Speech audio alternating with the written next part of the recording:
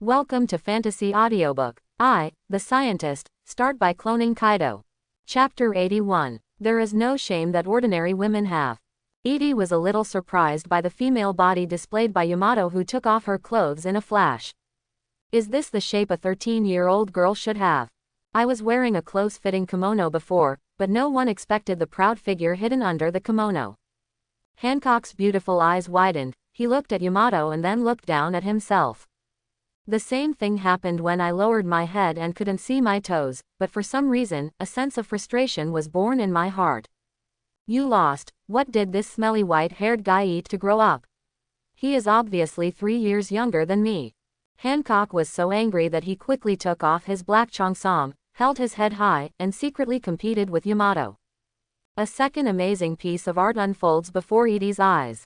Compared to Yamato, who has no shame, Hancock is somewhat shy, with a faint blush on his face. Master Edie. Her voice was a little shy. Edie nodded and pointed to special cloning chambers number 1 and 2. Go in. Will others see it? I'm so shy. Hancock blushed and covered his eyes, opening his fingers. When Master Edie sees her, she is just shy and has no resistance, but she is not willing to be seen by others. Edie laughed and said, "Don't worry, I will protect your privacy. Of course I won't let anyone see it, not even the maid. Hancock's 2 sisters are fine." Yes, Hanku's 660, K was relieved and took the lead into the number 1 special cloning warehouse. In fact, she didn't understand what was being done at all and just followed the instructions. Yamato also walked into the number 2 special cloning warehouse. He didn't care about her nakedness at all and asked again. Then, what's next, Uncle Edie? The filling fluid will be injected later, you will feel very comfortable, then take a nap, and when you wake up, your hockey will be improved. Edie explained while operating in front of the cloning cabin. Soon, the hatch cover slowly closed, and starting from the soles of the 2 people's feet, translucent filling fluid began to pour in, gradually filling the 2 clone cabins. The 2 girls in the cabin really felt the warmth, as if they had returned to their mother's arms, and gradually fell into a deep sleep with their eyes closed. Sonia, Mary. Edie turned around and told the 2 sisters, take their clothes and wash them. Yes, all over the world. The 2 sisters picked up the dirty clothes on the floor, turned around and left the cloning laboratory. After the 2 left, Edie continued to admire the figures of the 2 women. One is 16 years old and the other is 13 years old, but they have completely surpassed adult women. He couldn't help but think of Tianyu, who was reluctant to take off his clothes. In comparison, Hanank and Yamato completely trusted him. The nutrition is very good. Edie shook his head, left the place, and turned to the monitoring room next door to pay attention to the vital signs of the 2 women. Everything is normal. In order to protect the privacy of the 2 of them, he set all the surveillance systems for direct shooting to the highest permissions. Except for him, whoever comes here can only see a bunch of tables and data. I don't know what their upper limit is. Let's take a gentle approach first. Unlike Edie himself, he can use the soul fruit to absorb a large number of ghost particles in a short period of time. Hancock and Yamato can only absorb it naturally. In order not to stimulate their souls too much, the particle concentration is set to a low level. It is expected to last a month. After doing this, Edie continued to appreciate the flawless, delicate and charming scenery in the picture. Only he can appreciate such beautiful scenery. A few days later. The time came to January 1508. Grand Line, Daughter's Island. This is an island located in the Calm Belt. It is a country where the female fighting nation, 9 Snakes, live. As the name suggests, this is an island inhabited only by women. Sometimes, the islanders would go out to sea and come back pregnant with children, but only girls would be born. They have been trained as warriors since childhood, carrying all the family income and labor force on one shoulder. Among them, the outstanding children will be selected to join the ranks of war workers to protect the country. The more outstanding women will join the 9 Snakes pirates led by the Emperor of the Daughter Kingdom. On this day, something happened that shocked the whole country. 9 Snake City, Imperial Palace. The current Emperor of the Daughter Country and the captain of the 9 Snakes pirates, a woman in her 30s, was lying weakly on the bed. Her breathing was weak, and her face had a strange and sickly blush. The medical staff at the bedside looked panicked. Yes, it's lovesickness. It's serious enough to threaten your life. It's too late. At this point, it's too late. His Majesty the Emperor will die. Panic spread, and the women around him were suddenly at a loss. Lovesickness is a wonderful disease unique to the daughter country. Because he fell in love with a man and could not see him again, he missed him for a long time and became ill. When the disease finally breaks out, the person who suffers from the disease will almost certainly die.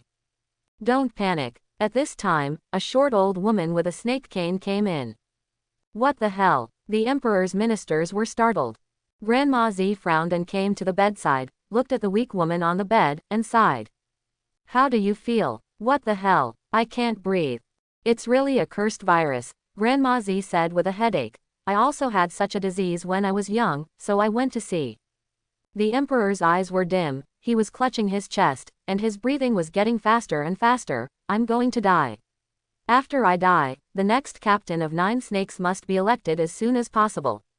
This country is short of material, and without the 9 snakes pirates going out to plunder, the people can't survive. We have come to this point, and we are still concerned about national issues. Grandma Z thought helplessly. As long as she was selfish, left the country and the 9 snakes pirates, and went to find her lover, she would not die. But now it's too late. The virus has become serious enough to take the emperor's life soon. Is there a successor? Grandma Z asked. Hancock. The emperor opened his mouth and said insistently, 5 years ago, the 3 Boya sisters were kidnapped by human traffickers. I failed to save them. I'm sorry for them.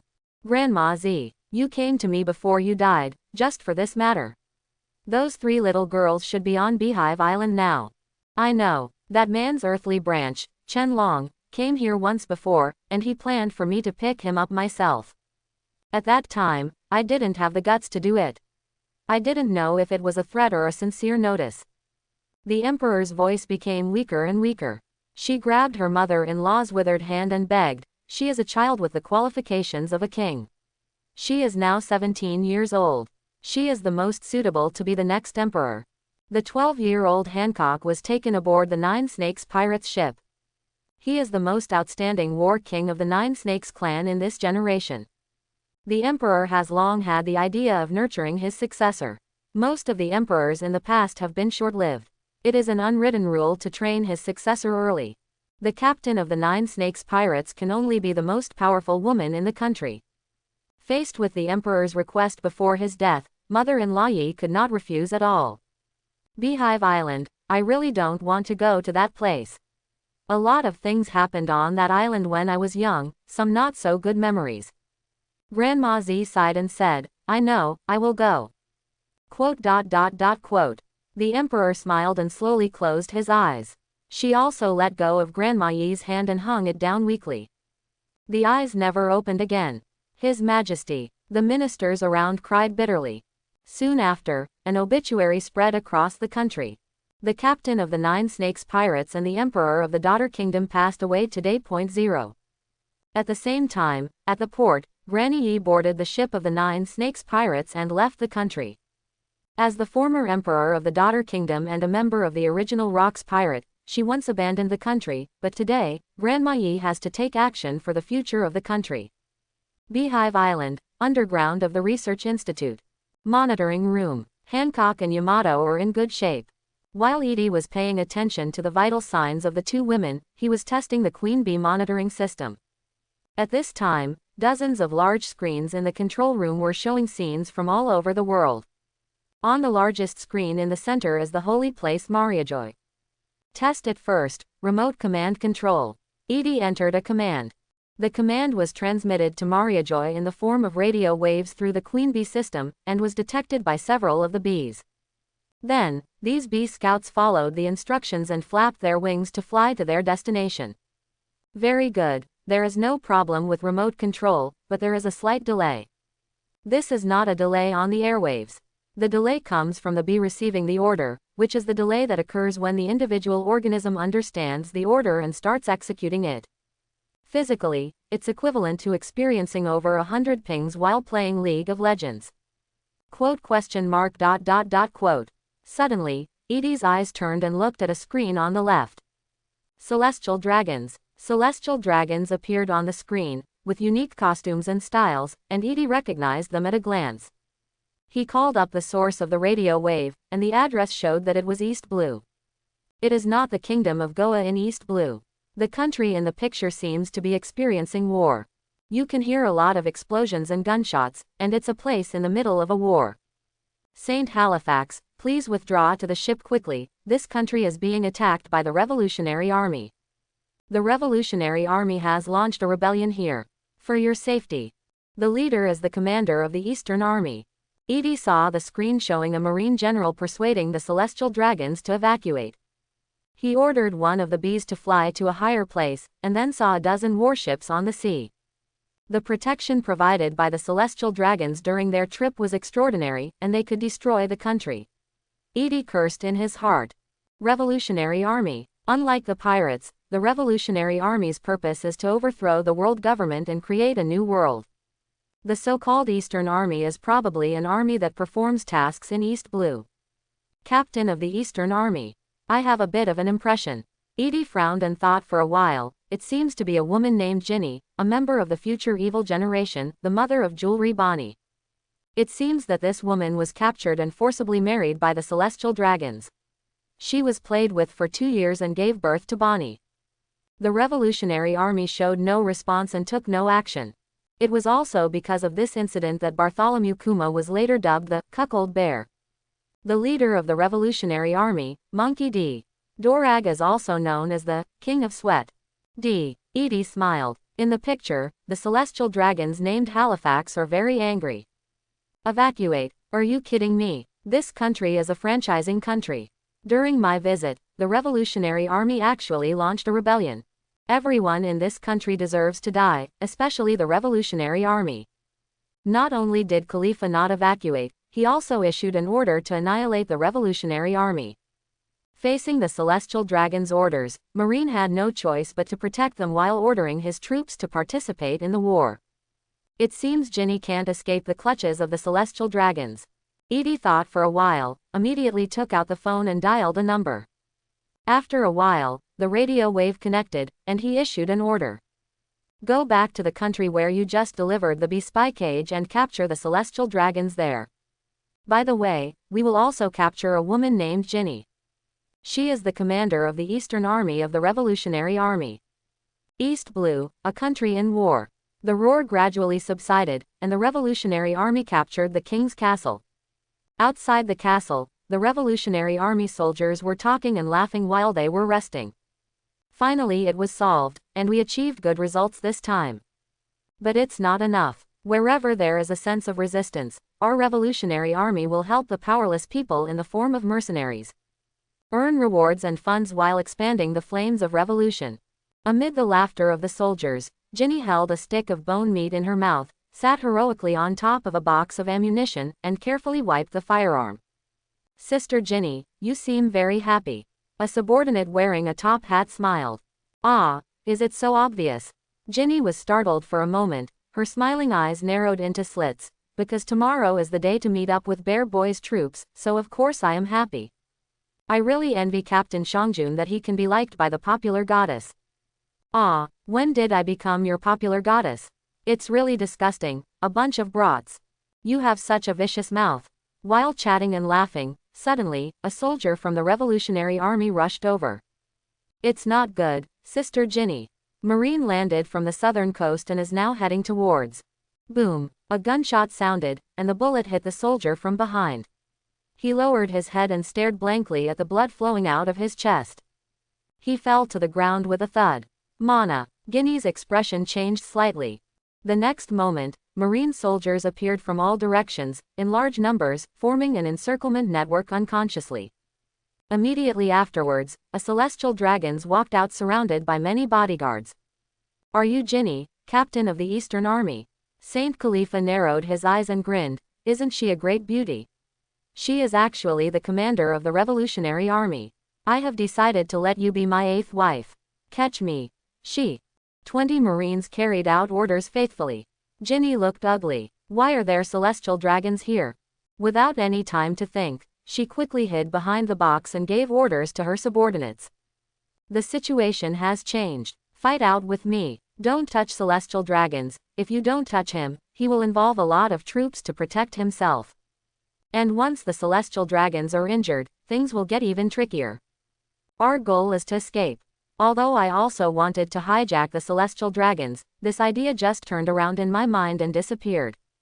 After a few brief orders, the two sides started a fierce battle. Within an hour, the Revolutionary Army was almost completely wiped out, with only a handful of soldiers escaping. Ginny was forced to kneel in front of the celestial dragons with a gun pointed at her head by two sailors. Looking at the woman he admired in front of him, Saint Khalifa was very satisfied. He stood in front of Ginny and said condescendingly, "If you lick my shoes now, the position of the 8th lady is still yours." "Huh, who would lick your shoes?" Ginny dismissed it. "What, the 8th lady?" Celestial dragons attaches great importance to the purity of blood, and the so-called XX lady is just a plaything. Halifax was furious and wanted to kick Ginny hard. At this moment, a black shadow fell from the sky. With a thud, it landed in front of Ginny, and at the same time, one hand grabbed Halifax's foot. Halifax Saint was startled. The Marines reacted immediately, and a colonel yelled, "Protect the celestial dragons." Boom! A wave of conquerors suddenly erupted, and in an instant, a large number of soldiers with guns, including Colonel Marine, fainted. Celestial Dragon's Halifax Saint was equally unbearable, rolling his eyes and falling to the ground. "You are..." Ginny stared blankly at the magic weapon descending from the sky. Could it be that Mr. Long knew that I was in danger, so he sent someone here? Qianlong turned around, holding Celestial Dragon's leg with one hand, and stared at Ginny with cold eyes. "Father's command, follow me, woman." "Heavenly Father." Ginny was stunned, and then she thought of someone. The intelligence of their revolutionary army is not just a display. It is impossible not to know about the big shot in the New World, the Lord of the Hive, the great scientist Edie, and the people under his command. "You are the earthly branch." Ginny's eyes widened. "Qianlong." Kaido's face. "Earthly branch Chenryu." Qianlong was not interested in talking nonsense to Ginny, so he directly grabbed the other person's arm, flapped his wings, and flew up. He came and left just as quickly. From the moment he appeared to the moment he left, it took less than 10 seconds. By the time Marine elsewhere reacted, the celestial dragons and Ginny had already been taken away by him. "No, it's not good. The celestial dragons have been captured. It is one of the 12 earthly branches, Yan." The panicked Marine quickly reported the news to his superiors, and then spread it to the ears of naval headquarters and world government. A few days later, Beehive Island, between the right eyes. Qianlong brought Ginny in with Celestial Dragon's Halifax. "Kneel down." Qianlong kicked Celestial Dragons in the knee, forcing him to kneel down. Just like when Saint Halifax forced Ginny to kneel. "It hurts." Khalifas screamed in pain, fell to his knees, and said angrily, "Do you know who I am?" Snapped. Qianlong slapped Halifax so hard that he lost several of his teeth. He said coldly, "There must be no making noise in front of Heavenly Father." Saint Khalifas was stunned. This was the first time he had been slapped in the face. Now his mind was a little confused. The pain and humiliation made him kneel there blankly. Ginny on the side was trembling. She was treated like this by the celestial dragons, how could she be any better? Seeing Qianlong looking at her, Ginny felt very conscious and knelt down on the spot, crawling in front of Edie. "Heavenly Father, we have been brought here." Qianlong knelt down on one knee and formally returned to life. "Thanks for your hard work." Edie nodded, ignored Ginny, and asked the celestial dragons. "Name." Celestial dragons remained speechless, still in shock of being slapped. Edie frowned. When Qianlong saw that his heavenly father was displeased, he immediately slapped him again to wake up this idiot who didn't know etiquette.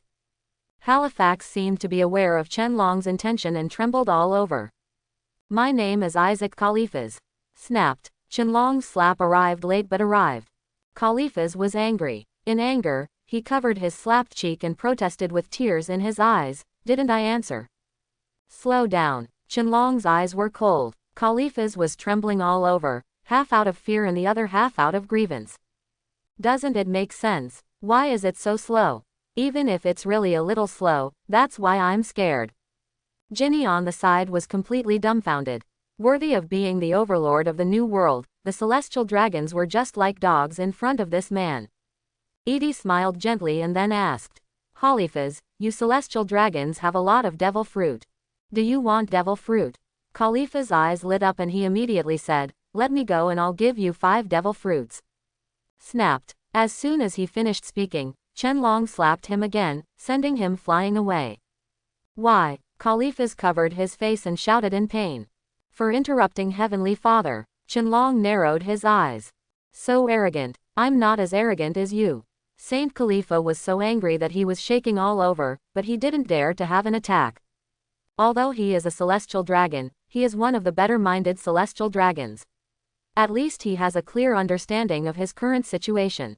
You, please say. Khalifas forced an ugly smile. Sweet fruit, don't you know this fruit? Edie was too lazy to talk nonsense with him and went to great lengths to capture a celestial dragon's. Of course, he had to make good use of it. Hearing this, Khalifas seemed to see the hope of salvation and nodded quickly. Yes, I have an impression of this fruit because its shape is very special. It is a rare, twin fruit. Twin fruits. Edie raised his eyebrows in surprise. The shape of the sweet fruit is indeed unique. Under a fruit branch, 2 heart-shaped fruits are connected. One is pink and one is deep purple. Its pattern is also different from the ordinary devil fruit. There are hearts on the peel, and the spiral stripes are in the center of the hearts. Khalifas hurriedly explained. It is a rare type. The twin fruits have 2 completely different abilities, but you can only eat one. If you eat one, the other will lose its function. What are the abilities of the 2 sweet fruits? Edie then asked. No, I don't know. I only know that women should eat the pink ones, and men should eat the purple ones. Halifax Saint secretly hated himself for not looking more carefully. There should be detailed records on the devil fruit label. Edie was noncommittal. Whose hands is this fruit now? Has it been fed to slaves? It should be in Roswald's hands.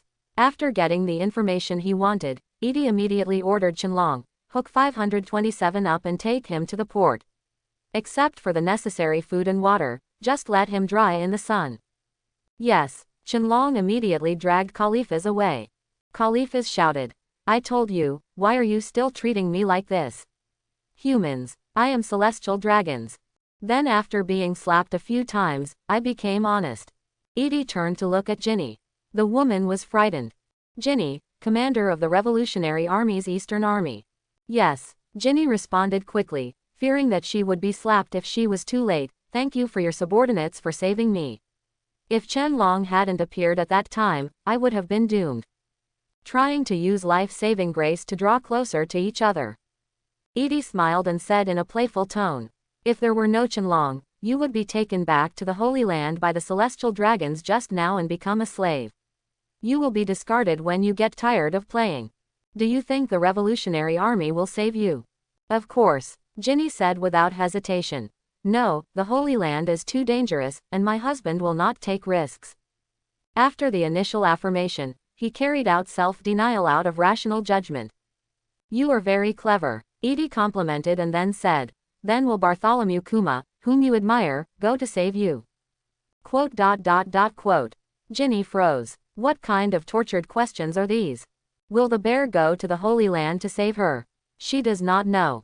Do you want Bartholomew Kuma to save you? Edie asked again, like a demon. Ginny fell silent again. As a woman, she hoped, but as the commander of the Revolutionary Army, she also knew very well that it was best not for the bear to rescue her. There was a strong conflict between reason and sensibility at this moment. In the end, emotion won. Ginny admitted that deep down she still hoped to be rescued. I'll give you a chance to verify the answer you just gave. The corners of Edie's mouth raised, as if he was playing with people's hearts. You are being held captive now. Beehive Island City is far less dangerous than Zindi. Presumably the Revolutionary Army has also gotten the news now, right? You can wait for the answer quietly. Devil. Ginny's heart trembled. This is the devil's test. The subjects of the test are Mr. Long, Big Bear, and herself. You must come and save me. Ginny prayed inwardly. Ginny's prayers went unanswered. Grand Line, the headquarters of the Revolutionary Army, Bartigo, the White Earth Island. General Staff Office. You can't go, Bear, calm down.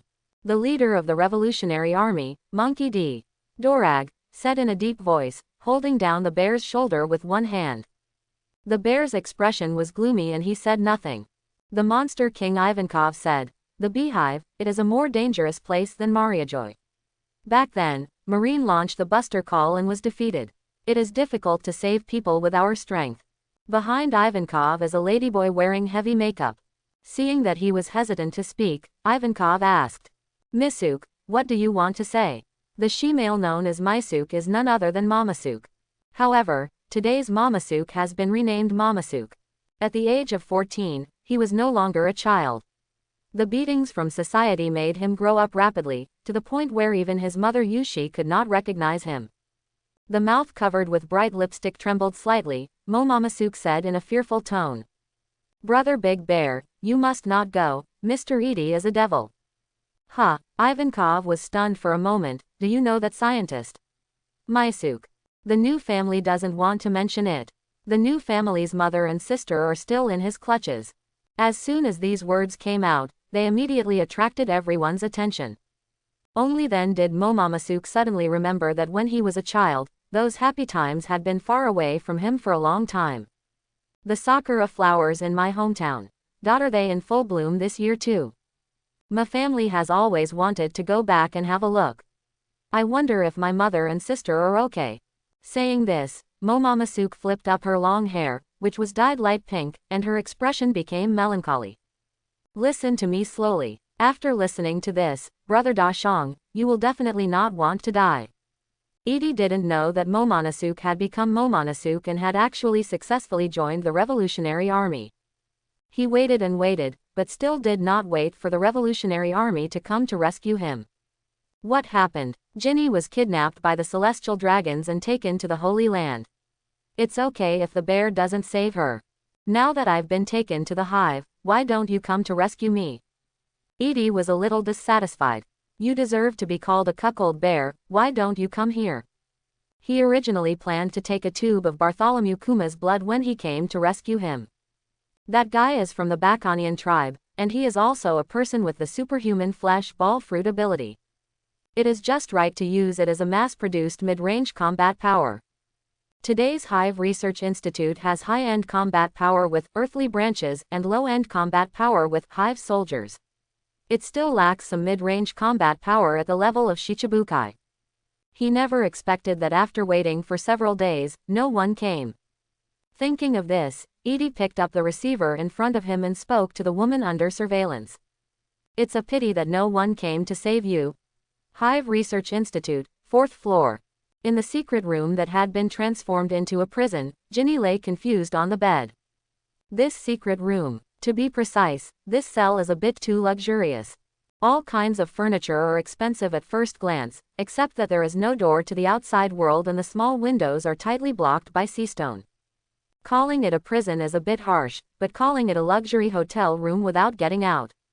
Suddenly, a display screen hanging on the wall suddenly lit up. "It's a pity that no one came to save you." The man's voice came, his tone full of regret. Ginny suddenly sat up from the bed and stood in front of the screen. "I can also see the time here, and I can see the city outside from the window. It's only been 3 or 4 days, right?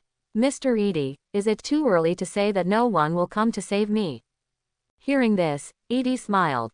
"Do you know how long it takes for a man to go to bed with a woman? My physical strength is very good, about an hour. If you want to last a little longer, 3 hours is fine." "Oh, I'm sorry, you are an old maid. It's normal if you don't feel sleepy." Ginny blushed, but quickly calmed down. Big Bear really didn't come to save her. Edie's voice continued to come from the display.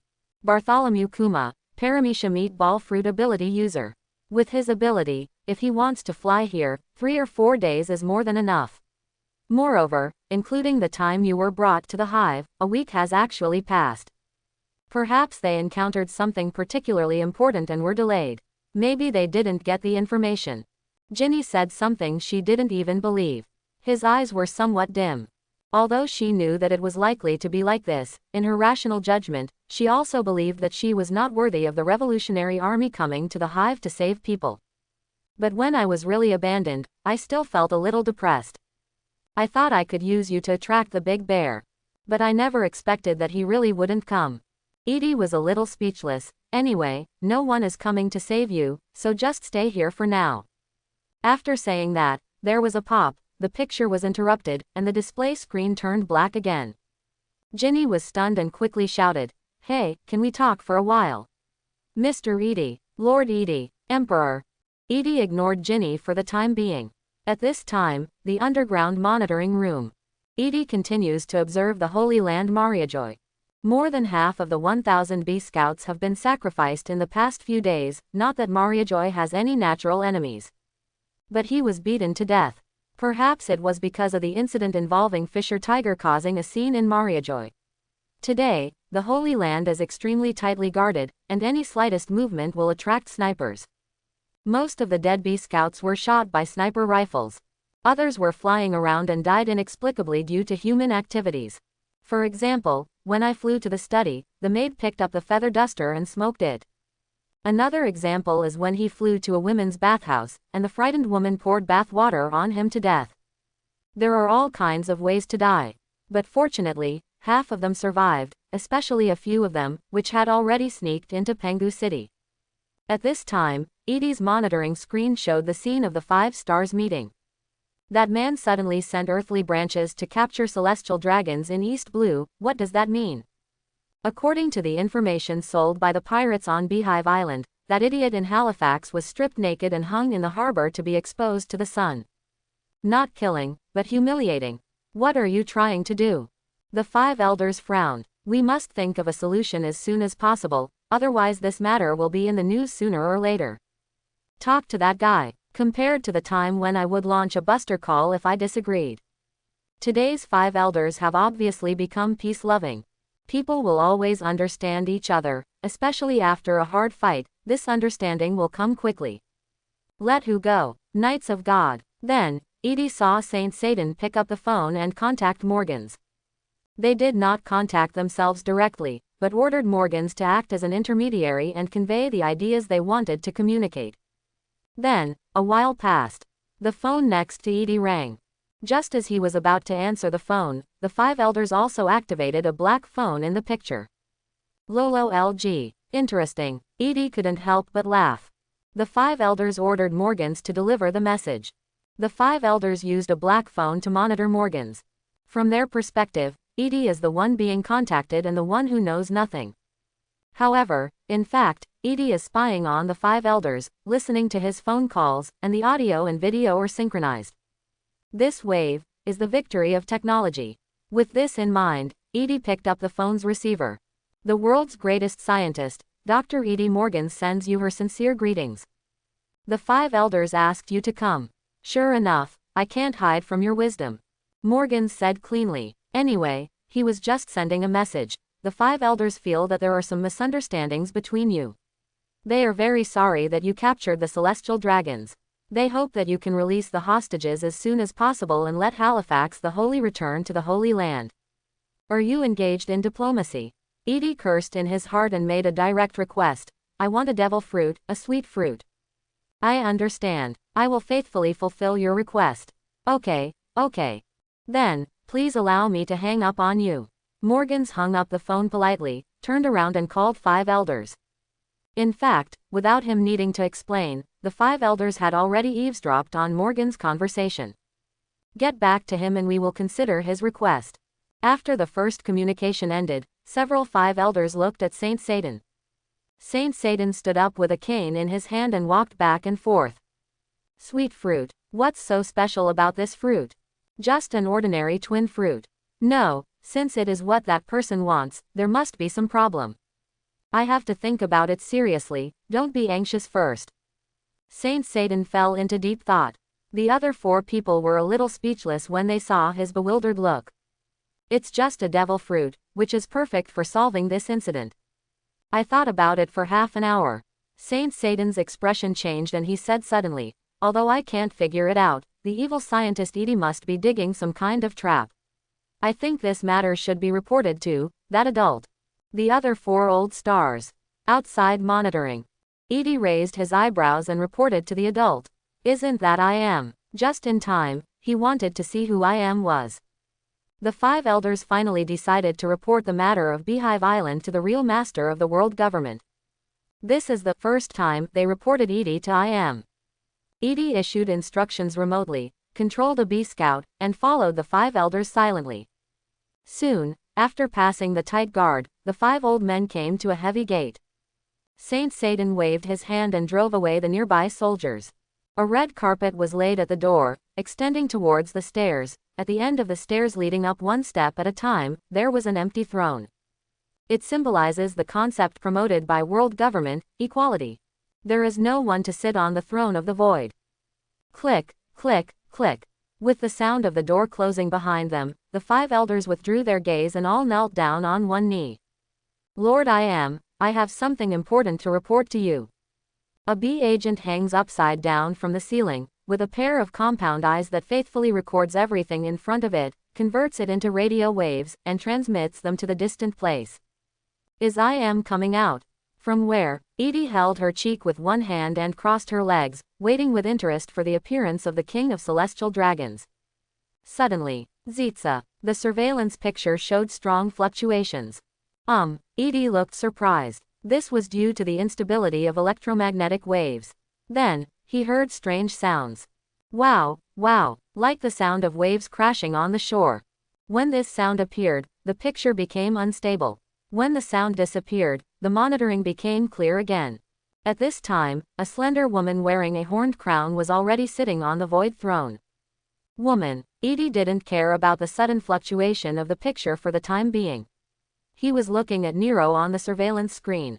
This woman looked to be in her 20s, sitting quietly on the throne with her eyes closed. What's the matter? She opened her eyes, and there was a pair of breathtaking and sharp eyes. At this moment, the screen was interrupted. Fengjian's radio wave was completely interrupted and was never connected again. Is this Hockey's problem? Edie couldn't help but ponder. It's not like he was discovered and deliberately attacked the bee scout, but it was directly shocked to death. When that woman opens her eyes, the hockey that naturally emanates, is it dead? Fortunately, he still had a few bees in Pengu City.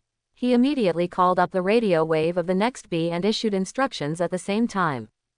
This time, the newbie detective did not fly into the room where the void throne was, but hid outside the door. Because of the delay, by the time Edie received useful information again, the conversation seemed to have ended. He only heard the end. Sweet fruit. It doesn't matter, as per his request. As for the scientist, I will pay attention. Yes, Master IM. The 5 elders bowed respectfully and exited the hall. Edie immediately controlled the second bee spy and flew in through the crack in the door, but there was no trace of IM on the throne. There was only a slight, clattering sound that echoed in the room. Like waves gently lapping at the shore. Disappeared. This room has only one entrance and exit. How did she disappear? Edie looked at the screen and raised the corners of his mouth slightly. It's interesting, calf. This woman is very strong. As the king of the world who has ruled the world for 800 years, IM's strength is a mystery. But even a pig becomes a sperm after living for 800 years. Strategically, despise your opponents, but tactically, you should pay attention to them. If we can get her cells or blood. Edie tapped her fingers lightly on the table, temporarily giving up on this bold idea. The defensive strength of the Holy Land Mariajoy can be roughly regarded as 4 levels. On the first floor, Marine Guards. When attacked, Naval Headquarters can immediately provide support, very quickly. The second level is the CPO of the Celestial Dragon's Shield.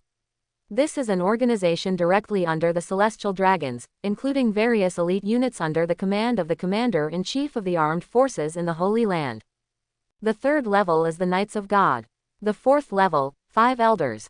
In other words, if you want to force IM out, you must at least penetrate these 4 layers of defense. I don't know how Fisher Tiger caused such a stir in the Holy Land last year and freed the slaves. Could it be that someone wants to settle the account? Otherwise, there is no way to explain how a mere fish man did it. Is the Holy Land's defense system a waste? Edie couldn't help but speculate maliciously. Just like when the new year is approaching, someone wants to check the granary. At this time, a group of thieves come and loot it, which is really a big help. Of course, this is just Edie's joking speculation. He would rather believe that the 5 elders are trash. Next, Edie leaves Celestial Dragons alone for now. He stayed in the laboratory to help Whitebeard fulfill his original promise of cultivating a high-yielding grain variety. This was not a problem for him at all. He extracted P4 from the body of sea kings and made this special substance P into a fertilizer. In the laboratory's plant growth incubator, this fertilizer exerted great effect. If it continues to grow like this, when it matures, can a grain of rice still be called a grain of rice? Edie looked at the crazily growing rice in the incubator and fell into a state of doubt about life. From now on, we can't call it a grain of rice, let's call it a grain of rice. The conditions in the laboratory are still different from the actual situation, so we need to go to the experimental field to test it. After thinking for a moment, Edie immediately issued a series of orders.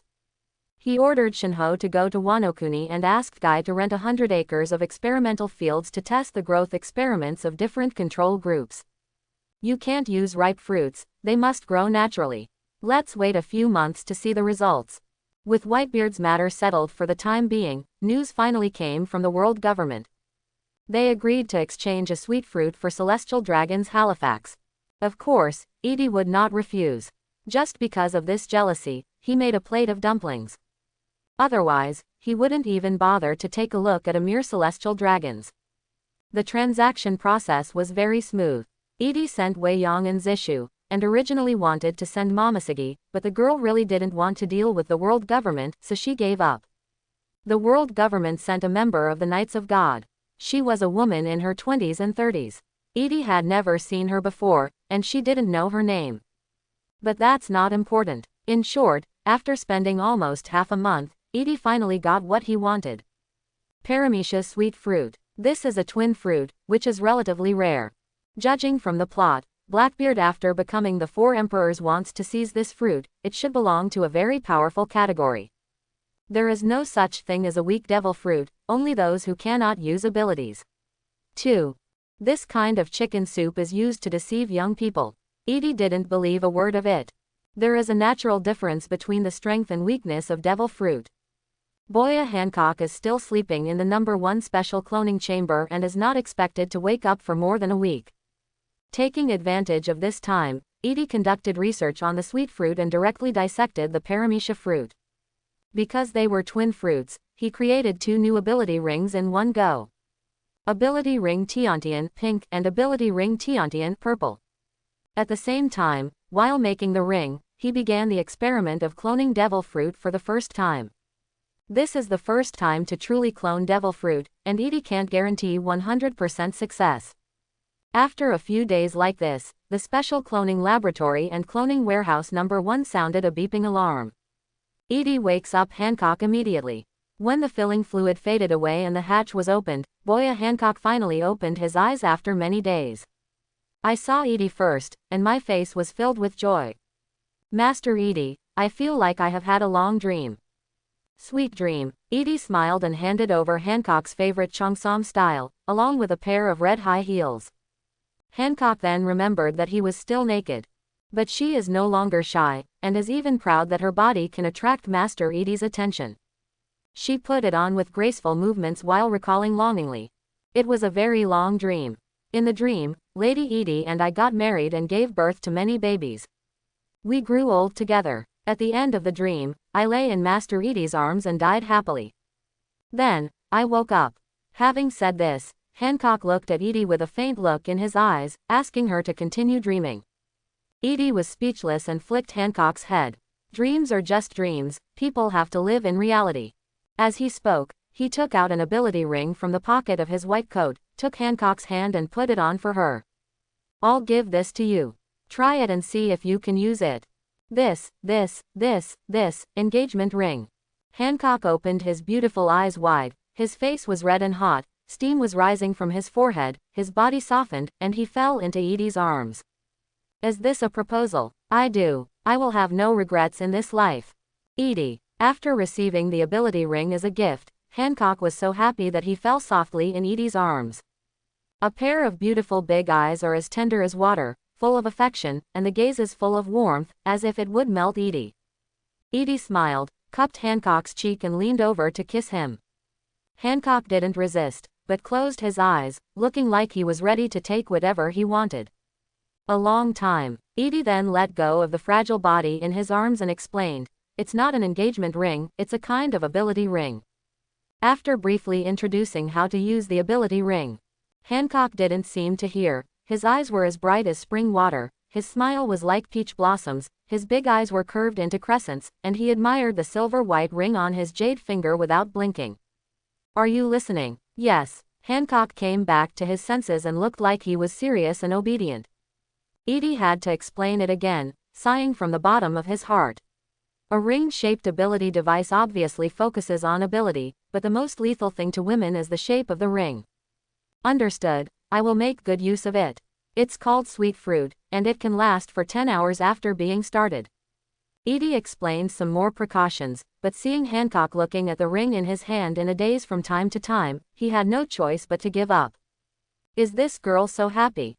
Well, this is the first time he has given away an ability ring. It was rare that the atmosphere was so good, so Dee immediately looked at the clock on the wall. 11:37 p.m. "Hancock, come with me, I'll give you another gift." Edie took her hand and led her out of the cloning laboratory. "And there are gifts." Hancock blinked, his face full of surprise.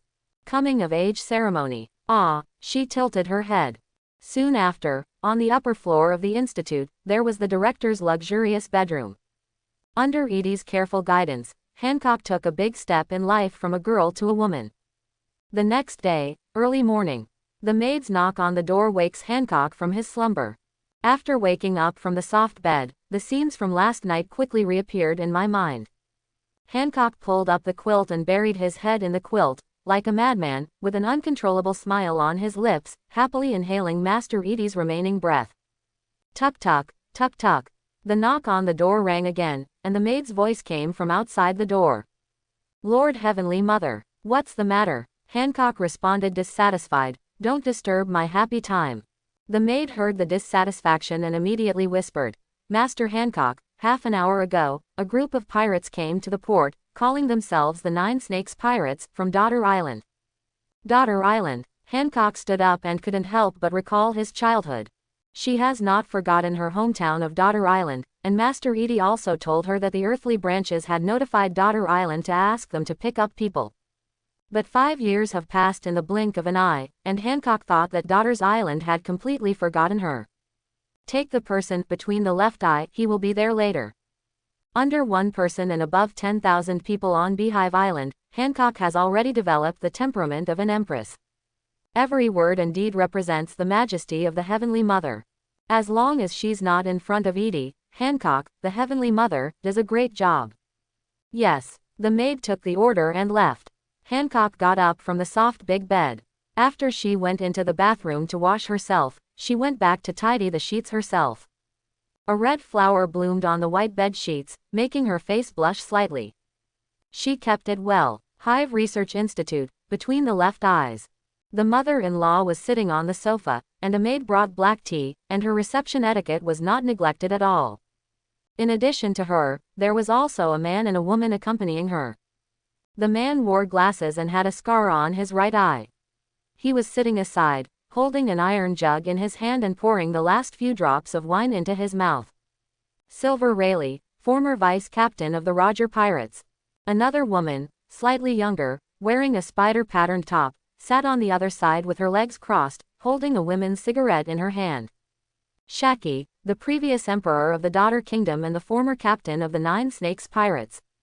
"Aren't you here yet, Hancock?" "Why couldn't my mother-in-law ask the maid?" The maid bowed slightly. "Kaido, Master Tianmu will be here soon." "Heavenly Mother." Shaki raised the corner of his mouth and said with a playful smile, "Calculate your age, little Hancock is 17 years old this year, maybe he is very happy to stay here." This can be seen from the attitudes of the maids and the attitudes of the 2 earthly branches they met along the way. Hancock has a high status on the island. Combined with the fact that the scientist is called Heavenly Father, the meaning of Heavenly Mother is self-evident. Shaki is pessimistic about this operation. Rayleigh didn't pour the wine from the iron flask, so he put it down and said to the maid, "Can I see the rat?" "Master's issue." The maid was embarrassed. She is just a maid, how can she help the earthly branches adults make decisions? At this time, the sound of high heels tapping on the floor sounded. Then, people in the living room saw Hancock's arrival. Wearing a black cheongsam, her delicate face has a little coldness. She walks with a small stride, but she can show the graceful female figure with every step she takes.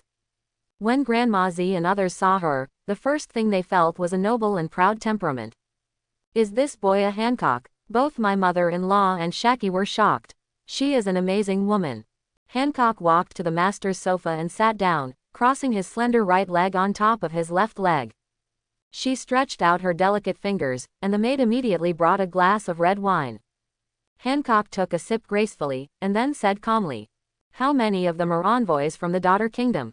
Behind him, Boya Sandersonia and Boya Marigold also cast a scrutinizing gaze.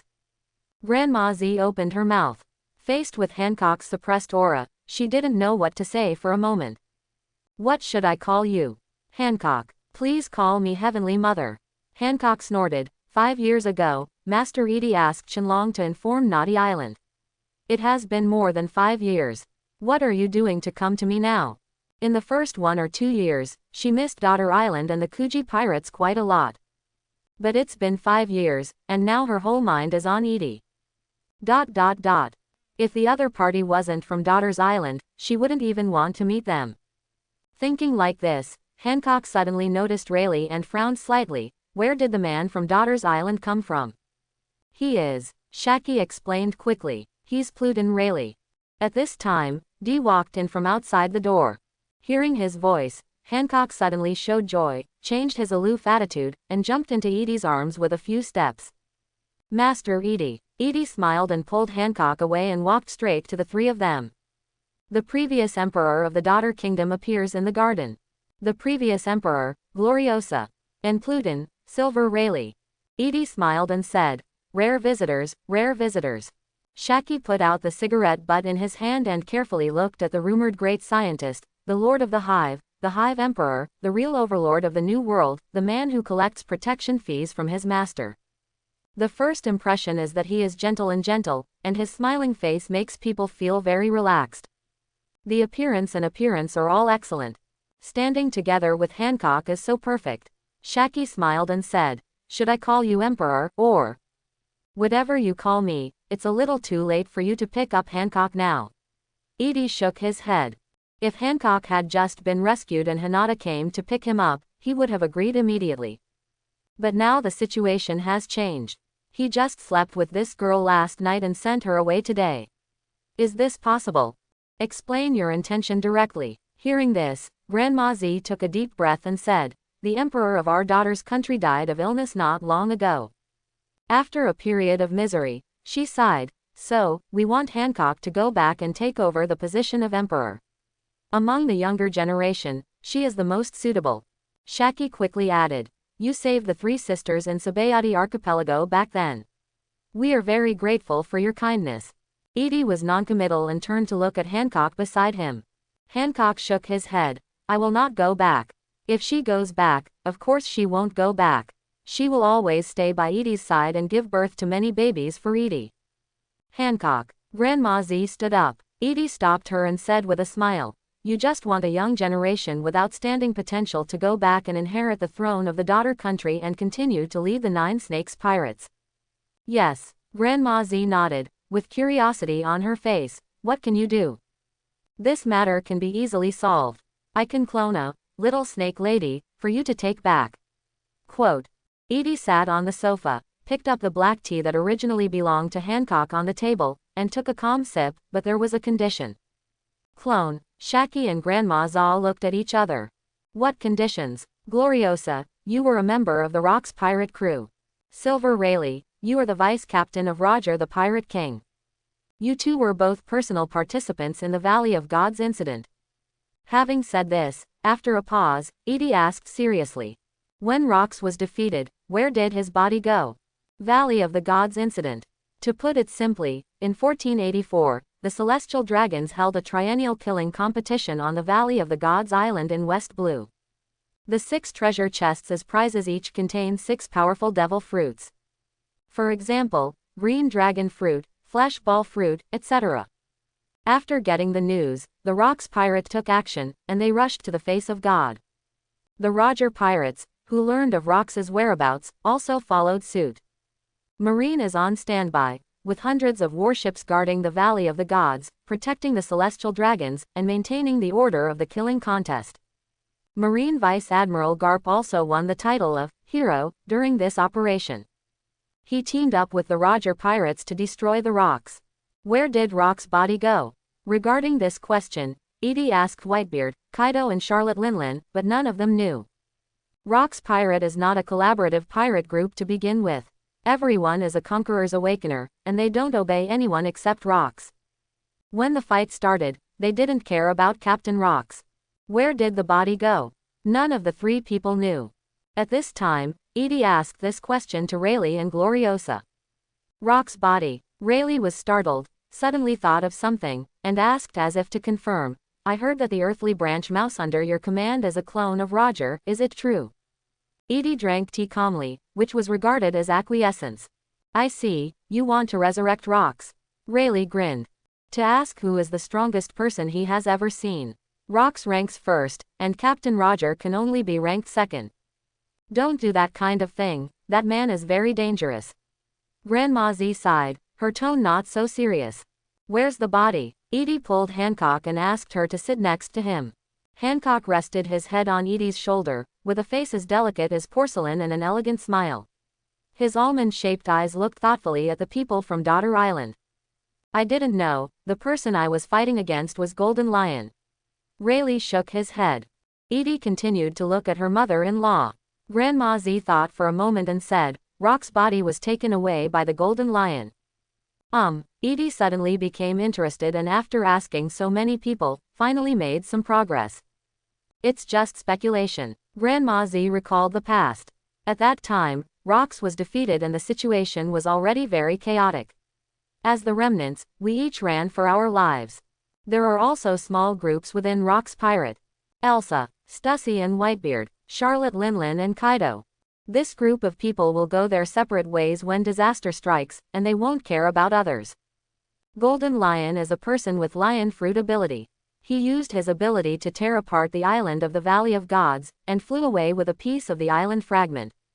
Akoku and John were seriously injured at the time and they evacuated with the Golden Lion.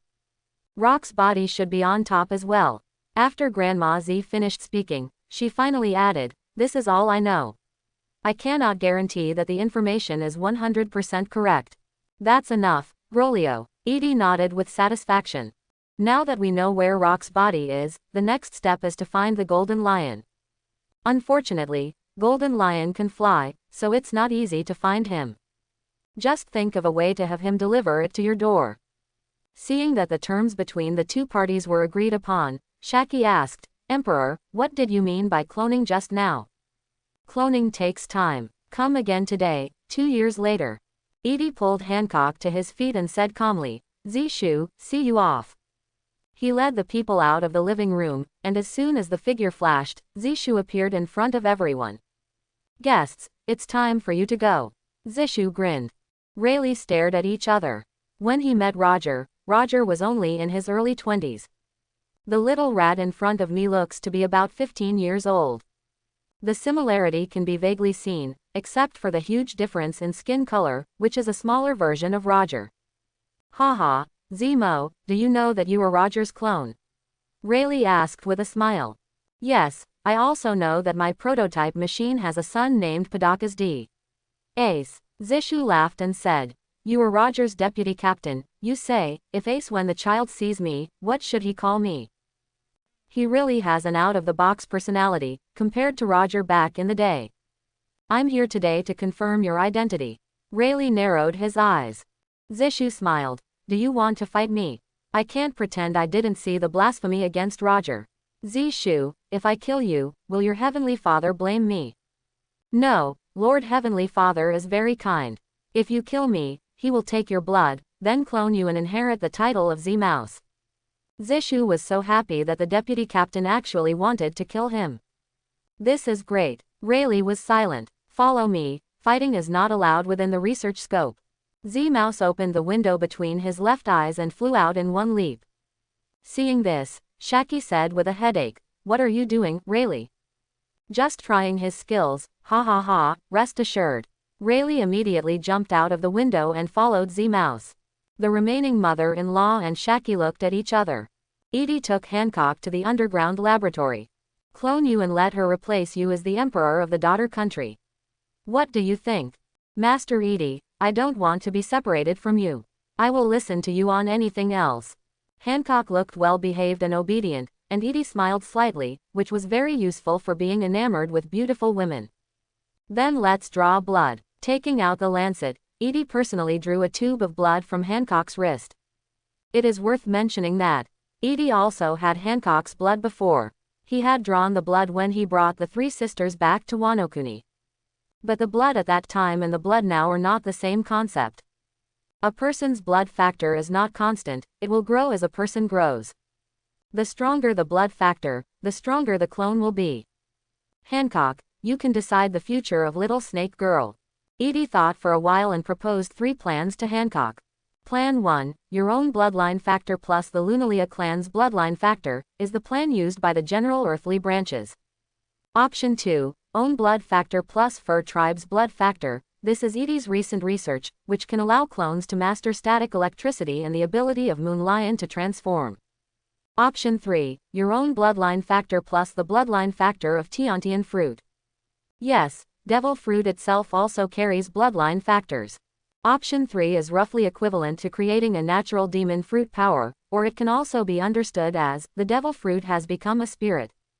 In fact, not only is he doing research on the born devil fruit, but the 5 elders are also doing it. Ginny in the plot, as well as Ginny's daughter Bonnie, are victims of this research. Which one do you want to choose? Edie asked with a smile. Quote. Hancock covered his face, feeling like he was having a hard time deciding on a name for his daughter. Suddenly, her eyes lit up. Master Edie, why not use my blood factor to merge with your blood factor? Then she will be our daughter. Edie, he said dumbfounded, are you stupid? We just need to turn off the lights at night, why waste time in the laboratory? Yes, Hancock's face turned red, his head felt like boiling water, and bursts of steam kept coming out. After another period of thinking, Hancock finally decided on option 3. The reason is also very simple. She doesn't want to be contaminated by other people's blood factors. If you want to pollute, let Master Edie do it. Edie respected her choice and quickly got busy. Hancock stood aside and said, by the way, Master Edie, where will the 10 clone golds be placed? Can there be 10 separate vaults? I don't want her to be seen. The number 1 special cloning chamber you used before. Edie agreed. The privacy issue was worth noting, so he simply renovated the number 0 special cloning laboratory and separated of each cloning warehouse. 3 days later, Edie completed the embryo culture and restarted the number 1 special cloning chamber. It happened that at this time, Yamato, who was in the number 2 special cloning chamber, also woke up. Edie asked Hancock to wake him up. This time, Hancock did not have any quarrel with Yamato. Instead, he dealt with Yamato's natural speech with ease. She has already won. As a winner, she is naturally full of superiority over the loser. Yamato didn't know at all. He just felt that Hancock had changed into a different person, and he had become more beautiful and radiant. On the other side, Z-Mouse defeated Rayleigh and got Rayleigh's blood by the way. Edie won't clone Rayleigh for the time being, but will save the blood for now. The defeated Rayleigh, Shaki and others left Beehive Island. They promised to come again in 2 years and pick up the Little Snake Girl. At the same time, in order to find the Golden Lion, Edie issued a reward for the hive. Anyone who provides clues can receive a reward of 100 million. If you can capture the Golden Lion alive, you can get 5 billion belly directly. As soon as the reward was announced, the world suddenly became lively. The reward order issued by Hive soon caused a sensation in the world. There are 100 million Baileys just for providing clues, and both bounty hunters and pirates are very excited about it. Naval headquarters is equally concerned. Any disturbance in the Hive will make Marineford nervous. At this time, the gardener's office. Wanted Golden Lion. What does that guy want? Sengoku looked ugly. A celestial dragon was arrested some time ago. Although the matter was resolved and did not make the news, it did not calm down for a few days, and another wanted order was issued. I guess I want the blood factor of the Golden Lion. Crane Vice Admiral was worried. As long as there is blood factor, powerful clones like that can really be produced infinitely. Sengoku took a deep breath and said immediately, "We must protect the Golden Lion." When he said this sentence, both the speaker and the listener had very subtle expressions. Marine protects pirates. Crane Vice Admiral shook his head. We have no idea where the Golden Lion is. If we know, we will capture him in advance and put him in a deep-sea prison. Hearing this, Sengoku muttered, "Immediately announce the reward." Do you want to? He was stunned. Wouldn't this be bad? We also have to consider the attitude of the hive. We cannot sit back and watch his power expand infinitely. Not long after Hive issued the bounty order, Marine immediately followed up. Anyone who gives Marine information about the Golden Lion first will receive a bounty of 500 million belly. At the same time, Marine 20 conveys an attitude to the outside world. Golden Lion Shiki, you'd better not show up. Once you show up, Naval Headquarters will arrest you as soon as possible. The news released to the outside world has an extremely rare threatening tone and is a naked intimidation. When the news spread around the world, countless people were left scratching their heads. Golden Lion, a legendary pirate who was once as famous as Roger and Whitebeard. After Roger surrendered, he attacked Naval Headquarters alone, eventually destroying half of the town, and was defeated by Garp and Sengoku. After being imprisoned in the deep-sea prison, he cut off his legs and became the first criminal in history to escape from the Impel Down. Now, it has disappeared for 8 years. Grand Line, a certain piece of airspace. An island floating in the sky, a mysterious research institute on the island. Master Shiki, here are the newspapers for the past 2 days. A doctor in a white coat came over and made a poof sound like farting as he walked. Golden Lion read the newspaper for a long time and angrily tore it into pieces. Marine, don't be so arrogant. Master Shiki, I don't know why the hive wants you. Then Marine suddenly announced the news. The doctor grinned, revealing a row of white teeth. Kalekal, the cause is the hive. Quote, I'm not a young man, how could I go to the hive to ask for an explanation over such a trivial matter? Golden Lion was disdainful. Master Shiki, I heard that the scientist's wisdom surpasses that of Vegapunk. With his help, our research progress will be accelerated a lot. The doctor smiled. Oh, you make sense. Golden Lion struck his fists on his palms and said suddenly, looks like I have to go and see you.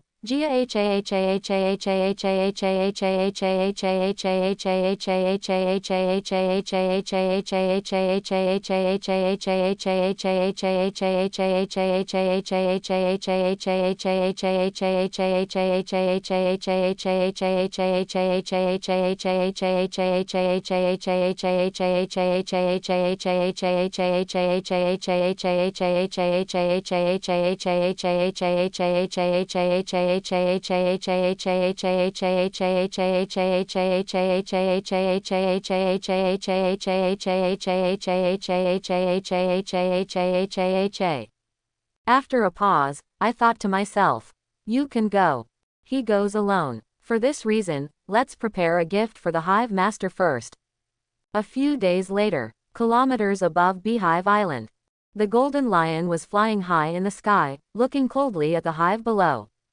Ah, this island has also gone through several owners.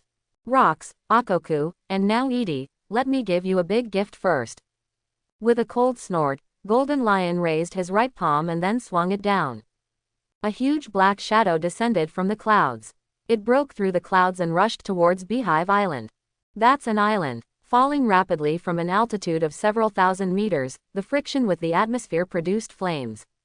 Soon, everyone on the island noticed the attack from the sky. Meteorite. No, it's an island. An island fell. Screams of terror broke out one after another.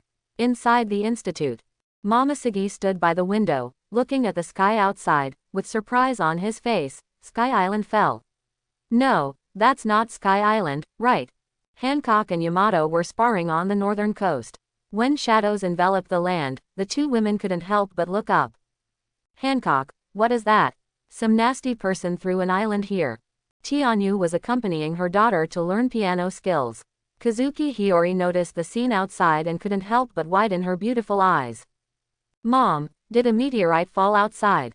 Don't worry, Hiyori. Mr. Edie will hold up even if the sky falls. I will continue to teach you this syllable. Tianyu had a gentle smile on his face and didn't care at all about the chaos in the outside world. At the same time, the rooftop of the research institute. Several figures flew over and quickly gathered.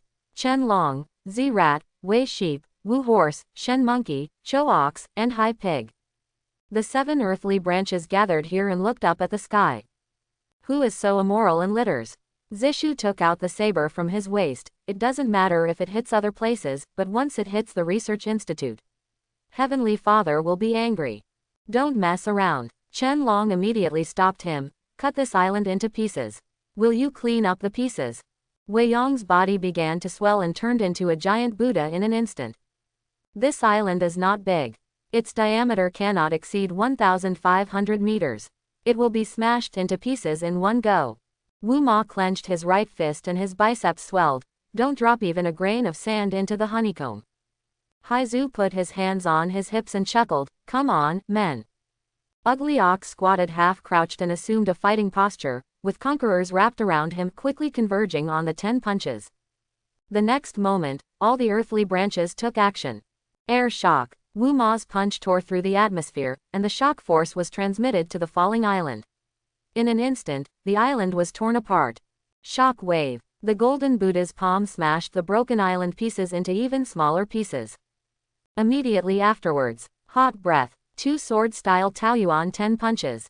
God avoids. Bone fist meteor. Boom. Under a burst of colorful attacks, the island that fell from the sky had not even approached 500 meters above the hive, and it had already turned into dust all over the sky and disappeared without a trace in Zai Chen's explosion. Seeing this scene, Golden Lion looked dull and was speechless for a long time. Although it was just a big gift to say hello, I didn't expect that the gift I carefully selected would be rejected so easily. Not only did he refuse to accept it, he also beat the gift into powder. Those monsters. Golden Lion grinned and smiled with lingering fear. Jia ha ha ha ha, is this the rumored earthly branch? With this kind of power, why not destroy the world? Jia ha ha ha ha. His laughter grew wilder. Suddenly, a voice came from behind, making Golden Lion feel as if he had fallen into an ice cellar, and his whole body was filled with chills. Why are you laughing so loudly? Shock. Golden Lion froze, quickly flew forward, and turned around at the same time. Looking back, he was sweating. It's impossible, I'm already so close to this distance, and I didn't even notice it. Golden Lion took a breath and stared at the man in white standing there in the air, somewhat unbelievable. You are the rumored scientist, Edie. Why can you fly? The same lion fruit as mine. Hearing this, Edie put his hands in his pockets and smiled slightly. What makes you think that only devil fruit can do this? What do you mean, I didn't use some kind of ability? Golden Lion stared at him in disbelief. Monkey's knowledge. Even a news bird can do something, why do I need the power of devil fruit to achieve it? Edie asked rhetorically. Golden Lion was speechless and said angrily, don't talk nonsense. The news bird has wings, but you don't have wings. How can you fly? No, it's more like standing in the air than flying. Edie smiled and raised the corners of his mouth slightly. So, what makes you think that I don't have wings now? Ah, Golden Lion was angry. What on earth was this person talking about? Slash wave. He raised his foot and kicked out a slash, flying towards Edie not far away. Edie smiled and said nothing. After the slash was 30 centimeters closer to him, it was as if he hit a wall of size and broke into pieces. Golden Lion was completely stunned. What was it this time? Edie chuckled lightly, stretched out his right hand from his pocket, and a ball of red energy gathered in his palm. The energy was like a living thing, gradually transforming into 10 flying birds. Your understanding of wings is too limited. Why do wings have to be the shape of wings? Once you understand how wings can fly, you can fly freely like a bird without wings. Fly. Edie flicked his right hand, and the red bird in his palm flew towards the Golden Lion. It is lifelike, like a real bird. Golden Lion's pupils shrank, and his sense of sight made him understand that it was a bomb. Ticks. Without saying a word, he turned around and ran away. It launched its maximum flying speed. However, the red bird approached and the world was swallowed up by a red light. Boom! A red little sun was born thousands of meters high in the sky. The golden lion fell rapidly from an altitude of 1,000 meters. Just when he was about to fall into the sea, he suddenly opened his eyes, and lion fruit's power quickly stabilized him. That was Conqueror's bomb. The golden lion had a ghostly expression on his face. It was his first time seeing the exploding conquerors, something he had never heard of before. Affected by the explosion, bloodline oozed out from his forehead. His vision was locked in the sky. The man in white, his clothes fluttering, slowly lowered his figure. The two of them were floating dozens of meters above the sea level, staring at each other. Isn't it interesting? Edie spread out his palm, and a red bird condensed in his palm again. Conquerors is also a kind of energy after all, and the shape of energy can be shaped at will. It's incredible to be able to train hockey to your level. Golden Lion couldn't help but marvel. Ha ha. Edie couldn't help laughing, and casually scattered the birds in his palm. Why do you think this is a skill that requires practice to master? Golden Lion narrowed his eyes, innate ability. What a joke. He suspected that Edie was deceiving him. Don't think of me as a fool. You don't need to practice to master this ability, unless it's devil fruit. Think more, Golden Lion. Humans are different from monkeys because they can think complexly. Golden Lion suspects Edie is mocking him as a monkey. He said with a smile. After careful consideration, the group chose to come to the beehive. Then, tell me the conclusion of your thinking. Edie's smile remained the same, but this smile in Golden Lion's eyes was somewhat heart-stopping. You suddenly issued my wanted order, are you trying to find me? Golden Lion said solemnly. I'm here, what can I do? Of course he is not a fool. It can be seen from Marine's reaction that Marine does not want to have contact with this scientist. But he is a pirate. Marine didn't want something to happen, but he did it. As for why Edie issued the reward, the two had no grudges in the past and have no grudges recently. Just the information about his whereabouts is worth 100 million, and capturing him alive can even get 5 billion. This is obviously looking for him. During the Valley of the Gods incident, Rox was defeated and his body was taken away by you. Edie did not sell out and said bluntly, tell me the location of the body. If you throw an island into my territory today, I will all let you go. Gia ha ha ha ha. Rock's body. I understand, that's it. Golden Lion laughed twice, as if to win back the victory in front of Edie. Even I have heard of your reputation, surpassing Vegapunk, a rare genius scientist in human history. In the dark world, you know how other people do call you. What do you call it? Edie raised his eyebrows. Creator. Golden Lion said in a solemn tone, father of cloning. Roger, Newgate, Kaido, Sengoku, the top strong men who are famous in this sea, must have been cloned by you. Yes, I have not yet reached the realm of the creator. They are just clones of some obedient subordinates, not worth mentioning. He said with a smile. HMPH, I didn't praise you. Golden Lion snorted unhappily. So, you are looking for Rock's body to resurrect? No, to clone the maritime overlord. Isn't it obvious? Edie didn't hide his purpose and had nothing to hide. Trademark Gia ha ha ha ha. Doctor, won't you join forces with me? Golden Lion extended an olive branch and grinned. With your cloning technology in my mind, let's work together to destroy the world government. Wait a minute. Edie had a headache. Is your mind a monkey's brain? Golden Lion's smile froze. If anyone dared to say this, he would kill them immediately. But when Edie said this, he really had no room to refute. He sneered, I regret to remind you, great scientist, Rox has been dead for 24 years. What do you think the body will look like after decomposition? Only the bones will remain. Since you know, Golden Lion's expression changed slightly. Don't you want to say that you can resurrect people even with bones? Edie was noncommittal. Shahuo and cloning were not the same concept. Seeing his acquiescence, Golden Lion was completely shocked. Can someone who has been dead for more than 20 years be cloned? What a monster is this? He took a deep breath and said solemnly, I did take away Rock's body, but something unexpected happened in the middle. Edie waits for the next article. Rox is not dead, he is dying, but not yet. Golden Lion said with an ugly face. I was seriously injured at the time, and I couldn't hold on for long even if I just carried a fragment of the island. Finally we landed on an uninhabited island in West Blue. Quote. And then there was internal strife. Edie smiled slightly. Hearing this, Golden Lion's expression became even worse. Internal strife did occur. Seeing that Rox was about to die, John and Akoku wanted to ask Rox about the treasure he had hidden. As a result, both of them couldn't defeat Rox, who was about to die, and John was killed in the end. What about you? Edie asked. Gia ha ha ha, I am seriously injured, how can I have the strength to fight with them? Golden Lion curled his lips. Then, Marine caught up. Edie frowned. So where is the body? The person who came was the Admiral at that time, Kong. Golden Lion said helplessly. Of course I ran away, and Akoku ran away too. Only Rox couldn't run away, and was killed by Kong. Therefore, Kong later became Marshal Marine. You mean, Rox's body is in Marine Chinle? Maybe. Golden Lion is not sure either. Edie was lost in thought. After going round and round, we finally have to find a breakthrough from Marine. But the Valley of the Gods incident is history buried by the world government. Will this kind of thing be recorded in Marine's database? Kong was also beaten to death by him. I should have spared him a breath if I had known at that time. Gia ha ha ha ha, what are you going to do? Golden Lion grinned and said, even you can't do anything about it, right? Can you still go back to the past? Edie thought of Tianyu. The time fruit of Tianyushi can only go to the future. The ability ring, time, made with her blood, can also only travel to the future.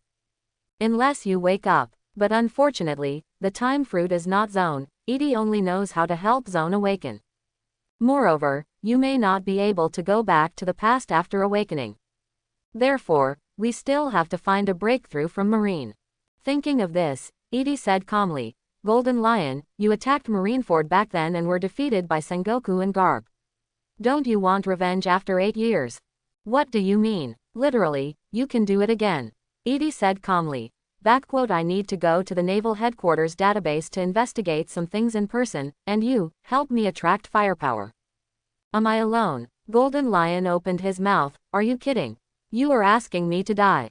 Don't worry, I will send 2 earthly branches to assist you. Edie remained calm. Of course, assistance is assistance and does not guarantee the safe evacuation of Golden Lion. You have so many clones under your command, but you only send 2 earthly branches. Golden Lion shook his head. This plan seemed unreliable and too dangerous. Besides, why should I help you? You threw an island into my hive today. Gia ha ha ha ha. Don't say that, it's just a gift for you. Golden Lion narrowed his eyes and saw several earthly branches flying from the Beehive Island in the distance. He immediately changed his mind and said, okay, I'll help you. This is a good start for our cooperation. As he spoke, Chenlong and others had already flown over and surrounded the Golden Lion. Lord Heavenly Father, this is a guest. Treat him well. Edie turned around and flew in the direction of the hive. Follow me, Golden Lion. Seeing this, Golden Lion cursed secretly. You didn't give him any benefits at all, and you still let him do such a dangerous thing. Forget it, if there are 2 earthly branches to help, it's just a delay. Soon after, Hive Research Institute, between the right eyes. Golden Lion looked at the big screen on the wall. The picture on the screen was Naval Headquarters Marineford. He said with astonishment on his face, you can actually spy on Naval Headquarters. The big screen is divided into 6 screens, each of which is Marineford. Movement of warships in the port. Intelligence activities of the General Staff. Daily practice in recruit training camp. In the Vice Admiral's office, Kizaru is drinking tea and listening to his subordinates' reports on Fisher Tiger's movements. It seems that he is responsible for solving the aftermath of the slave liberation incident. There is even a scene of the Marshal's office. How? Golden Lion muttered. Don't be surprised if it's a little trick. Edie held the coffee and stirred it gracefully. As soon as you confirm the opportunity to defend Naval Headquarters is empty, take action immediately. Now that the matter has come to this, Golden Lion has no nonsense and asks for benefits. What about the reward? I don't need money. I have found a nice island over the years. There is a magical plant on the island. You want to sponsor my institute? No money. Golden Lion said angrily. I help you work, but in the end, I have to give you money. Am I not allowed to thank you?" Edie smiled and said nothing. He probably knew what the magical plant Golden Lion was talking about was. 2 days later, the awaited opportunity came. Operation Raid on Naval Headquarters, begin. Raid on Naval Headquarters, the day the plan was executed. The midday sun is hot and the sea is sparkling. Naval Headquarters, Marshal's office. Marshal Yuan. Huh, how unbecoming is it to be in such a hurry? Seeing a sailor running in shock, Sengoku frowned and scolded him. Just now, the warship of the Vice Admiral was hijacked. The sailor spoke very fast, not even daring to breathe. As soon as the warship passed through the Gate of Justice, a message was immediately sent to it. Hijacking message. Requesting support. Hijacking. Gate of Justice. Sengoku was stunned. Hijacking a warship in the Triangular Current. As we all know, there are 3 major institutions under the world government: Naval Headquarters, Impel Down, and Enies Lobby.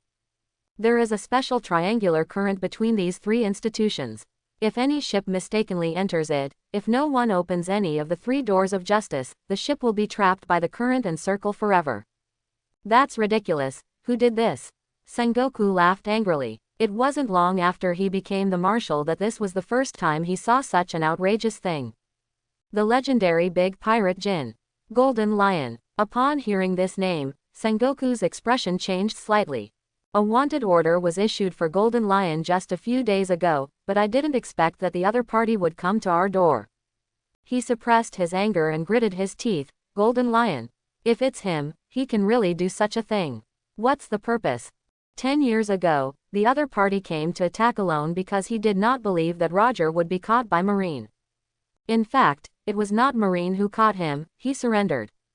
For this reason, Golden Lion dared to come to Naval Headquarters and cause a scene. Say, we Marine are too arrogant. Seeing the Marshal's livid face, the Navy soldier suddenly became frightened and cautiously spoke. He said he didn't have much fun last time, and he will teach you and Vice Admiral Garp a lesson this time. He also brought a video phone bug, ready to live broadcast around the world. Boom! Sengoku punched the Marshal's desk and broke it into pieces. I'll go meet him personally. Gritting his teeth and scolding angrily, Sengoku suddenly stood up and walked out of the Marshal's office. Go and notify Garp. Before leaving the house, an order came.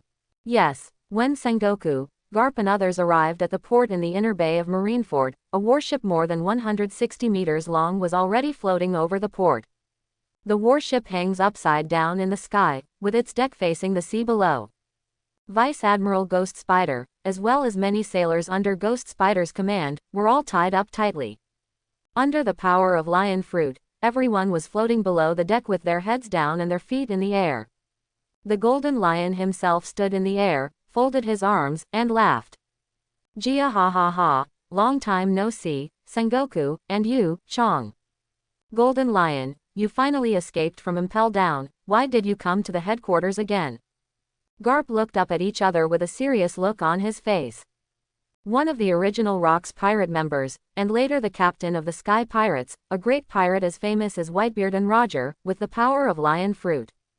Such ruthless characters are a headache no matter what era they are. Sengoku's eyes were cold. Your time has passed long ago, Shiki. HMPH, being a marshal is different, Sengoku. The Golden Lion waved his index finger, and the warship immediately crashed towards the port, including the Marine Vice Admiral who was tied up with ropes and numerous soldiers. Aren't you looking for me? You sent me a new wanted order. I'm here. I also prepared gifts for you, ha ha ha ha. Amidst the Golden Lion's rampant laughter, the warship landed with a crash. A warship costing more than 20 Baileys broke into pieces and smashed into the square in front of the port, turning into a pile of wreckage. Seeing this, Sengoku took off the cloak of justice behind him, and Garp grabbed the clothes on his shoulders and tore them off, revealing his strong muscles. A repeat of the incident 10 years ago. Garp grinned, full of fighting spirit. I imprison you this time, can you still cut off your own hands and escape? Sengoku's body expanded, and a golden Buddha immediately appeared.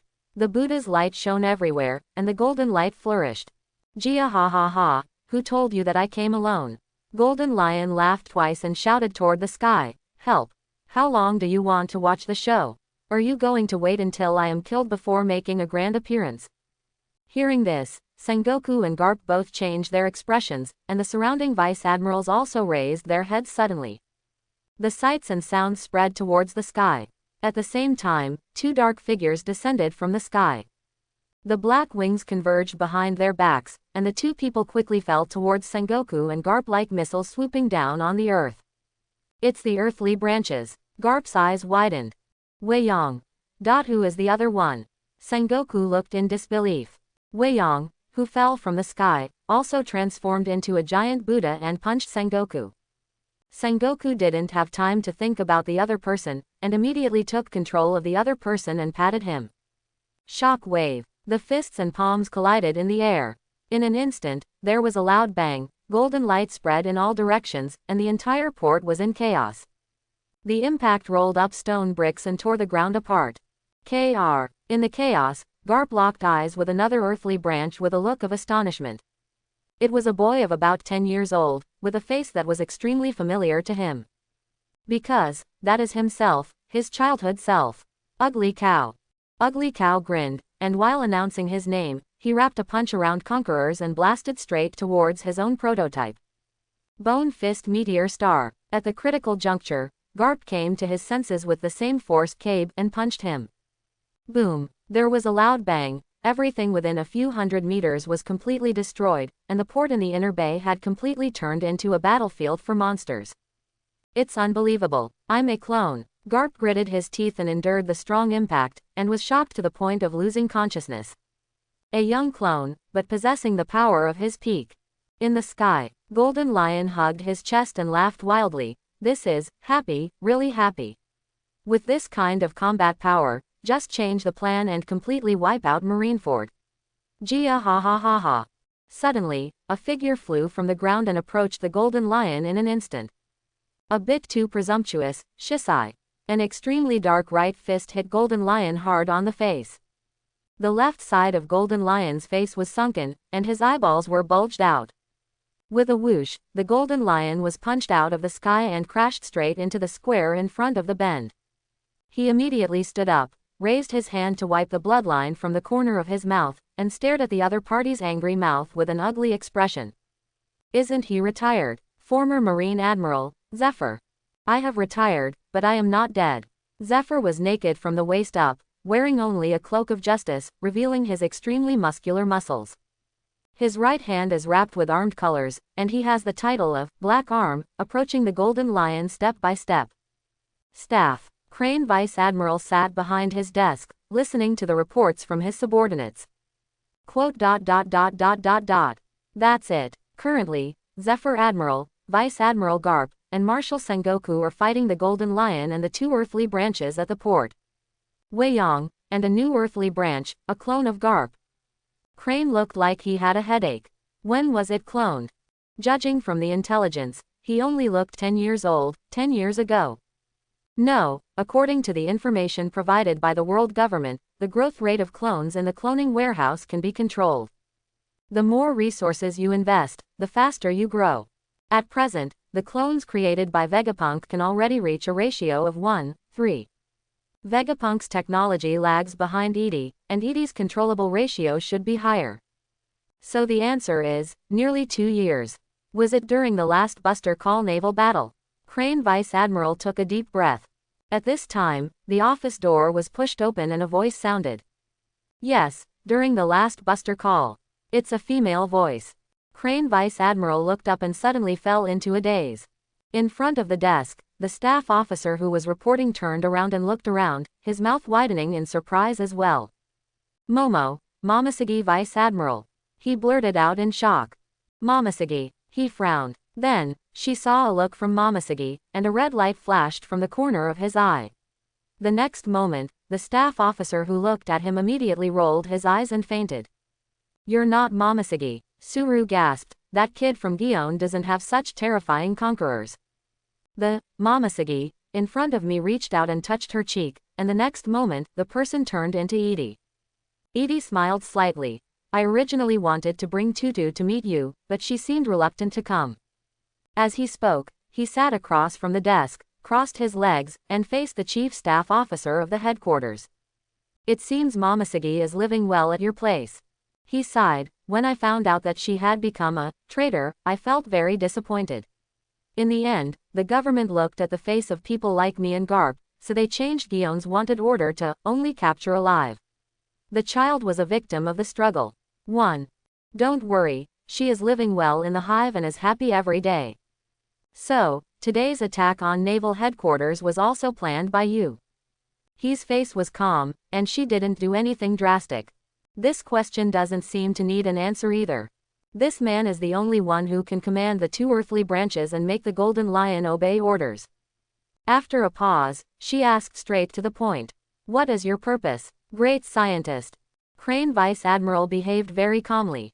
What is your purpose, great scientist? While asking about the purpose, his brain was also thinking rapidly. This man just turned into Gion. No matter the voice or the figure, they are exactly the same. As the chief staff officer of the headquarters, Vice Admiral Crane has seen the ancient devil fruit drawing. This is undoubtedly a devil fruit ability. Paramecia clone fruit, or zone dog fruit phantom beast species 9 tails fox form. Relying on this ability, he came to the staff headquarters openly.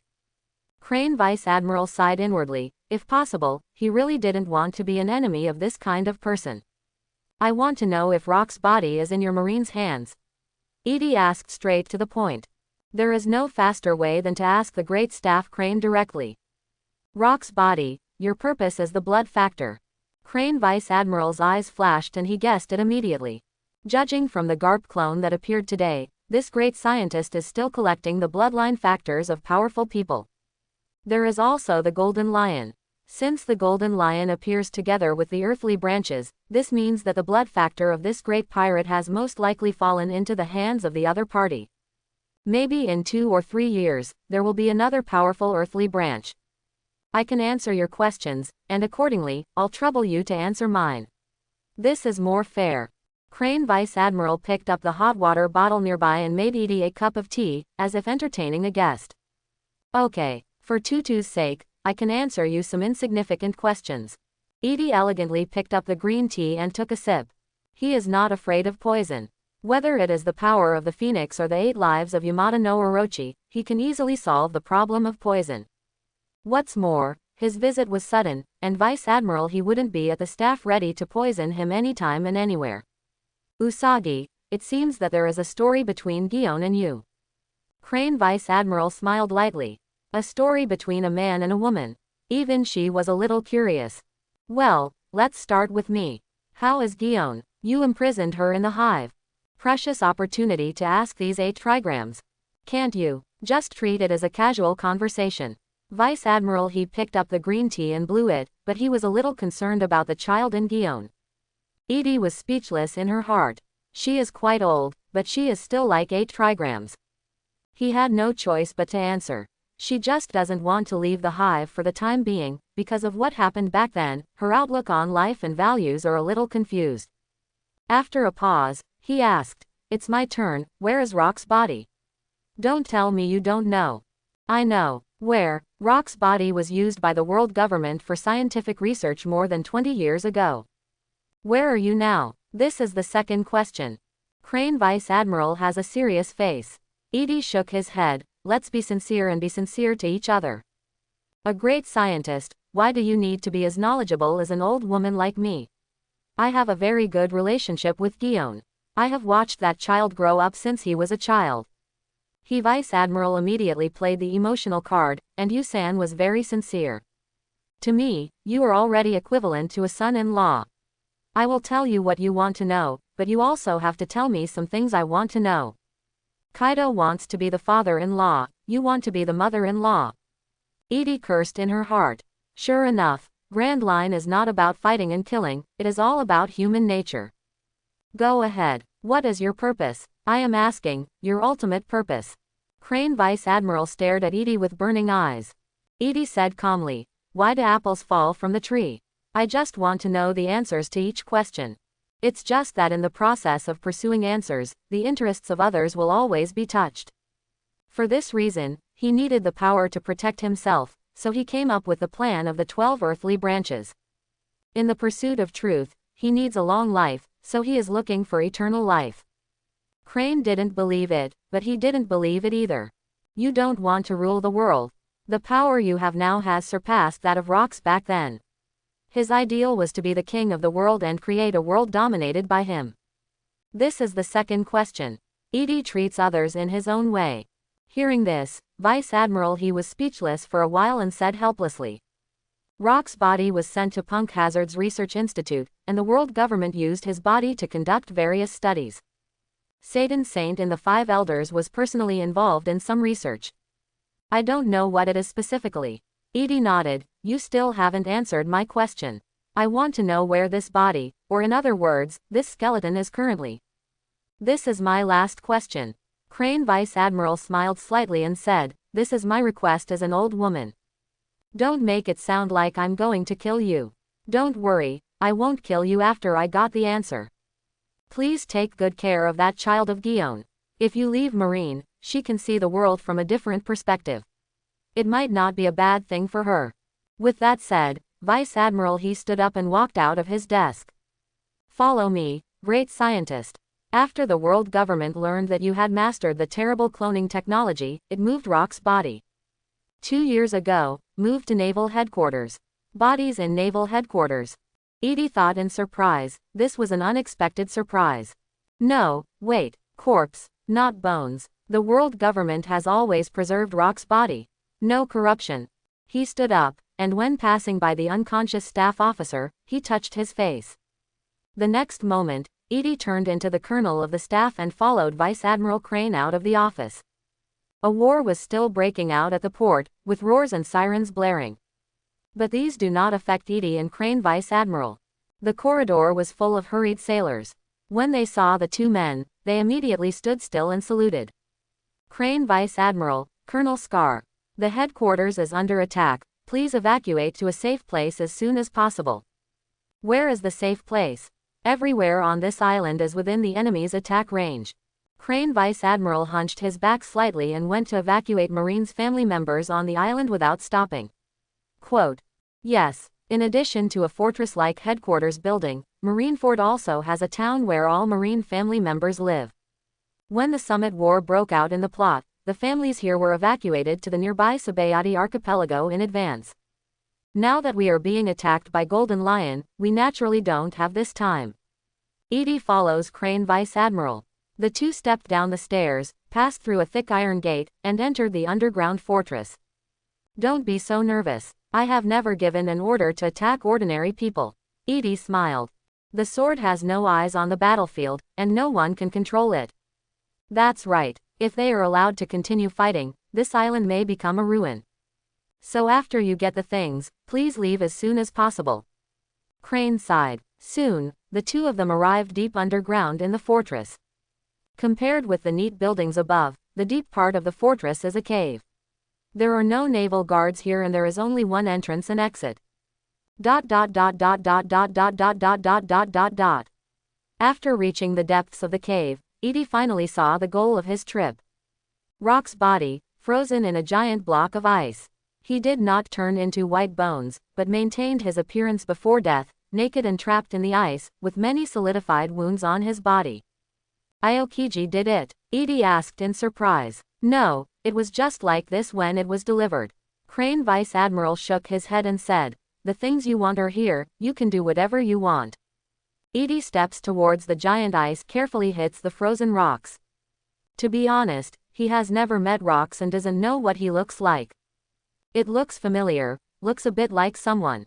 The corners of Edie's mouth raised slightly, thinking of a person he had never met but was familiar with before traveling through time.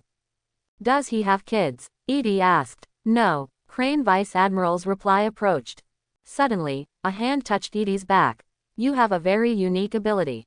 When attacked, an invisible armor will form around your body. It's an advanced application of Haki, right? It's an ability that only you in the world can master. So, you can touch it as long as it's not attacking, right? The crane's voice is distant. At the same time as the first word is spoken, the ability has been activated. Paramecia, the person with the ability to wash the fruit. In an instant, Edie looked like a piece of laundry that had been washed and hung to dry. His body became a thin piece. He lost his form and the muscles of his body lost their strength. Even the soul has been washed, as if purified. Crane Vice Admiral was startled, looking at Edie who had turned into a piece of clothes, still standing there. Why didn't you fall down? My ability was activated successfully. Edie, the thin man, slowly turned around. His turning around was not about moving his steps, but rather lightly, as if he was flying in midair. A sneak attack when I'm close to the target and about to succeed. A good strategy, but a pity. Edie's whole body flashed with red electric light, and he returned to his original state in the blink of an eye.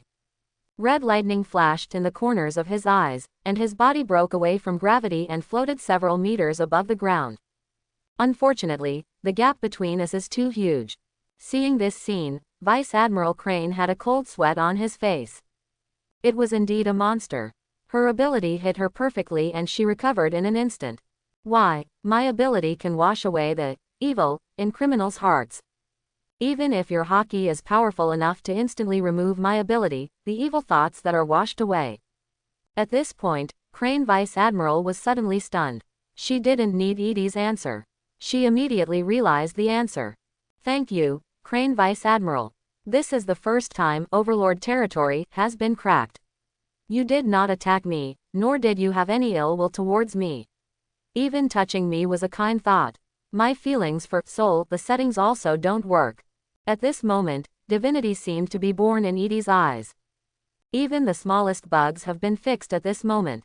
From now on, if any ability user activates his ability against him, the Overlord territory will immediately expand. Unless he consciously shuts it down. As soon as he finished speaking, Edie disappeared from his sight. So fast, I can't see clearly at all. His body trembled. It didn't matter that he couldn't see clearly. The key point was that seeing, hearing and were of no use to this man. Suddenly, a hand pressed her shoulder from behind. I have never been evil, I am the truth. Hearing this, he plopped and fell to his knees weakly. There was disbelief in her eyes. What did you do to me? My ability disappeared. Chapter 91. The ability is gone. Crane Vice Admiral lay weakly on the ground, his limbs were weak, and waves of weakness came over him. It feels like being put in seastone shackles. No, it's more like being immersed in sea water. Your ability has not disappeared, it has just been temporarily sealed by me. The figure floating off the ground slowly landed. Edie ignored the fallen Crane Vice Admiral and walked straight towards the solid ice of the frozen rocks. Sealing Devil Fruit's ability, can you even do such a thing? Crane Vice Admiral couldn't believe it, this man is a god. Do you know the real content of a piece of so-called 100% pure seastone that is effective in suppressing ability users? Edie pulled out Leech Wand from his waist, and with a flash of the knife, the huge ice cube was immediately cut into 2 pieces. Rock's stiff body fell from it. About 0.07%. 1 kilogram of so-called 100% pure seastone contains only 0.7 grams of substance P.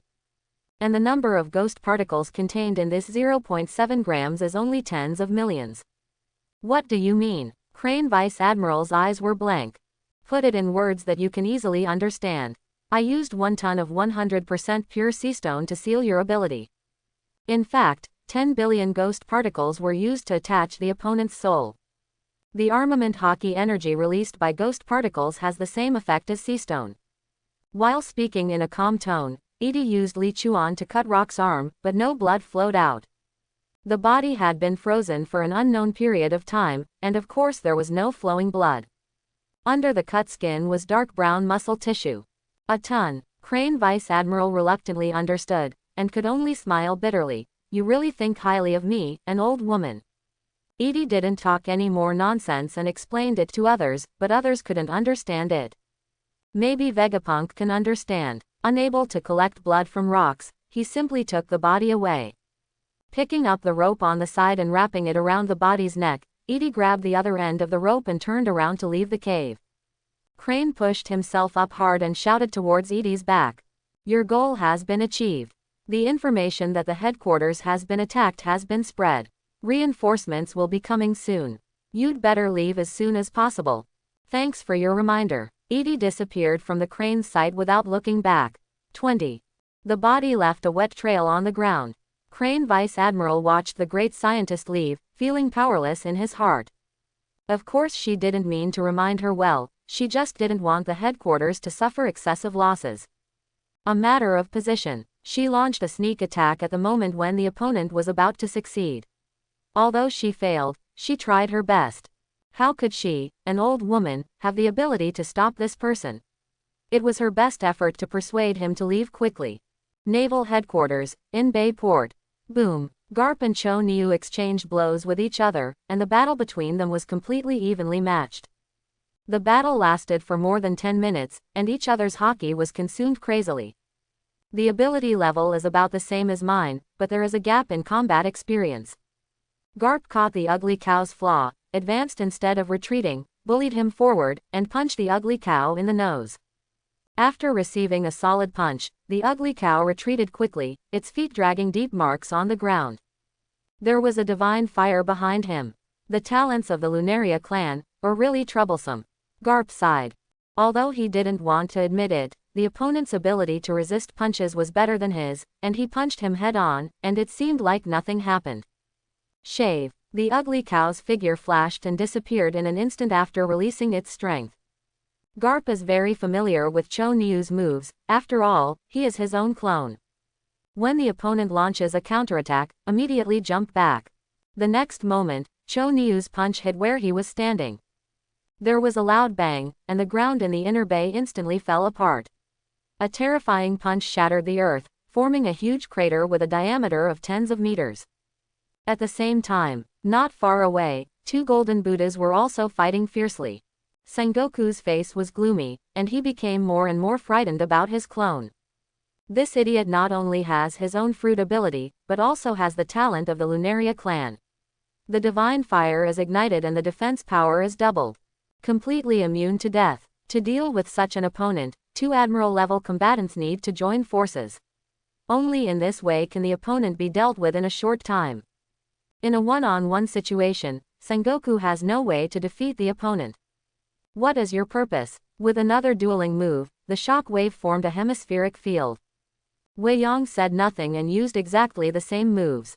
Boom. The inner bay was devastated, as if a hurricane had passed through, and more than a dozen warships docked in the inner bay were overturned by the violent aftermath. Gia ha ha ha, are you old? Zephyr. In midair, Golden Lion laughed wildly, feeling refreshed all over. It was different from 10 years ago, when he came to attack the headquarters alone, faced Sengoku and Garp at the same time, and was beaten like a dog. Despite their best efforts, they only destroyed half of the port and killed hundreds of sailors. But now he has the upper hand, and he feels quite elated. Lion Majesty Yumika's. With a snap, Golden Lion clasped his hands together, and let out a loud shout. The next moment, the sea surface in the inner bay suddenly became turbulent. Waves hundreds of meters high rose into the sky, and the endless water turned into several huge lion heads, roaring with their mouths open. Seeing this scene, Zephyr's pupils shrank. Can you even control seawater? This wants to flood the headquarters. Gia ha ha ha ha. Whitebeard is not the only one who can set off a tsunami. I can do this kind of thing if I want to. Golden Lion sounded conceited and waved condescendingly. In an instant, 5 lion heads hundreds of meters high roared towards the naval headquarters fortress building. The scene that blocked out the sky and sun seemed like the end of the world was coming. Countless Marines were terrified, as they could not help but all on the battlefield of this monster. At this time, facing the tsunami of the Golden Lion, they fled frantically to safety. Suddenly, the two giants Vice Admiral swung a blow together, and the sword energy tore off a lion's head. But then, the torn lion head quickly returned to its original shape. How could this happen? Get out of here! The two giants Vice Admiral roared, looking frightened. Zephyr clenched his fists, and the hockey around him exploded with all his strength. He roared angrily, and punched a lion head in front of him from the air. Armament hockey evolved into an invisible attack and exploded the lion's head with one punch. The sea water filled the sky like heavy rain, but that was all. Ice Age. Seeing that Marineford is about to turn into a marsh country, and the main fortress is about to be washed away by the sea lion's head, From the direction of the Gate of Justice, the power of freezing spreads rapidly. In the blink of an eye, the frozen sea covered a distance of several kilometers. Click, click, click. Several ferocious-looking, roaring lion heads were turned into art-like ice sculptures. It's Aokiji Admiral, as Admiral Back's saved. The sailors who survived the disaster were still frightened, and then burst into cheers. Golden Lion groaned, and his face suddenly turned ugly. He looked back in the direction of the Gate of Justice and immediately detected a strong aura. It came from the Gate of Justice. It's still a few kilometers away. Are all the admirals of this generation monsters? Golden Lion was extremely unhappy. How long has passed since they launched the attack and when Aokiji returned to the headquarters to provide support? The action was too fast. With a cold snort, the Golden Lion formed its 5 fingers into claws, locked onto a frozen lion's head, and shook it hard. Boom boom boom. The ice sculpture came to life, lifelike, and roared again. His lion fruit ability allows him to control objects and non-living things that he has touched. The upper limit of control is extremely high. He can even make more than a dozen islands float in the air for a long time and become floating islands. Aokiji froze the seawater he stirred up, but so what, the control was still in his hands. You brat, don't be too arrogant. The Golden Lion sneered, controlled the frozen lion head, and continued to attack the headquarters fortress. Alala. In the far distance, several kilometers away, Aokiji stood on the ice and couldn't help but be startled. He is indeed one of the 3 legends alongside Whitebeard and Roger. He can't be stopped by me that easily. He became an admiral last year at the age of 35. Together with Akainu, they are known as the strongest generation in marine history. But the reason why he became admiral is subtle. 2 years ago, Kong Kong died in battle and Admiral Sengoku was promoted to marshal. The world government wanted Garp to be promoted, but Garp refused. So, he took the position of admiral. After thinking about it, he realized that he could no longer stop the Golden Lion's attack. But he bought time. The inner bay of the headquarters. Garp abandoned his opponent and left his back to Cho Niu. He stepped on the moonwalk and quickly came to the top of the ice lion, the wind howling. Bone fist impact. Boom. The punch that entangled conquerors had a huge attack range, as if a violent explosion had occurred. In an instant, the ice lion was beaten into powder. A bit like Heavenly Father's domination. Cho Niu looked calm. Since Garp had given him the opportunity, he would certainly not miss it. The moment the opponent broke through the ice lion, Ugly Bull had already caught up with Garp, wrapped around Conqueror's and Divine Fire's punch, and hit Garp's chest without reservation. Bone fist impact. Boom. With a pop, Garp opened his mouth and vomited blood. He flew backwards quickly and penetrated the fortress building in an instant. The upper floor of the headquarters building was penetrated by him, and a hole several meters in diameter appeared. From the front of the cave, you can directly see the scene on the back. Quote. Sengoku noticed Garp's actions and his heart sank. The situation was originally evenly matched, but in order to protect the headquarters building, Garp took a tough move, and things became troublesome. Suddenly, his eyes noticed the sky above the headquarters building. A man in white clothes stood in the air, holding a rope in his hand. The other end of the rope was holding another person's neck. No, that's not a person, it's a corpse. Rocks. Sengoku's pupils suddenly shrank and turned pale in horror. He immediately understood why the Golden Lion would join forces with the earthly branches to attack the naval headquarters. As the target a corpse. Edie, Sengoku roared. When they heard the name of Heavenly Father, both the sheep and the ugly cow stopped. The Golden Lion was also stunned for a moment, because the sight and smell had no effect on Edie, and the people in the battle did not notice Edie at all. If Sengoku hadn't coincidentally seen it with his naked eyes. Did you succeed? Golden Lion frowned and saw Rock's body as expected. The goal has been achieved, and the reinforcements have also. We're almost back, it's time to withdraw. Quote. Edie put one hand in his pocket and held the rope with the other, flying over the headquarters. He has been here for a while and has been observing the battle between the two sides. Following his order, Wei Yong and Chunyu immediately flew to his side and stood by. Sengoku clenched his fists angrily and stared at Yi Hua. Are you going to run? A fierce general, Edie smiled, threw the rope in his hand to Wei Yong, and then punched the air. Boom. The world shattered like a mirror, and terrifying shock spread in all directions. Several frozen lion heads immediately cracked open and turned into pieces of broken ice that fell down, shining brightly in the reflection of the sun. But compared to this beautiful scene, the inner bay seemed like a piece of paper, being torn open with terrifying force. The cracks spread towards the fortress building until the two huge words, "Justice," also cracked in front of this shock. What? Sengoku and Zephyr's expressions suddenly changed, and their expressions became dull. Whitebeard's ability. Zephyr stood there blankly. This man's ability is not. Golden Lion couldn't help but be stunned. Even the Alliance was frightened by Edie's hand power for a moment. But then I think about it, all the earthly branches under this person are monsters, and it is not unacceptable for him to have such power to suppress a group of monsters and create a group of monsters. On the contrary, this is reasonable. Gia ha ha ha. Doctor, isn't it a bit of a waste to withdraw now? It's a rare opportunity. The Golden Lion grinned. Sync the naval headquarters, I brought the video phone bug. Just right for broadcasting live to the whole world. This is a 913 declaration of revenge against the world government. Marvelous. Golden Lion became excited. My order is to retreat, don't you understand? Edie's smile remained the same. After punching shock fruit, 5 seconds pass. He stretched his neck, and in a blink of an eye he transformed into a blue dragon with a body length of more than a kilometer. The green dragon hovered over the headquarters building of Justice, its huge dragon eyes locked on the Golden Lion, and it spoke human words with a cold tone. Or do you want to go against it? Golden Lion's expression changed drastically. Are there other abilities? Kaido's blue dragon fruit. Sengoku was completely lost. Wrong. My previous judgments about him were all wrong. This guy is not just a simple space-type user, nor does he just possess Whitebeard's shock fruit. The mythical scene happening in front of me seemed to announce an impossible answer. This scientist solved the ironclad rule that a person can only eat one devil fruit. It's more reasonable to think about it this way. Edie has all the devil fruit abilities you could want to master. Whatever abilities his subordinates have, he must also possess them. How is this reasonable? Sengoku looked up at Qinglong Edie, and a chill from his soul froze his body.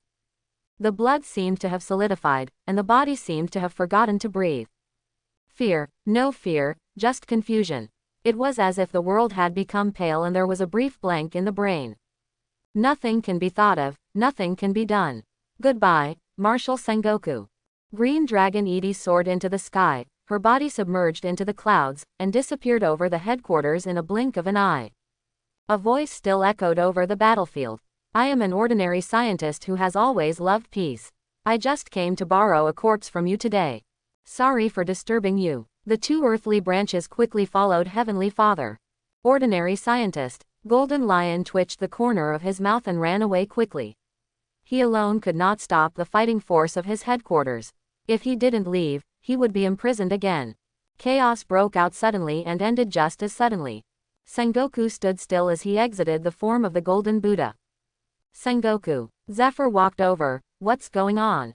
Sengoku's lips lost color and his voice was cracked, like pulling on a worn-out harp string. 2 years ago, the world government learned that Edie had the technology to clone general-level combat power. In order to protect Rock's body, they transported the body from Punk Hazard's Research Institute to the headquarters, where it was personally protected by the headquarters. I don't know where this person got the news. Today's goal is that body. Having said this, Sengoku smiled, his smile a little uninformed. Perhaps soon, the former maritime overlord, Rox, will be resurrected. Rox come to life. This news was so bad that Zephyr remained silent and just looked at Sengoku blankly. Since the higher-ups knew that Rock's body might be targeted, why didn't they just destroy it? Because the higher-ups think about it too. Sengoku sat down on the big rock, looked around the inner bay, and finally stared at the ground under his feet with a wry smile. It's easy to guess what the world government is thinking. A large part of scientific problems comes from whether the goal can be achieved. As long as you know that this technology is feasible and continue to invest resources in it, sooner or later it will be available again. The 5 elders may think that no matter how talented Edie is, he is just one person, and there are hundreds of thousands of researchers under their command. Can it really happen again? Zephyr sighed and turned around to direct the Marines to clear the battlefield. The Wei sheep and Cho Niu he saw today completely refreshed his understanding. Cloning people with such strength was already a miracle. He is pessimistic about this. The Marines began to clean the battlefield, and the medical team quickly found Garb. Crane Vice Admiral also arrived at the inner bay with the support of 2 female soldiers. What a disaster! At the same time, the 5 elders also learned the news. Pangu City, among the powers. The director of the Marine Criminal Investigation Bureau, Dark Horse Tenmasa, reported the attack on the headquarters in detail. After listening, the 5 elders' expressions changed. Rock's body was actually robbed. Sengoku is a loser. Saint Satan was furious, his eyes were cold and piercing, and the dark horse facing him could not help but feel palpitations. Satan, this was your original decision. There is no point in blaming Sengoku now. The legal martial god, top man Vachuli Saint, looked calmly. I was opposed to it at the beginning, and it should be destroyed as soon as possible. You mean to blame me? Saint Satan's face became increasingly ugly. What's there to argue about? It's already happened. Let's think about how to solve it. Environmental martial god, holy old god Marcus Moshe said. After just saying that, the 5 elders fell silent. How to solve this? It's impossible to get it back. Whether it's Edie, his subordinates' earthly branches, or Golden Lion, these people can fly. We must master the equivalent technology as soon as possible. Saint Satan hit his cane hard, stood up and said, I'm going to Punk Hazard to see Vegapunk in person. Don't worry, Sartan, the financial martial god, Azanbalan v. Nastharang Saint, said calmly, as long as you are a human, you will have weaknesses. Weakness. Saint Satan paused and frowned. This matter requires a long plan. Before that, issue a new reward order. When Edie returned to the hive, it was already noon the next day. Rocky Port is still very lively, and a large number of pirates gather together in pirate groups to read today's newspapers. Golden Lion snatched a portion from a group of pirates and brought it to Edie. Gia ha ha ha, look, the bounty has gone up. He proudly showed off his new wanted poster. Golden Lion, Shiki, no matter life or death. Atrocious. Bounty, 4.148 billion. And yours too. After admiring the amount of money, Golden Lion spread out the other 3 bounty orders. Edie glanced and saw herself. His bounty was 1.8 billion before, a long time ago. And now the amount has reached staggering. Evil scientist, Edie. No matter life or death. Atrocious. Bounty, 5.877 billion.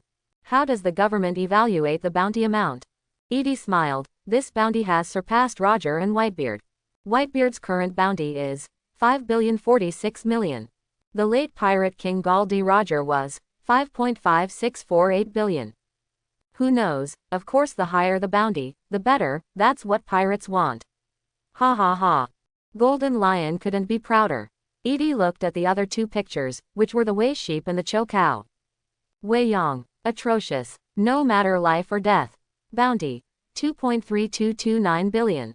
Ugly cow, atrocious, no matter life or death. Bounty, 2.4444 billion. This bounty is completely unworthy of the strength of these 2 earthly branches. But then I thought about it, the bounty only reflects the degree of threat to the world government, not simply actual experience. The earthly branches are just clones, completely taking orders from Edie. In the eyes of the world government, the earthly branches are just weapons. He took 3 bounty orders from Golden Lion and tore them into pieces gently. Doctor, your goal has been achieved, now it's time to talk about the deal between us, right? Golden Lion grinned. The reward order was just for Ichiraku. He cared more about the content of the transaction than this.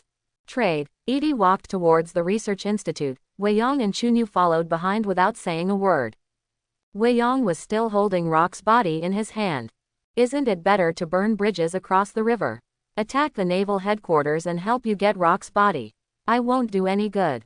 Golden Lion frowned. That's because you threw an island at my institute. Edie smiled and said, I understand your request, but yesterday's action is not your bargaining chip. If you want to ask me for help, you have to come up with something new that interests me.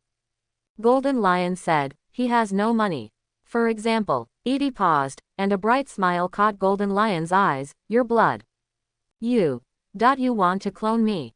Golden Lion's expression changed slightly. Is it not okay? After a moment of silence, Golden Lion hummed, of course. People are in a hive and can't help themselves. Golden Lion suspected that if he refused, this guy would fall out immediately. If it were another opponent who couldn't beat him, he could just run away. With his ability to fly, few people could stop him if he wanted to run away. But not with Edie. He can also fly. Not only can he fly, but he can fly faster than him. The same goes for those earthly branches. What a scumbag. Golden Lion cursed secretly, but smiled on his face. I will give you my blood, and you will help me research a plant. A pleasure to work with. After getting the blood of the Golden Lion, Edie returned to the research institute. Golden Lion's commission is simple. There is a special plant on his island. This plant contains an ingredient called IQ, which can differentiate animals. Just extract IQ and weaponize it. The difficulty of this kind of research pales in comparison to the commission from Kaido and Bigmom. No wonder they are 4 emperors and Golden Lion is just a remnant of the old era. But this guy has value.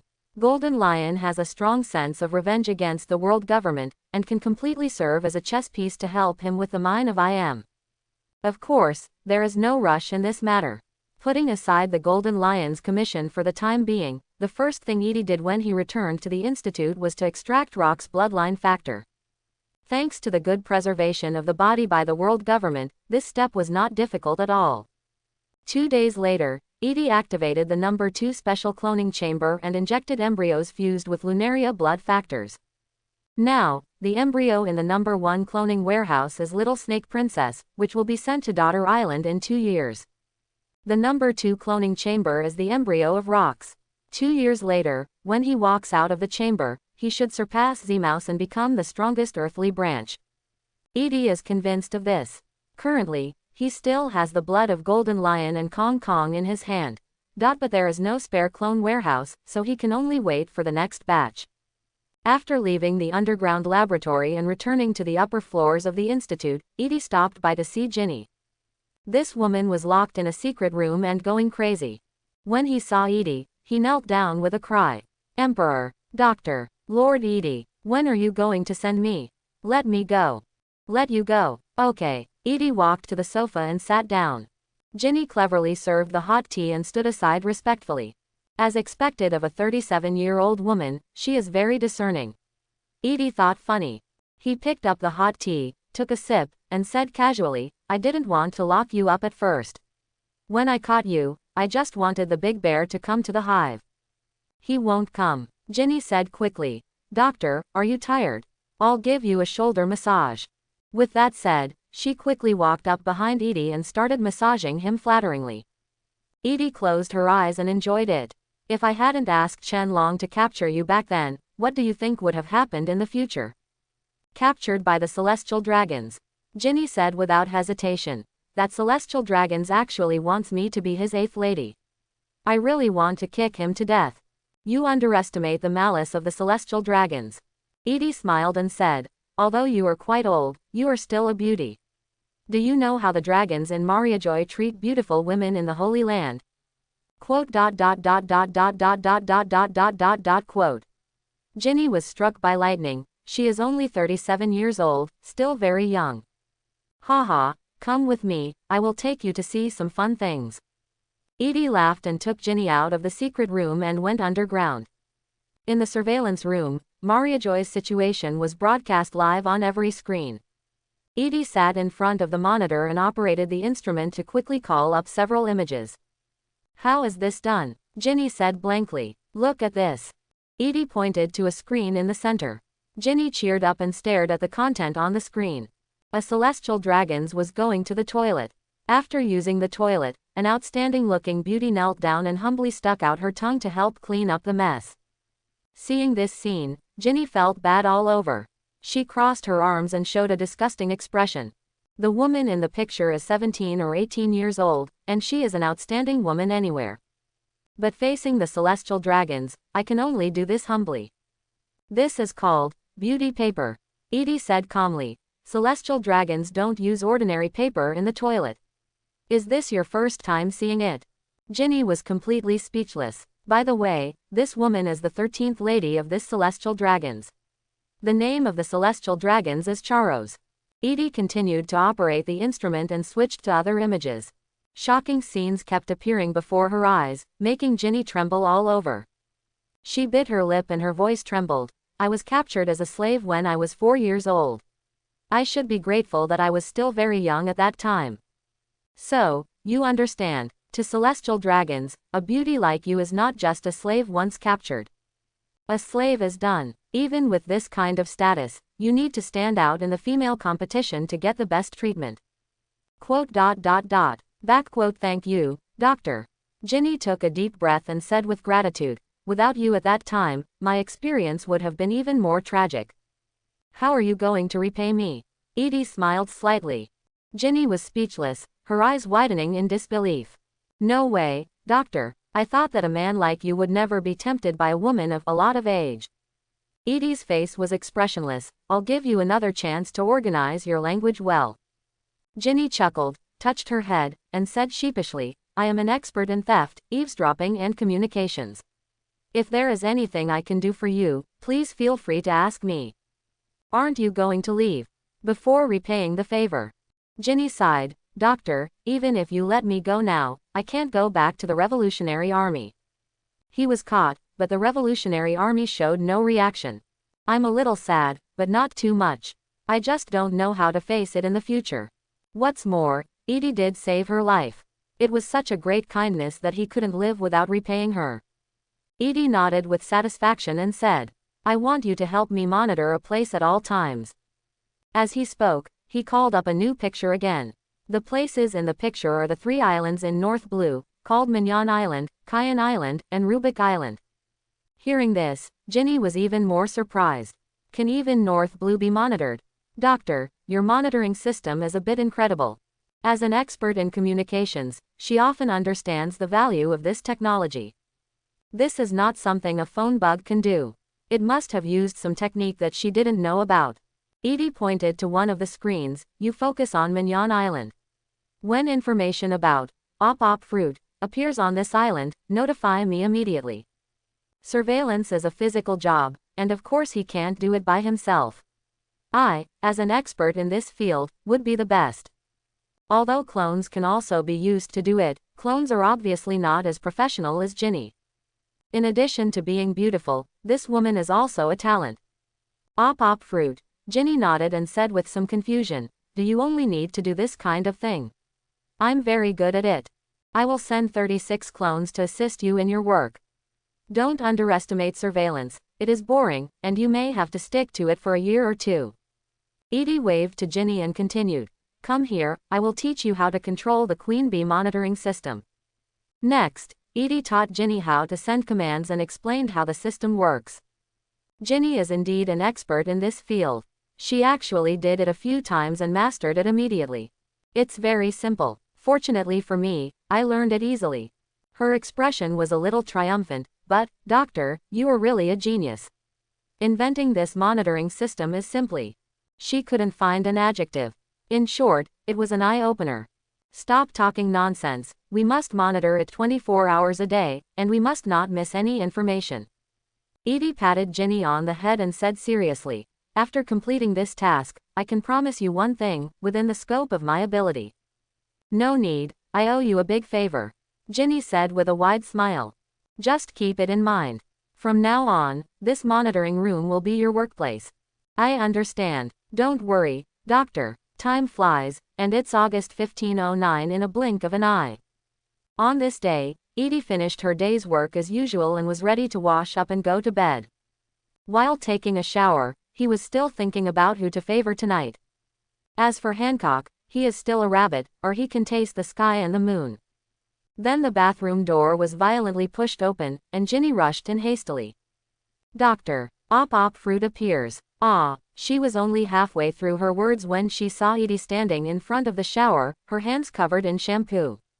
The muscular body of a man comes into view. Ginny was so scared that she covered her eyes, but out of curiosity, she couldn't help but open her fingers and take a few sneak peeks. Usually it's men who break into women's bathrooms, but you turned against Tiangong.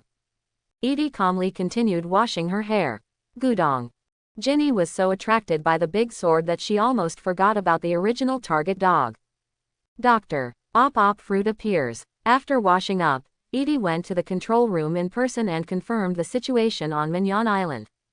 Ginny did not lie about the military situation. A group of pirates did appear on the island. This group of pirates held a banquet in a tavern, and the big man who looked like a captain held a devil fruit in his hand. The shape is a love heart, the whole body is blood red, just like a heart. Paramecia Op Fruit. A smile appeared on Edie's face, finally waiting for it.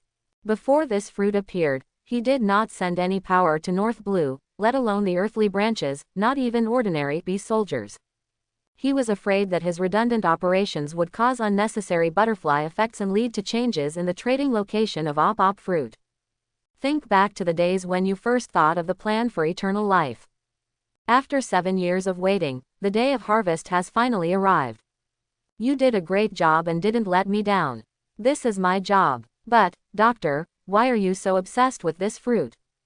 Ginny asked what she had been wondering. In her opinion, Edie's power is so powerful that she doesn't need to care about a mere devil fruit. Do you know how much the government is willing to pay for this fruit? Edie smiled and said, 5 billion Baileys. But in fact, this value is still underestimated. It can even achieve mankind's dreams since ancient times, and many people directly call it the ultimate devil fruit. Ginny didn't know about immortality surgery, and she hadn't seen the old devil fruit sign. The sticker only said that this fruit can make people become top-notch doctors and gain fame all over the world. The sticker did not mention immortality surgery, which itself was top-secret information. Ginny, your work is done. You are free from now on and can leave at any time. Edie left a word and turned to leave. Ignoring this woman, Edie immediately summoned Shenlong after arriving at the upper-level research institute and took him to fly away from the hive at night. Fly to North Blue, fly to eternal life. North Blue, Mignon Island. Only in August, it has already snowed heavily on this island, and the snowy weather that has lasted for many days has covered the world with a layer of silver. The air temperature was -10 degrees Celsius, but the cold weather could not extinguish the fiery hearts of the pirates. Mignon Island is a mountain with a very smooth slope, and the highest altitude is only 300 to 400 meters. On the top of the mountain, there is a huge hotel covered with snow. It was getting dark at this time, at 7 or 8 o'clock in the evening, and the banquet of the thieves had lasted all day. The government is actually willing to spend 5 billion belly to buy such a small devil fruit. Haha, it's really crazy. The captain's name is Ace Barryrose, a tall and muscular man, about 30 or 40 years old. He played with Op Fruit and saw 5 billion. Captain, the 567 transaction time is 3 days later. Marine won't do any tricks, right? 5 billion, I have never seen so much money in my life. Some subordinates expressed concern. Zola, don't think too much, the captain used to be Marine commander. Yes, there will definitely be no problem. 5 billion, after getting this money, each of us will get a share, who will continue to be a pirate.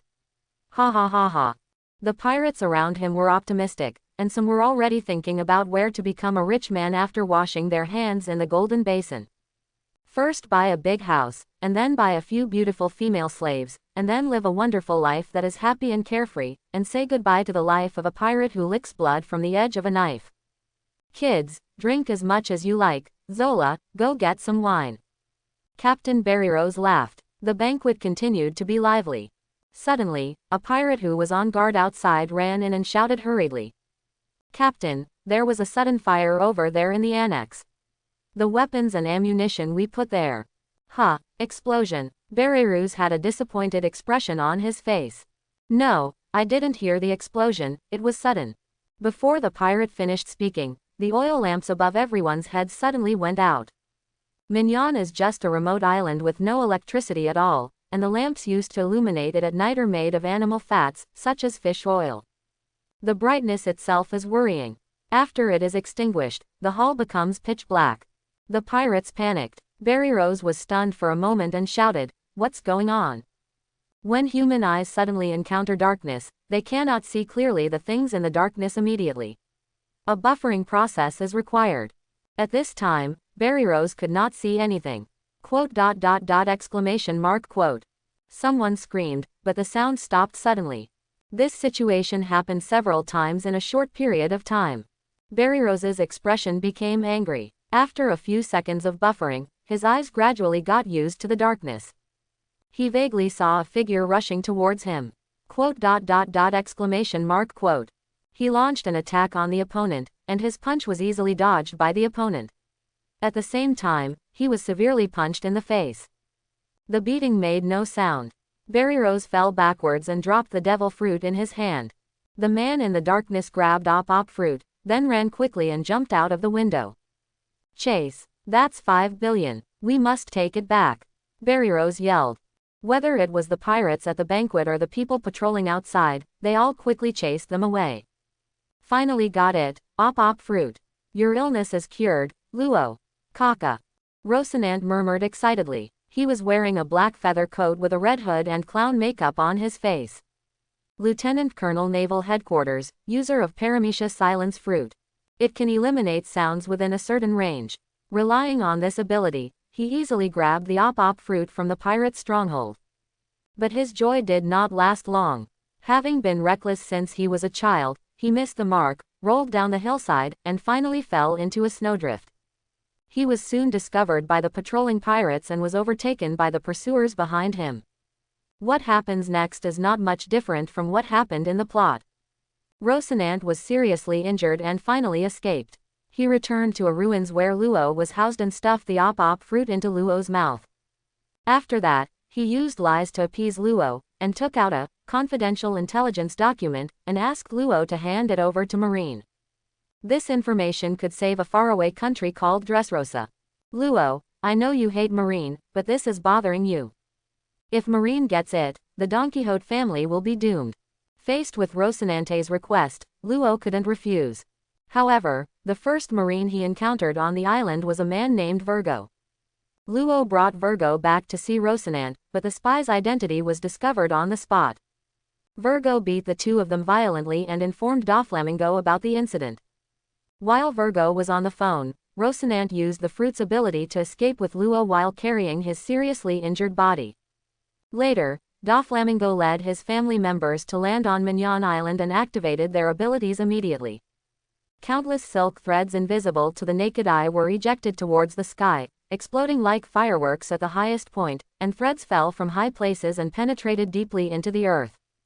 Rocinante and the little boy Luo immediately became caged birds. The op fruit event was not affected by Edie's butterfly effect. It happened at the right place, at the right time, at the right time. When Edie arrived at Mignon Island, Doflamingo's birdcage had already unfolded. Standing high in the air, overlooking the entire island, Edie showed a satisfied smile. It's late. No, it's not too late, it's just the right time. Chen Long beside him said, Sir Heavenly Father, the target person is in birdcage. 33%. Edie stared at the birdcage created by Doflamingo. It was not big, with a radius of about 1,500 meters. In the plot, this move is unleashed on Dressrosa, even blocking the future Marine Admiral Fujitora. Edie seriously doubted that Fujitora was releasing water, releasing it into the sea. Releasing countless ghost particles, Edie quickly grasped the situation of the entire island. Several relatively powerful auras gathered together, they should be the cadres of the Don Quixote family. Edie lowered his body and came outside birdcage. Tear it open. Yes. Qianlong took a few steps forward, wrapped his arms around his arms, grabbed two thick white silk threads, and tore a hole open. Edie stepped in and walked straight towards the target person. At the same time, a ruin in the snow. Rocinante sat in front of a treasure chest, pointing a gun at the man in front of her. His brother, Quixote Doflamingo. Quote. What Luo said has been protected by Marine. Dover, you failed. The op fruit has been eaten by Luo. Veins popped out on Doflamingo's forehead, and he gritted his teeth and stared at his biological brother. He was also holding a gun. Why stop me, Rocinante? Why do you force me to kill my last relative with my own hands? Because I am Naval Headquarters Lieutenant Colonel, Marine Code number 01746. I came back to you just to stop your madness. Saying this, Rocinante bumped the treasure chest behind her with the back of her head and said with a smile, "Sorry, I lied to you." He was so angry that Doflamingo laughed out of anger. His face was a bit distorted, and his eyes under the mirror were cold and scary. Now, he finally understood. The only family he has is these loyal subordinates around him, and his blood family is just a bunch of idiots who get in the way. Rocinante was like that, and so was his father. There are people in the world who would give up their status as celestial dragons and choose to live in the netherworld. As a result, without the protection of the celestial dragon's name, the entire family was immediately met with retaliation. His mother died and he killed his father with his own hands. Returned to Mariajoy with his father's head in an attempt to return to the celestial dragons and become a god again. But was not accepted. From that moment on, Doflamingo had only one goal: pull those high-flying fools off their pedestal and completely destroy the world dominated by celestial dragons. For this, he needs the power of eternal life. You won't shoot at me. As for Luo, just snatch it back from Marine later. I will train him well and let him save me. Doflamingo calmed down his anger and said indifferently, "Farewell, Rocinante." He pulled the trigger. At this moment, just as the firing pin in the barrel was about to hit the primer and ignite the propellant inside, a hand grabbed his wrist. No one saw how the other appeared. The sudden appearance of someone at such a juncture shocked the members of the Don Quixote family. It's not good for brothers to kill each other. I can't bear to see a kind person killed by his brother. Edie, speak softly and smile. The next moment, the cadres of the Don Quixote family raised their weapons and pointed their guns at him. Put it all down, Doflamingo yelled. He looked at Edie. Cold sweat had covered his entire face, and even Guocheng's arms were trembling slightly out of fear. He is the Hive Emperor among the 3 sovereigns and 1 emperor of the New World. The faces of the cadres changed drastically. The family's subsequent plan is to head towards the New World, kill a Shichibukai, win the title of Shichibukai, and then steal a country called Dressrosa. They are very clear about the distribution of power in New World. At this time, everyone put down their weapons, then turned around suddenly and saw a man with wings on his back who looked similar to Kaido.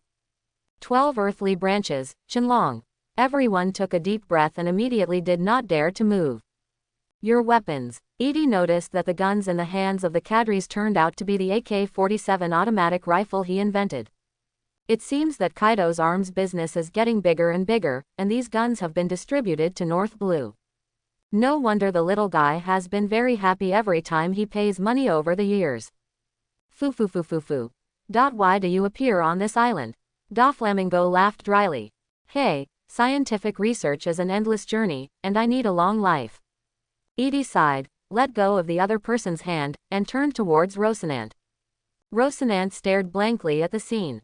He was ready to face death, but he didn't expect anyone to come out to stop Doflamingo. No, that's not the problem. Why do New World big shots come to North Blue? Is the purpose op fruit?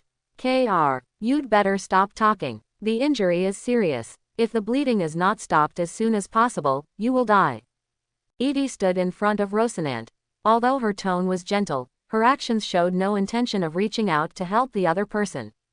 The reason for saving the other party was just a whim and a whim. There is no superfluous purpose. Can you please step aside? There is something I am looking for in the treasure box behind you. Found. Why? The power of the silence fruit can eliminate all sounds, and the seeing and hearing color is the power of hearing. The seeing and hearing color should not be able to find the luo in it. Rocinante was a little panicked. He gritted his teeth and stood up, holding the gun in both hands and pointing the gun at Edie. There's nothing you want here. Don't come here. Really? Then leave 2 arms. Before Edie could draw his sword, suddenly, he dodged. Qianlong instantly approached Rocinante, grabbed the other person's head, and silenced her in the snow. You're in the way, kid. Qianlong's voice was cold. Edie smiled and said, open the box. Yes. Qianlong turned around and opened the treasure chest, and sure enough there was a little boy wearing a cloak hidden inside. There were large patches of white on the little boy's skin exposed to the air. Platinum lead disease. It is a chronic disease caused by the continuous inhalation of toxic particles when mining platinum lead ore, which accumulates in the body over many years. The disease will occur after the concentration in the blood reaches 10 levels. Because this disease initially broke out on a large scale, grandparents, parents, children, and the third generation appeared at the same time. Ignorant people think it is an infectious disease. Luo climbed out of the box and crawled to Rocinante's side in a panic, with tears in his eyes. Mr. Corazon. Mr. Corazon. Try to shake to awaken the other person's consciousness. Seeing this scene, the Don Quixote family didn't dare to make any move at all. Doflamingo was silent. Give him 10 courages, and he won't dare to do anything drastic at this time. That was the 3 emperors and 1 emperor of the New World. All 3 emperors had to pay protection fees to this man. Trafalgar D. Water Law. Hearing his full name, the crying Luo was stunned. He looked up at Edie blankly. Edie smiled slightly and said, Platinum lead disease can be cured. Grand Line's Drum Kingdom, Punk Hazard's Vegapunk Research Institute and My Hive Research Institute, are all. There is a cure. Quote. Luo's eyes were dull. Edie took out a lancet from his pocket and threw it in front of Luo. Young man, do you want your benefactor to live? Draw your own blood. Drain his own blood and he can live. Luo picked up the lancet in the snow and asked urgently, really? Edie smiled faintly and looked down at the other person calmly. No one can disobey my will. Luo didn't know Edie, but he knew that if he didn't do it, Rocinante would die. After the opponent appeared, Doflamingo's performance was enough to illustrate this person's status and strength. He rolled up the sleeve of his left hand, held the lancet in his right hand, and inserted it into his own vein.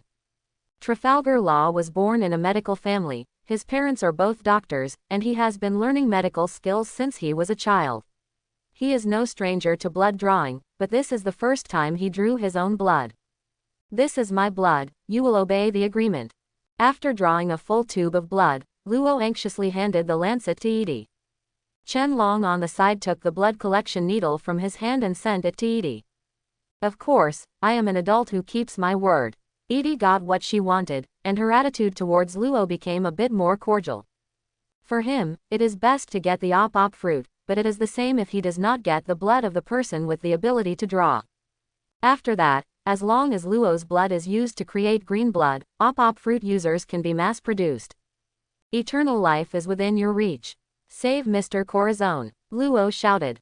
He just lost too much blood, suffered a heavy blow to his brain, and temporarily fainted. If you are an op fruit user, you can save him with your own strength. Hearing this, Luo suddenly remembered that he had eaten the op fruit. He hurriedly used his power on Rocinante. Recover, recover quickly, Mr. Corazon. While shouting, he did some useless work. Edie couldn't help laughing and said, op fruit is not magic. Go ahead and take him to a quiet place to recuperate. Luo tried a few more times, but he had no idea how to activate the fruit's ability. After hearing Edie's words, he calmed down and quickly checked Luo Nanwei's pulse. Realizing that Rocinante was still alive, Luo couldn't help but breathe a sigh of relief. He used his small body to pick up the unconscious Rocinante and tentatively left the place. Seeing that Doflamingo didn't dare to stop him and the other family members didn't take action, Luo stopped. He looked back at Edie, hesitated, and asked softly. "VRE, my name is Edie, and I'm a scientist. I remember. I will repay your kindness sooner or later. You have already repaid me, young man. Maybe one day in the future, there will be a chance to see you again." Trafalgar Law left, carrying the heavy Rocinante, and left here stepping on the snow. Watching the little guy go away, Edie then turned to look at Doflamingo. He stopped him from killing his younger brother, and then allowed Luo to lead the others away. This degenerate celestial dragons must have hated him to death at this time, right? Aren't you convinced? Foo. Since it is your will, let them go. Doflamingo laughed dryly and stopped mentioning op fruit. His territory is in the North Blue, but he also understands the situation in the New World. His business involves arms, and he also has business dealings with Kaido. As a resident of the Dark World, he maintains enough sense for the legendary 3 sovereigns and 1 emperor. Don't worry, I won't take action against either of them within 3 years. This is a sign of respect for you. Doflamingo was very sensible and took the initiative to propose a rule. Edie just smiled. He didn't care what happened to Luo and Rocinante, as long as they didn't do anything under his eyes. But Doflamingo respected his behavior and made him more satisfied. No wonder he is famous in North Blue and is very sensible. Goodbye then, Tomb. Edie didn't waste time, he wants to go back now and gain eternal life as soon as possible. Seeing his body slowly flying, Doflamingo immediately spoke and shouted. Dr. Edie, I am willing to sponsor your research institute. In one word, Edie made no move to leave. He turned his head slightly and locked eyes with the other person from the corner of his eye. Foo, it doesn't matter if I have a lot of money and no place to spend it, or it's just a temporary interest, doctor, I'll be happy to sponsor you. Kaido, Whitebeard, Big Mom, I'm not as good as them yet, but I'm very confident in my ability to make money. Please let me sponsor you. Doflamingo's tone was very sincere, as if he was going to force Edie to give him money if he didn't agree. When you arrive in New World, come to the beehive to see me. Quote. With a chuckle, Edie flew away. Qianlong glanced at the speculator and immediately spread his wings to follow. Doflamingo stood in the snow, looking up and watching Edie leave. When he could no longer see her, he couldn't help but grin. Dover, Torapal, one of the cadres, asked doubtfully, why should you give money to that person? After today, the family will enter the New World, and if they want to survive in that demonic sea, there are only two ways to go. Doflamingo looked at his palm and clenched his fist vigorously. A way to kill one of the three sovereigns and one emperor and replace him. The other way is to surrender to one of them and find yourself a protective umbrella. The forces in the New World are complex, even in the Dark World. For example, Dufeld, the king of loan sharing, because he often has business dealings with Hive, his power has expanded many times. No one dares to touch the business under this person casually. Because behind the other party is the doctor. The same is true for many other forces, large and small. Behind them are the shadows of the three pirate emperors. And the three emperors also have to pay protection fees to the doctor. It's all about paying protection money, why not give it to Edie? Doflamingo turned and walked towards the port. We're back. There's Marine nearby. Without Rocinante as a traitor, we won't be chased down as frequently in the future. Yes, young master. The little girl baby 5 followed the footsteps immediately and asked curiously, young master, is that doctor very powerful?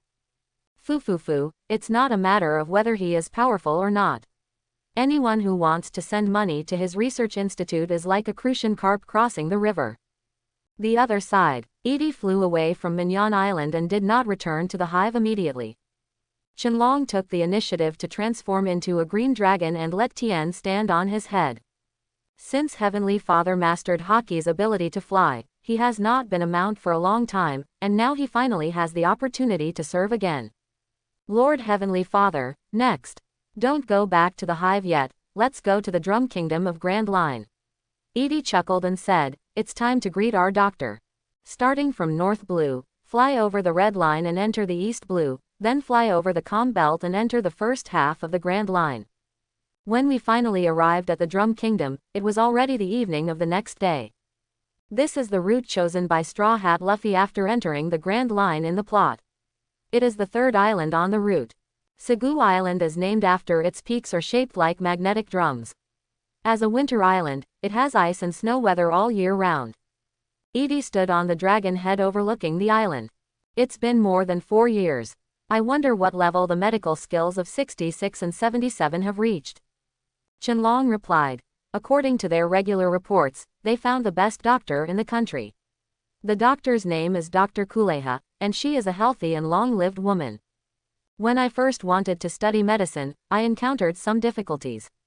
In the end, I don't know whether it was the power of money or the sincerity of the two little girls that moved each other. Let's go. Qianlong began to lower his height and headed towards a forest on the island. Dr. Kuleha does not live in a town, but lives alone in a tree house. She is called a witch in this country. The medical skills are very high, but the fees are quite expensive. Today, this country is still ruled by Wapple's father. The king has not driven out the country's doctors, and the country is still a famous medical power in the world. There is no shortage of doctors in the country, so not many people seek medical treatment from Dr. Kuleha. When Qianlong's head landed in front of the tree house, the place seemed deserted. There was only one door and a small window outside the treehouse. Edie looked through the window and saw 66 and 77 playing with a bunch of bottles and cans. After not seeing each other for more than 4 years, the two little girls have grown to be about 14 years old. Suddenly, 8 figures quickly sprang out from the treetops around the snow. They knelt down on one knee towards Edie, who was above Qinglong's head. Lord Heavenly Father, these 8 people are also about 14 years old, and they are the clones originally sent to protect 66 and 77. You have all grown up. You have done a great job, Yi Hua said with a smile.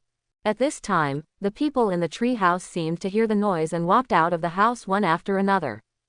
When they saw Edie and the green dragon at Edie's feet, 66 and 77 were both shocked. The two women immediately knelt down and saluted. Lord Heavenly Father, there were 2 more people who came out with them. To be precise, there is 1 reindeer per person. The woman is Dr. Kuleha, wearing purple leather pants and a small jacket. She is over 120 years old, but extremely energetic. The other reindeer had a blue nose and walked upright. When he saw the green dragon, he was so frightened that his soul flew out. Ah, the reindeer yelled. This is really amazing. Dragon, 3 emperors Kaido. Dr. Kuleha pushed her sunglasses up on her forehead with a shocked expression. She wore 2 pairs of glasses, the other one seemed to be a fashionable decoration. Edie jumped off the dragon's head and landed lightly on the snow without even a footprint. Get up. All 10 clones stood up. 66 and 77 looked at each other, and 66 said softly, Father, are you here to take us back? 77 added, Please give us a moment, we want to say goodbye to Mr. Reindeer and Dr. Dory. Regarding the current scene, the 2 women had been informed before coming. Edie smiled slightly, but his eyes fell on the reindeer behind the 2 women, who was so frightened that their souls were separated from their bodies. Chopper. No, Tony Chopper, the name was given by a male doctor named Cerulic. The time when the 2 met in the plot, if I remember correctly, should be 5 years later in 1514. Is it because of the butterfly effect that we met in advance? Etc. At this time, Dr. Kuleha came forward, looked at Edie with his eyes, and said in surprise, It turns out it's not Kaido, it's Qinglong, you are the evil scientist from the news station. I'm a scientist, my name is Edie, and I'm not evil. Edie smiled and said, In the past few years, 66 and 77 have been taken care of by you. ... Really? I see. Dr. Kuleha held her forehead and shook her head. No wonder these 2 little girls insisted on studying medicine with me. I refused, and they even kneel down in heaven and beg. She recalled what happened more than 4 years ago. At that time, these 2 little girls suddenly visited her treehouse and wanted to learn medical skills from her. After she refused, the 2 people knelt in front of the door for 10 full days in the snow. When she was young, if she didn't agree, she would even kneel and die in front of the door. Dr. Kuleha had no choice but to agree. At first she didn't understand why the 2 were so persistent, but the moment she saw Edie, she understood. No wonder 66 and 77 look so similar. No one would doubt that they are twins, but the other 8 little boys are different. I was just a little suspicious before. Dr. Kuleha narrowed her eyes and looked at Edie. So, they are all your clones. I will take them away today. Edie nodded and admitted frankly. Why, what do you want to do? A big shot like you won't look for trouble. If there is just a shortage of doctors, you can find as many doctors as you want with your power. Dr. Kuleha keenly sensed the abnormality. After 4 years of living, she had regarded 66 and 77 as her own daughters, and she wanted to know something. Edie won't tell her about the immortality surgery. He walked up to 66 and 77, reached out and touched their heads, and said with a smile, Say goodbye, as a reward for your efforts. Yes, thank you for your kindness, Heavenly Father. 66 and 77 looked happy. After living with natural people for a long time, they also had rich emotions. The 2 of them said goodbye to Dr. Kuleha and Chopper. Thank you for taking care of me over the years, Dr. Dolly. After we leave, please don't drink too much anymore. It's not good for your health. Young people, don't make irresponsible remarks to your elders. I still live a long life. Dr. Kuleha felt a little reluctant, but would not show it. After a brief farewell, the clones all walked up to the dragon's head. Edie knelt down and forcibly touched Chopper's head. "Your name, little reindeer." "Chopper. Tony Chopper." Chopper was very afraid of strangers. If Edie hadn't forced him to Master Bite, he would have run away. After a good stroke of Chopper, Edie jumped into the air with satisfaction and returned to the faucet. Humans are still really weird. They always have an urge to Master Bite to furry creatures, and he is no exception. Chopper, the future ship doctor of the Straw Hat Pirates, is a reindeer who ate the zone fruit. If you think about it carefully, most of Renren's fruits are phantom beasts, and only Chopper's is in common people form, which makes him smile. "Wait a minute, Dr. Edie, can't I see them again?" Chopper's face was full of reluctance, and he almost cried. One day 4 years ago, he was chased as a snow monster. It was 66 and 77 who rescued him and took him to Dr. Kuleha's treehouse for treatment. Edie was silent for a moment. 66 and 77 stood on the dragon head, waved to Chopper and said with a smile, "Bye, Mr. Reindeer, take good care of yourself." Under the reluctant eyes of each person and the reindeer, Qinglong Camel helped everyone disappear into the cold wind and snow. A few days later, Hive Research Institute. On the third underground floor of the institute, there is a human body modification laboratory. 66 and 77 were lying on the left and right operating tables respectively, undergoing ability transformation. Edie used Luo's blood factor to create a wrist-mounted green blood device, which successfully turned the two of them into artificial op fruit users. "Get up." After hearing Heavenly Father's command, 66 and 77 stood up from the operating table. The two noticed the difference in their bodies immediately. There is a wonderful device on 66's left wrist and 77's right wrist, as if embedded in the flesh. Through the glass surface of the device, you can see a kind of light green bubbling blood flowing inside. First of all, I want to explain that Paramecia's fruit ability can only be used in this way for the time being. Edie explained straight to the point for the two of them. Category 3 Devil Fruit. Zone, can directly clone Devil Fruit. Paramecia, the previous sweet fruit clone failed, and can only use the green blood device. Its disadvantage is that it needs to consume green blood. When the green blood is exhausted, it needs to be artificially replenished other places and Devil Fruit isn't much different. Logia, currently cannot be cloned. Therefore, for Edie, whether it is getting the op fruit or the blood of a person with blood abilities, it is okay. Even if he gets op fruit, he still needs to use a green blood device to turn both 66 and 77 into op fruit users. As for why 2 people are needed, this is for insurance. You have 1 month to get familiar with the abilities you have acquired. After 1 month, you need to perform the immortality surgery. Originally, if this kind of surgery is performed, the person who performs it will die. But I found a way that might save you from death. Upon hearing this, 66 and 77 knelt down at the same time and said respectfully, "Heavenly Father, please allow us to contribute a little to your eternal life." Edie finally relented. If it is an enemy, he can look at everything coldly, but after all, he is a clone created by himself. In a sense, he is the father of 66 and 77. In the third simulation, the earthly branch Qinglong was cloned, and the title, Heavenly Father, was also born with the birth of Qinglong. Presumably, the self in the simulation felt the same as he did when he chose this title. Therefore, a long time ago, Dee was thinking about how to make 66 and 77 survive after the immortality surgery. The result of thinking is that there is no way.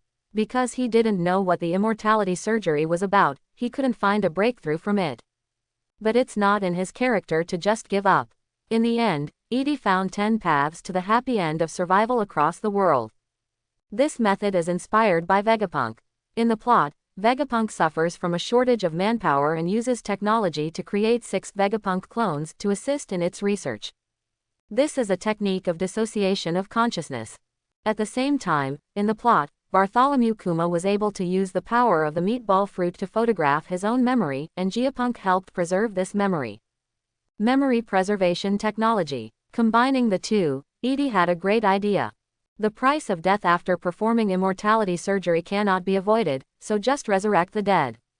Just before performing the operation, copy and save a copy of the person's memory, then clone a new 66 or 77 and enter this memory. In this way, people are resurrected, possessing the same blood factor, a perfectly cloned body, and a complete set of memory without loss. This is the same person. It's a different kind of resurrection. This is also the easiest way that Edie can think of at present without knowing what the immortality surgery is like. While thinking about his resurrection plan, Edie walked out of the human body modification laboratory. Go up to the second underground floor via the elevator and open the door to cloning laboratory number 1. In the cloning warehouses number 6 and 7, the new clones of 66 and 77 are ready. It's a pity that the big bear didn't come to save Ginny last year. Standing in front of the two sleeping clones, Edie was speechless. The person I like was taken away, and I was completely indifferent. The Revolutionary Army really just depends on who they choose. In the plot, Big Bear's consciousness was completely wiped out, and he was reduced to a loaned weapon, used as a mount by the Celestial Dragons. Sabo took people to rescue him. Ginny was taken away without any reaction. In Edie's opinion, this is entirely a matter of taste. Big Bear is outstanding in terms of combat ability. Although Ginny is also the captain of the army, her combat effectiveness is worrying. Meatball fruit plus consciousness separation technology plus memory preservation technology plus cloning technology equals resurrection. In this formula, the meatball fruit is now missing. Edie turned on the system silently. Scientific Research Simulation System. Number of simulations remaining, 1. During this time, the increase in reputation was getting slower and slower, and Edie understood that this was because the market was about to become saturated. All powerful people know his reputation, and his cloning technology is indeed the best in the world. But to ordinary people, what is cloning? It is very powerful, but what does it have to do with me? This should be the biggest reason for the slowdown in reputation growth. We need to open up the lower market. Whitebeard's commission is almost completed. When high-yielding grain varieties come on the market, we are likely to see another surge in prices. Putting aside the issue of reputation for the moment, Edie started a new simulation. This simulation project research on the separation and preservation of human memory. Necessary conditions for this simulation, blood factor theory. Necessary conditions have been met. Simulation begins. The first year, you have a clear goal to resurrect people after performing immortality surgery. You have already passed the early inference, and I have arrived at a reliable technical route. You secretly go to the Punk Hazard Institute and meet Vegapunk directly. Vegapunk is very happy about the arrival of you, the father of clones. You shared your cloning technology with him and gained Vegapunk's trust. You put forward the idea of resurrection, and invite the other party to participate in your research. Vegapunk readily agreed. You secretly started research on this project without telling the world government. The second year, you propose the idea of separation of human consciousness. Vegapunk was shocked by this. He said, "This is great. If it can be done, I can create a clone to help me." He misappropriated funds provided by the world government for research on earthly branch-level human cloning. The world government has not found it yet. Fourth year. With your help, Vegapunk successfully created 6 clones. You then proposed that in order to achieve the purpose of resurrection, you also need memory retrieval technology and memory preservation technology. You immediately started relevant research work. 8th year. With the addition of 6 Vegapunk clones, your research progress has been greatly accelerated. You have conquered the technology of human memory retrieval, but there are differences on how to copy a memory. Vegapunk believes that memory is unique to each person and there is no way to copy an exact memory. It is not cold data, it contains a person's feelings, ideology, etc. at that time. Even if a copy is made and injected into a new clone, this is not a true resurrection. You don't think so. A person's ancestry factor contains about 70,000 pairs of genetic genes. In terms of cold data, its actual size is less than 8 gigabytes. Memory is just memory. Clones with exactly the same bloodline factors will inevitably give birth to the feelings, thoughts and consciousness of that time after acquiring complete memories.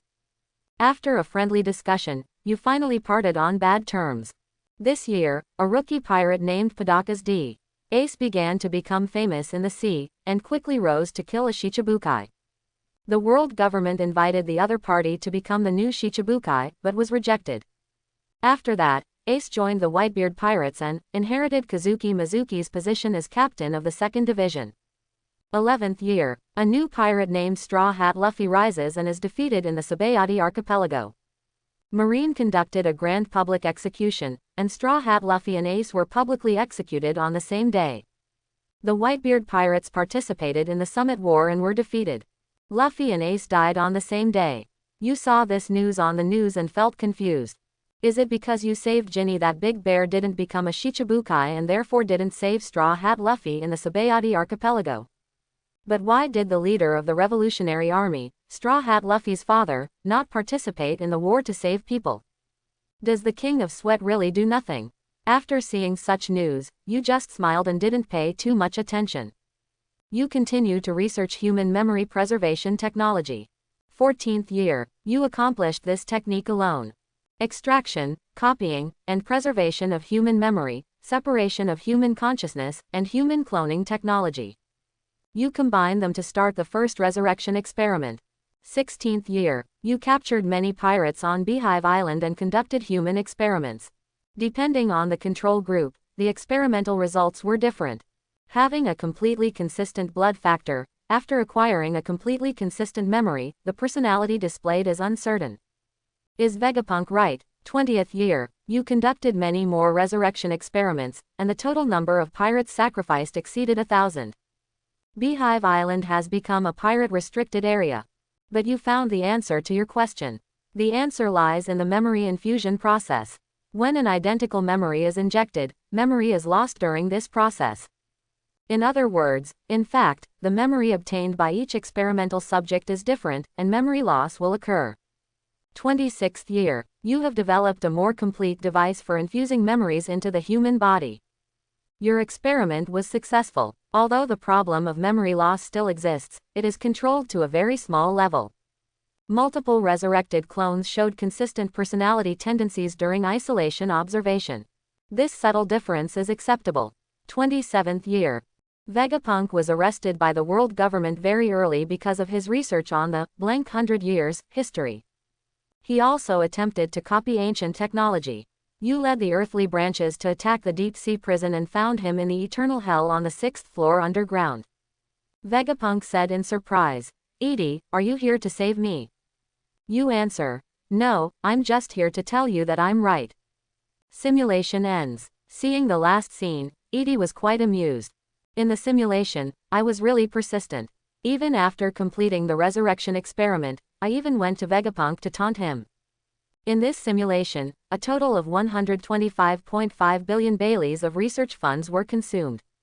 Simulation reward knowledge about the separation and preservation of human memory. Edie was a little surprised when she saw the amount of funding. It was only over 100 billion, which was much more economical than she had imagined. He thought it would break 10,000. Edie took out the phone and quickly dialed a number. Tutu, how much money does the institute have now? Ah, aren't you in the underground laboratory? You still called me. On the other end of the phone, Momoshiki was a little confused. He didn't even want to walk a few steps. How much do you love the laboratory? Answer me first. There are probably more than 140 billion and 9.7 tons of gold. A lot of gold has been consumed over the years, used to make some equipment. Although this thing is a general equivalent, it is also a necessary material in many scientific research equipment. I know, I will use some of it. You go ahead and do your work. Edie hung up the phone and chose to pay on the spot. In an instant, relevant knowledge about separation and preservation of human body memory flooded into my mind. Edie stood there blankly, and finally opened his eyes after half an hour. This method of resurrection is much more complicated than imagined. Edie immediately thought of his own vault. There should be more than 10 billion belly left now, so we have become poor. That's a little richer than the king of Dressrosa. 0. It seems that we need to bring high-yielding grain varieties to the market as soon as possible.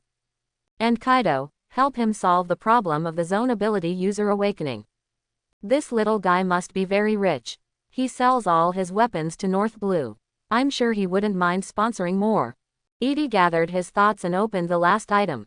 Extra bonus, human body memory extraction and injection instrument. It's actually this thing. It saves a lot of money. Edie looked delighted. You can't buy this thing, you need to make it yourself. It has been modified several times in the simulation. Not counting the research and development costs, the manufacturing cost alone is as high as more than 5 billion, which is more expensive than an op fruit. This was borrowed from world government in the early stage. This device has half of the credit of Vegapunk. The original version was developed by him and Vegapunk together. However, the two had a disagreement later, and Edie took it back to the hive, and then transformed it several times. We need to prepare a resurrection laboratory. Next, Edie returned to the third underground floor and used the ability of the island fruit to perform some transformations on the third floor. Only receive additional rewards later. Its appearance is a bit like the medical MRI equipment in the hospital, but of course there is none in this world. In a huge ring, there is a bed that can be pushed and pushed out. Of course, it is much larger and more complex. For the next month, Edie was busy remodeling and decorating the resurrection laboratory. Fortunately, you don't need to manufacture the core equipment yourself. It doesn't cost much to just renovate the laboratory.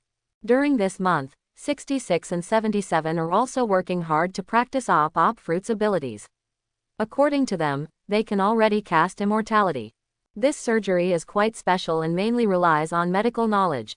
It is not difficult to master the skill itself. Edie did not immediately let the two of them enter the resurrection laboratory. Instead, he randomly grabbed a pirate from the prison and let him serve as the first guinea pig. Memory retrieval, copying, saving, everything is normal and the device is running well. After passing the preliminary test, it was 66 and 77's turn, and their memories were successfully preserved. From walking out of the number 6 and number 7 cloning warehouses to today entering the resurrection laboratory, the memories of more than 4 years have been accurately preserved in the equipment's database. At last, finally it was time for the immortality surgery. As a cautious person, Edie did not go up first, but called Tian Yushi. Edie doesn't have much affection for this wife. If the operation fails, irreversible results occur, or even dies on the operating table, he won't be too sad. However, if the immortality surgery is successful, the subject can obtain eternal life, and this kind of thing cannot be made in vain for outsiders. After thinking about it, Tianyu time is the most suitable. Then, 66 performed immortality surgery on Tianyu. The surgery lasted several hours, and Edie was monitored throughout. After the operation, Edie immediately checked Tianyushi's physical data and was shocked. All the cells in Tianyu's body have undergone tremendous changes. Completely different from ordinary cells, possessing incredible vitality and vitality, Dee named them immortal cells. Not only that, Tianyushi's bloodline factor also mutated to 5.9. If the ancestry factor is compared to a towering tree, then the genetic fragment representing lifespan is just a branch on the tree. But now, this branch is like an old tree sprouting and changing into the new spring. It can be named immortality factor. Not having the energy to study these things for the time being, Edie immediately ordered 77 to perform immortality surgery on himself. A few more hours passed. When the time came to 12 o'clock in the evening, the operation ended. Edie opened her eyes on the operating table. Is this eternal life? He slowly sat up and looked around. In the white room, all the earthly branches are present. They are responsible for guarding Edie's safety and guarding against any unexpected interruption during the operation. In addition to them, there were 2 corpses lying on the chairs beside them. 66 and 77. They closed their eyes quietly and died forever. Edie walked up to the 2 of them, touched their heads, and said softly, "Thank you, don't worry, you will return to the world again soon." The 7 earthly branches all knelt down and saluted. "Heavenly Father, congratulations on reaching the other side of life." Wei Yong said with a serious face, "How do you feel?" 17. Edie has never felt so good, and he realizes that time has frozen in his body, and it has stopped passing.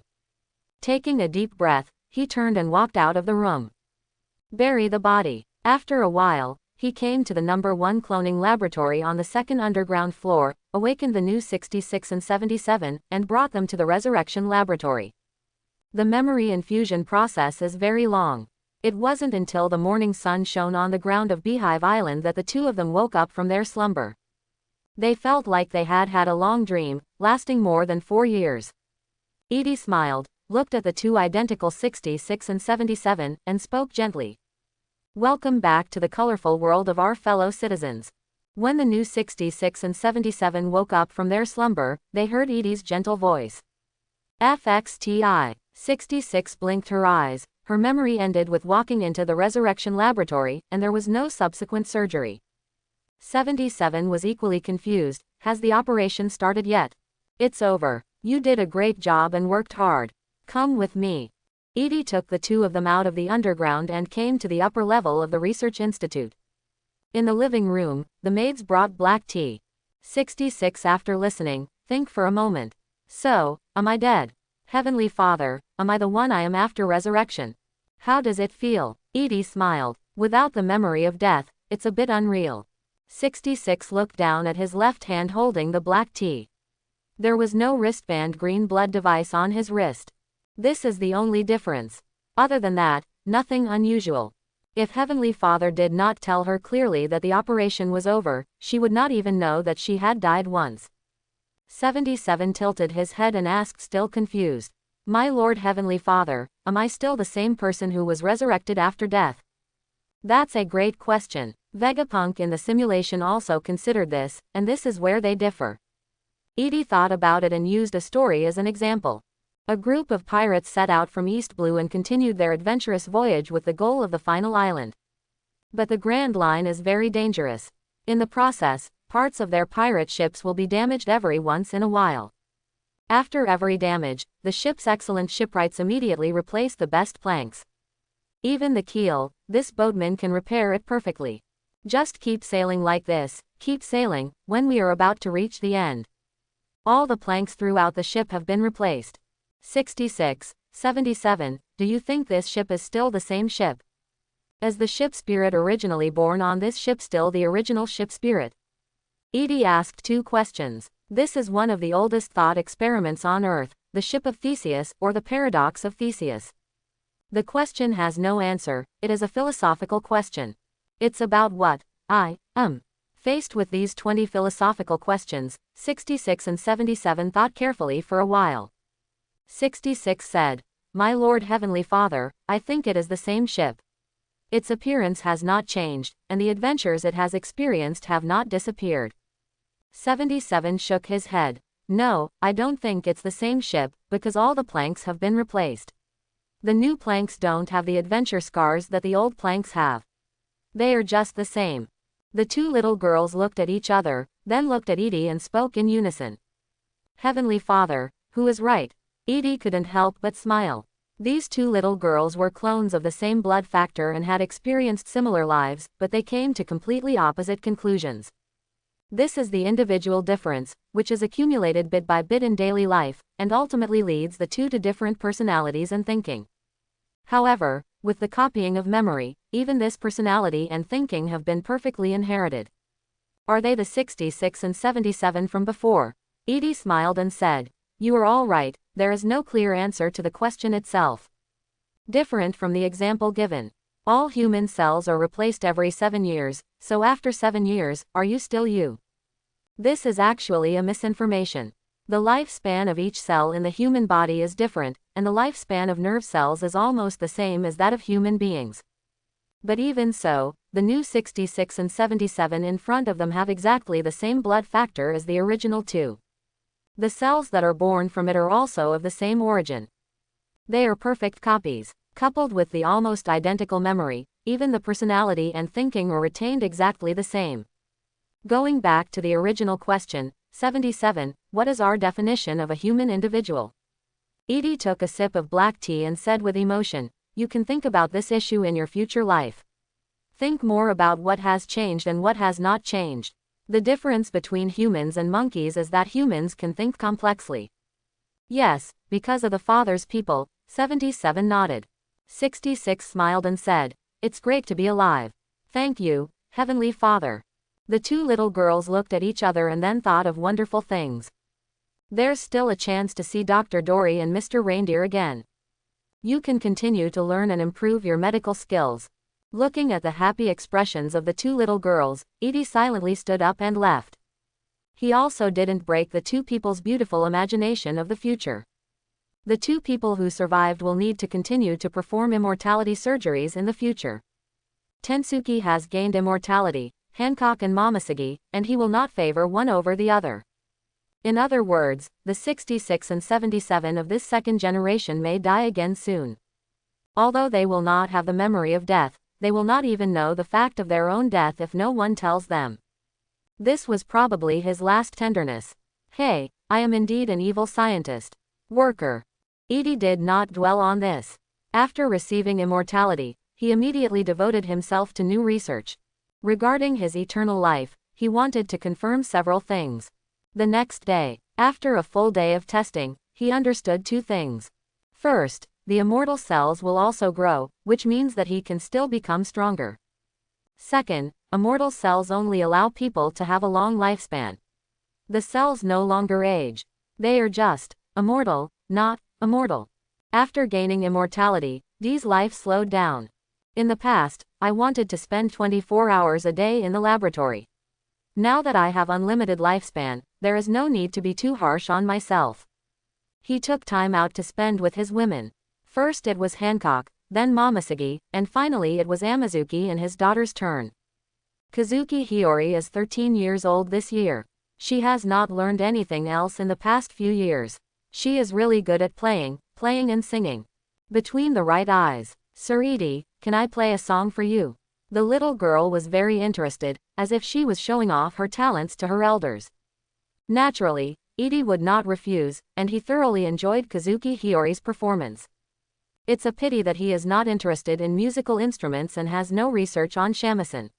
He only knows that it is pleasant to play. At the end of the song, Kazuki Hiyori showed off her dance again. Her mother, Tien-yu, was accompanying her, and the mother-daughter duo's performance made Edie happy. Master Edie, how was my dancing? At the end of the dance, Kazuki Hiyori panted slightly and walked up to Edie with a look on her face that was begging for relief. She didn't know what happened between her mother and Edie, but she had been living with Edie for these years, and she already regarded Edie as a father-like figure in her heart, and she didn't even have this awareness herself. Of course, Kazuki Oden died when she was 6 years old. She has no memory of before she was 3 or 4 years old, and Kazuki Oden's appearance has almost been forgotten.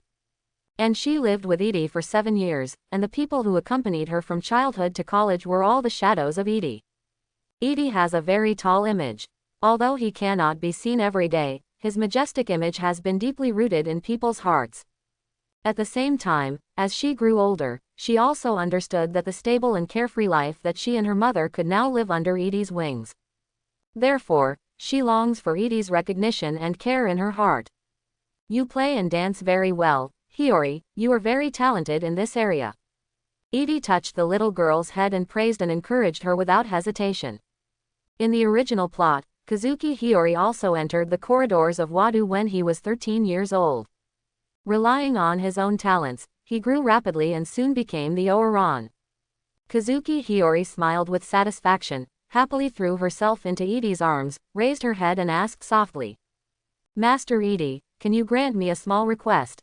What, you stay in the laboratory every day, and you often don't see anyone for several days. Can you come and see Hiyori more in the future? Edie was startled for a moment, then smiled and said, okay, then you have to work hard and master some other instruments besides the shamisen. Do you want me to help you find a music teacher? Really? Kazuki Hiyori's eyes lit up and he said excitedly, I also want to learn other musical instruments and dance, but my mother only knows shamisen. I heard that there is a king of musical instruments called piano. Can I learn it? Okay, I'll find you a music teacher and a dance teacher. Edie rubbed the little girl's emerald green hair. The child must have regarded him as a father figure. She has learned how to run into his arms and act like a spoiled child. In a sense, it seems to be true, he slept with his mother. Tianyu, who is sitting on her knees and holding the shamisen, has a gentle smile on her face, as if she is watching the warm exchange between father and daughter. After staying with mother and daughter for a while, Edie got up and left. Although he promised to spend more time with them, a man's words can be deceiving. He still has many things to be busy with. Qianlong, get ready and come with me to Wanokuni.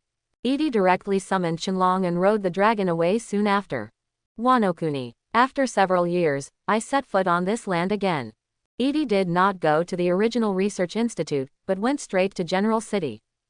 Jin entertained him immediately. After Kaido learned the news of his arrival, he came over from YG Island without stopping. Long time no see, Edi. After not seeing each other for a few years, Kaido has grown taller and stronger. He first said hello to Edi, and then looked at his clone.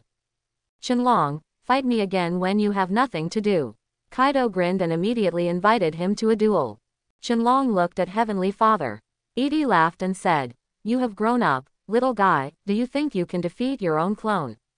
"Of course, I'm not on vacation these years, I'm not the same person I used to be." Kaido was full of confidence. "If you want to discuss it, put it aside first." Edi waved his hand and said, "I came to you this time to help you solve the problem of Zone's ability awakening." As soon as he finished speaking, Qianlong immediately took out a devil fruit and placed it in front of Kaido. Jin was shocked when he saw it. "This is my Pteranodon fruit." Zone dragon fruit, ancient species Pteranodon form. Yes, this is an ancient fruit that was perfectly cloned through your bloodline factors. Edi nodded. Kaido was no longer in a hurry to fight with Qianlong. He sat down cross-legged and said with a smile, "You gave me two choices, the ordinary Zone devil fruit, or the awakening of Zone's ability." "That's right, you chose ability awakening. Then what does this fruit mean now?" Kaido picked up the wine bottle on the side, took a big sip, and said with a grin, "There are no two replica fruits grown in ancient times. When did you start being a good person? If you want, I can give you a copy of the blue dragon fruit." Edi smiled half-heartedly. Kaido was shocked and immediately started thinking. What made Edi's attitude change completely? The only difference compared to the past is Yamato. Did his good daughter succeed? He successfully became Edi's father-in-law. Okay, Yamato, I really didn't support you in vain." Kaido was overjoyed, and his eyes immediately became extremely friendly when he looked at Edi. "Edi, we are a family from now on, and we need to be even closer in the future," Kaido said with a smile. "Edi, who is with your family?" He was not an idiot. He immediately thought of something and was at a loss of whether to laugh or cry. What a wonderful dream Kaido had, using his daughter to catch his son-in-law. It's a pity that he's not that hungry. How old is Yamato? How could he do it?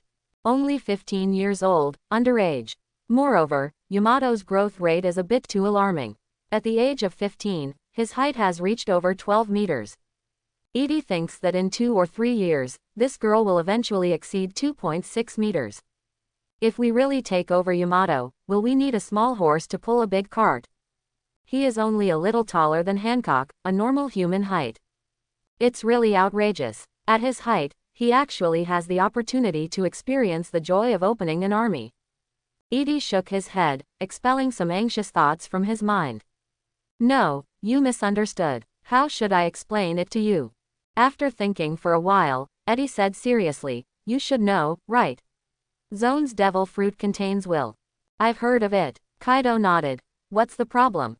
"The awakening of Zone is the awakening of the will of the fruit." Edi picked up the Pteranodon fruit and chuckled. "Then what do you think, one person eating 2 identical Zone fruit, what will happen?" Kaido and Jin both opened their eyes in shock. Double Zone's will. Is this forcing the ability user to awaken? Jin blurted out in shock. "Wait. If one person eats 2 devil fruit, he will die." Quote. The wisdom of monkeys. The corners of Edi's mouth raised slightly. "Why do you have this understanding?" Kaido narrowed his eyes and said, "I have eaten it. I have been caught by marine many times before. They tried various ways to kill me, but they failed. One of them was to feed me. Eat the second fruit." Quote. Hearing this, Edi was a little surprised. "Then, what happened?" "It didn't work," Kaido Haki said. "I am too strong. The blue dragon fruit is too strong. The second fruit I ate brought me a certain amount of pain, but the pain disappeared soon. Maybe it was the green dragon in my body that ate the outsiders who rashly broke into the territory." This is just his personal speculation without any basis. Edie smiled, noncommittal. Of course it's not because of this. The reason why a person with abilities is a person with abilities is because after eating the devil fruit, his bloodline factors were instantly transformed. Your bloodline factor is extremely powerful, and the second fruit fed to you was unable to complete the transformation of your bloodline factor, so it didn't work. Ordinary people don't have as powerful a blood factor as you, so after eating the second pill, they will die due to the collapse of the blood factor. Edie has seen many experimental subjects whose blood factors have collapsed. Mainly in simulation. The circumstances of death are also different. That's too far. Edie threw the pteranodon fruit to Jin and said bluntly, eating 2 devil fruits will indeed cause problems, but eating the same devil fruit, it won't. Such a thing has never happened in the history of devil fruit. The technology for replicating devil fruit was only completed in recent times. In the plot, Vegapunk was the first to do it, he copied the blue dragon fruit. And now, he is the first to complete it. Therefore, he was the first to discover the mystery of Zone's awakening. Is it really okay? Kaido was a little unsure. If it fails, Jin will die. Have you tested it? Kaido is very concerned about his right-hand man. Edie smiled, looked at Jin, and said jokingly, the road to awakening has been opened for you, it's up to you whether you dare to step on it or not. Jin held the pteranodon fruit in his hand with a calm expression. He never thought that one day he would eat this fruit for the second time. Don't underestimate me, doctor. He swallowed the devil fruit in his hand. The next moment, his face began to distort, and the intense pain made him kneel down with a plop. Ah, there was something wrong with the last chapter. Pteranodon is an ancient species, not a fantasy beast. I was confused. P.S. I have updated some introductions to clones related to my work. If you are interested, you can take a look. Jin let out a painful scream, knelt on the ground and huddled up. Is there something wrong? Kaido's expression changed slightly. Edie looked calm. He had not tested it before, or in other words, he was testing it now. But he has this confidence, and there will be no problems with his theory. People with abilities cannot eat the second devil fruit because the second fruit will change the original blood factor. A conflict between the two will lead to the death of the person with abilities. The second ancient species that Jin eats, the pteranodon form, will not change its own bloodline factors, so there will be no problems. Zone's awakening is risky, he smiled. He is fighting against the awakened animal will. As long as he suppresses it, he will succeed. I can't suppress it. Kaido was not so optimistic. Can't you suppress it? Little guy, do you want to impel down the jailer beast? Edie chuckled, the will of the ancient species is very strong, you'd better pray that he can successfully suppress it. While the two were talking, Jin, who was lying on the ground, curled up and trembling, suddenly roared. That was not the roar that humans would make, but the sharp scream of the ancient creature Pteranodon. Jin's ability went berserk and uncontrollable, and he entered the human form. The sharp long beak let out a scream, and the dark Pteranodon's wings shook, suddenly breaking through the ceiling of the house and flying over General City. Running away, it seems the situation is not optimistic. Edie calmly took a sip of tea. Kaido couldn't sit still. Edie doesn't care about Jin's life or death, he cares a lot, this is his subordinate. He stood up and said in a deep voice, what should we do now? Go and fight with him. If you don't stop him, the flowers will turn into rubble. Edie thought for a moment and said, you can't help. Awakening can only get through it on his own. After a pause, he comforted little guy. Don't worry, even if you fail, you won't die. At most, your will be suppressed. You will still have a strong subordinate in the future. What kind of comfort is this? Kaido immediately walked to the window, jumped out, and transformed into a blue dragon. He is now General Wanokuni, and Wa is his territory. He pays him a lot of taxes every year. He cannot let Jin destroy this city. Seeing this, Edie also stood up and flew out lightly. He put his hands in the outer pockets of his white coat and silently observed the awakening state of the ancient species. Qinglong Kaido opened his mouth and bit the Pteranodon in one bite, then took him outside Wadu. The two immediately broke into a fierce fight. Edie followed suit. Behind him, Qianlong couldn't help but frown and said, Heavenly Father, Jin's combat power has become much stronger in one breath. Of course, once Zone awakens, among other things, his ability to withstand beatings will increase exponentially. Zone was originally very resistant to beatings, but after awakening, she became even more outrageous. As long as you are not beaten to death on the spot, your physical strength will recover very quickly. In the plot, the jailer beasts in Impel Down were knocked down and defeated several times by Straw Hat Luffy, and they stood up again after a while. That's still an ordinary Zone. Jin is an ancient species and will only be stronger. The two of them flew in the sky, observing the fight between the Azure Dragon Kaido and the toothless Pteranodon Jin from a few hundred meters away. Kaido doesn't want to kill Jin, he just wants to suppress the opponent. But as time went by, Kaido became more and more surprised as he fought. He knew Jin's fighting ability very well.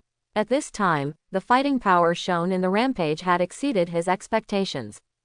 The Pteranodon seemed like a beast that had just escaped from trouble, attacking everything around it crazily. Behind it was the sacred fire of the Lunaria clan, and it suddenly swooped down, using its sharp long mouth as a weapon, and stabbed directly at the blue dragon Kaido. Boom! In the violent collision, the shock wave was like an invisible big hand, plowing the surrounding ground.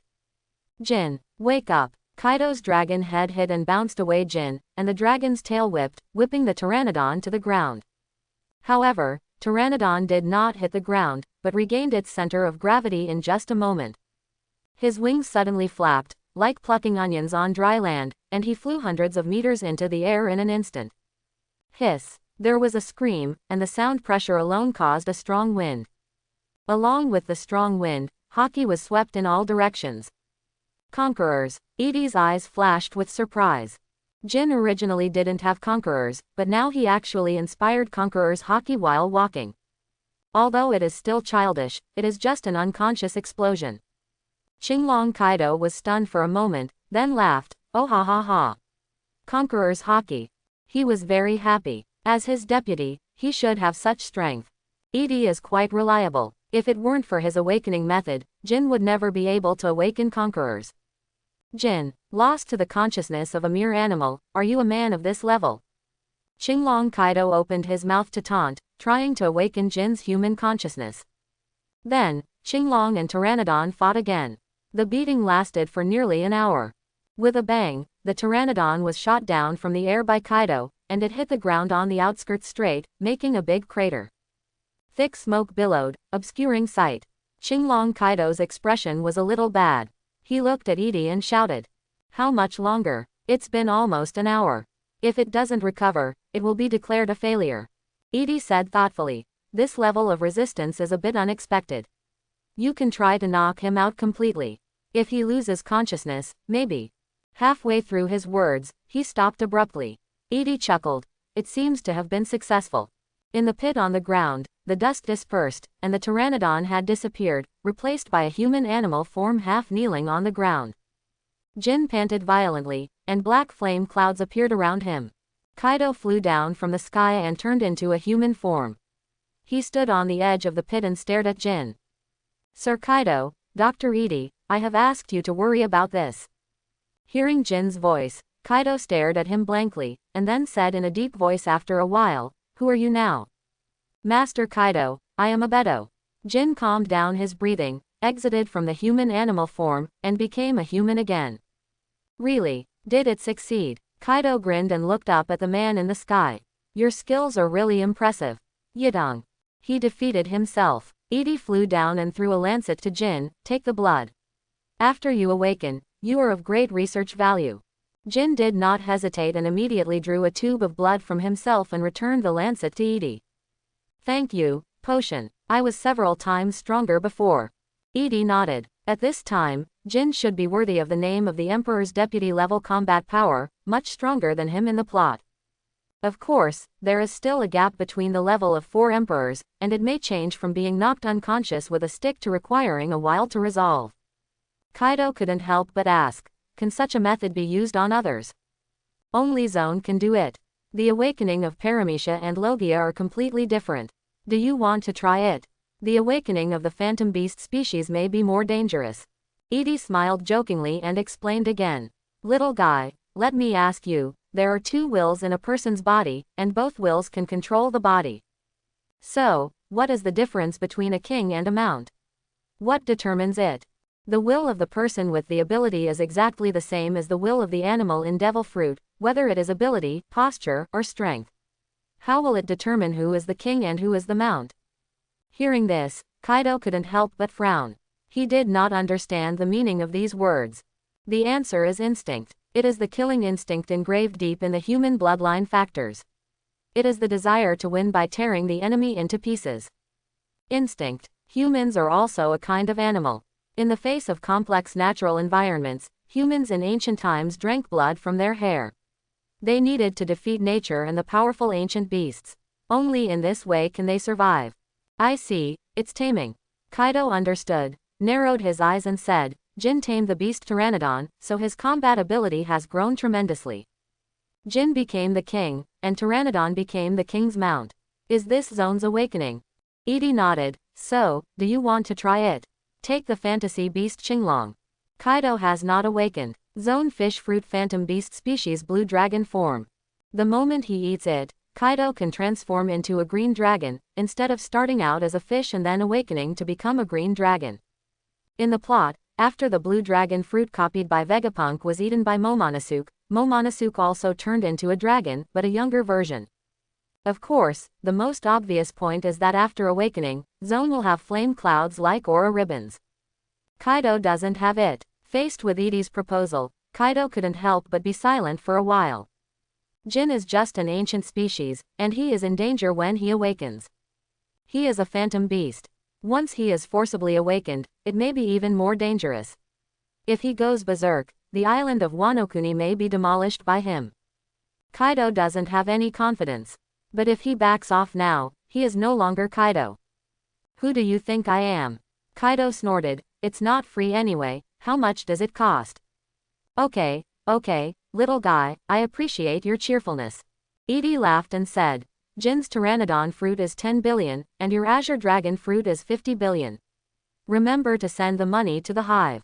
When the money is in place, the fruit will be in place. Kaido, you're so welcome. As if reading his thoughts, Edie said, don't think it's too expensive, that's it, it's just a friendly price. Do I still have to thank you? Kaido's face turned dark. You're welcome, we don't have any friendship. Jin's head hurt when he heard it. Did he just eat 10 billion? I will prepare the money as soon as possible. Kaido finally agreed. Money can be earned over time, but the copied devil fruit can only be obtained from Edie. This idiot is really a vampire. Think about it carefully, have you been working for him all these years? Kaido couldn't help but feel a headache, and thought to himself that it would be better if his daughter worked harder and turned Edie into his son-in-law. This vampire must be embarrassed to ask for such a high price, right? Yamato, I sent you to the beehive, not to let you go on a trip. At this time, a group of pirates came towards us.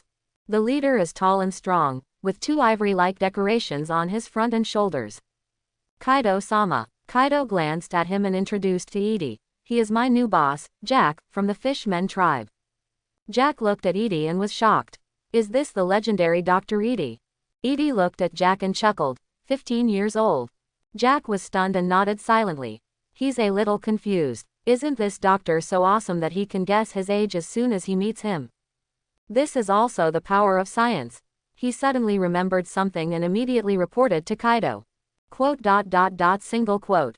Kaido-sama, the thing has been found. Oh. Kaido was so shaken that he forgot about the pain of having to pay 60 billion.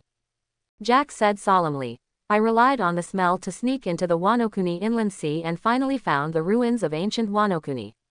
At the same time, I also found the red historical text that you want, Lord Kaido. The red historical text is also called the road sign historical text. After collecting all 4 pieces, the coordinates will point to the real final island of Lahudal. A place that only Roger, the Pirate King, has ever visited in history, is the resting place of the legendary treasure One Piece. Good job, Jack. Kaido was delighted.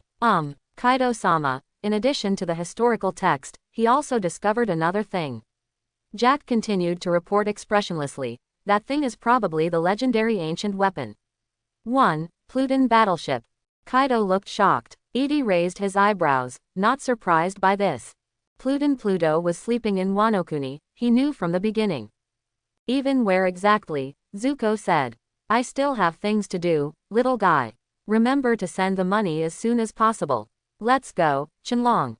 Edie left a message and immediately left with Qianlong. Seeing this, Kaido immediately said, "Are you not interested in ancient weapon? Who would care about scientists? If Jack's information is true." After a pause, he thought of something good, and immediately grinned and said, "I can give you Pluton to study for a period of time, for only 60 billion. Let's wait until you can start it." Edie waved his hand without looking back and quickly disappeared from Kaido's sight. Kaido frowned. It seems that the 60 billion will have to be handed over in the end. Yamato, as my daughter, can't you help your father share some of his pain? The other side. Edie heads to Geisa's artificial devil fruit laboratory. Qianlong whispered, "Sir Heavenly Father, if the information is true, I need to go." It's not necessary. Awakening the ancient weapon requires understanding ancient texts. Edie shook his head. Moreover, if you want to open Pluton, you have to demolish the high wall surrounding Wano-kuni. This is a big project. When he finds Nico Robin one day, it won't be too late to study Pluton.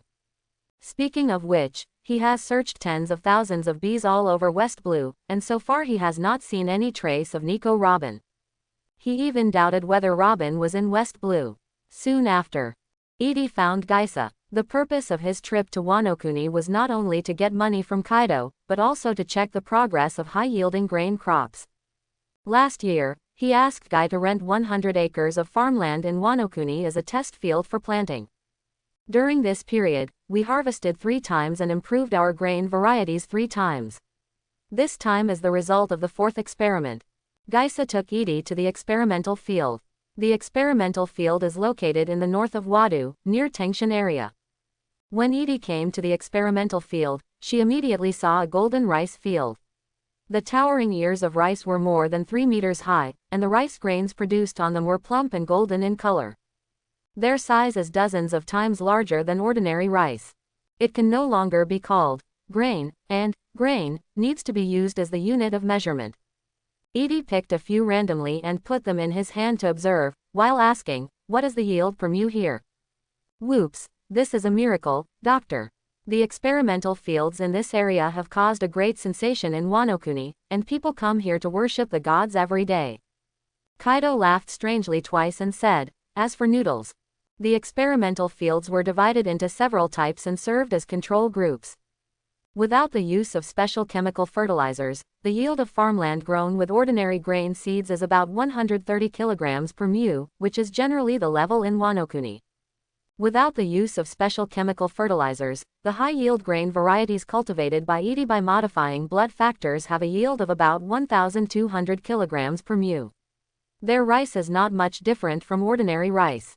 After using special chemical fertilizers and high-yielding grain seeds, domestic production soared to about 8,800 kilograms. Only the 3rd type of rice is granular. 8,800 pounds. Edie was shocked.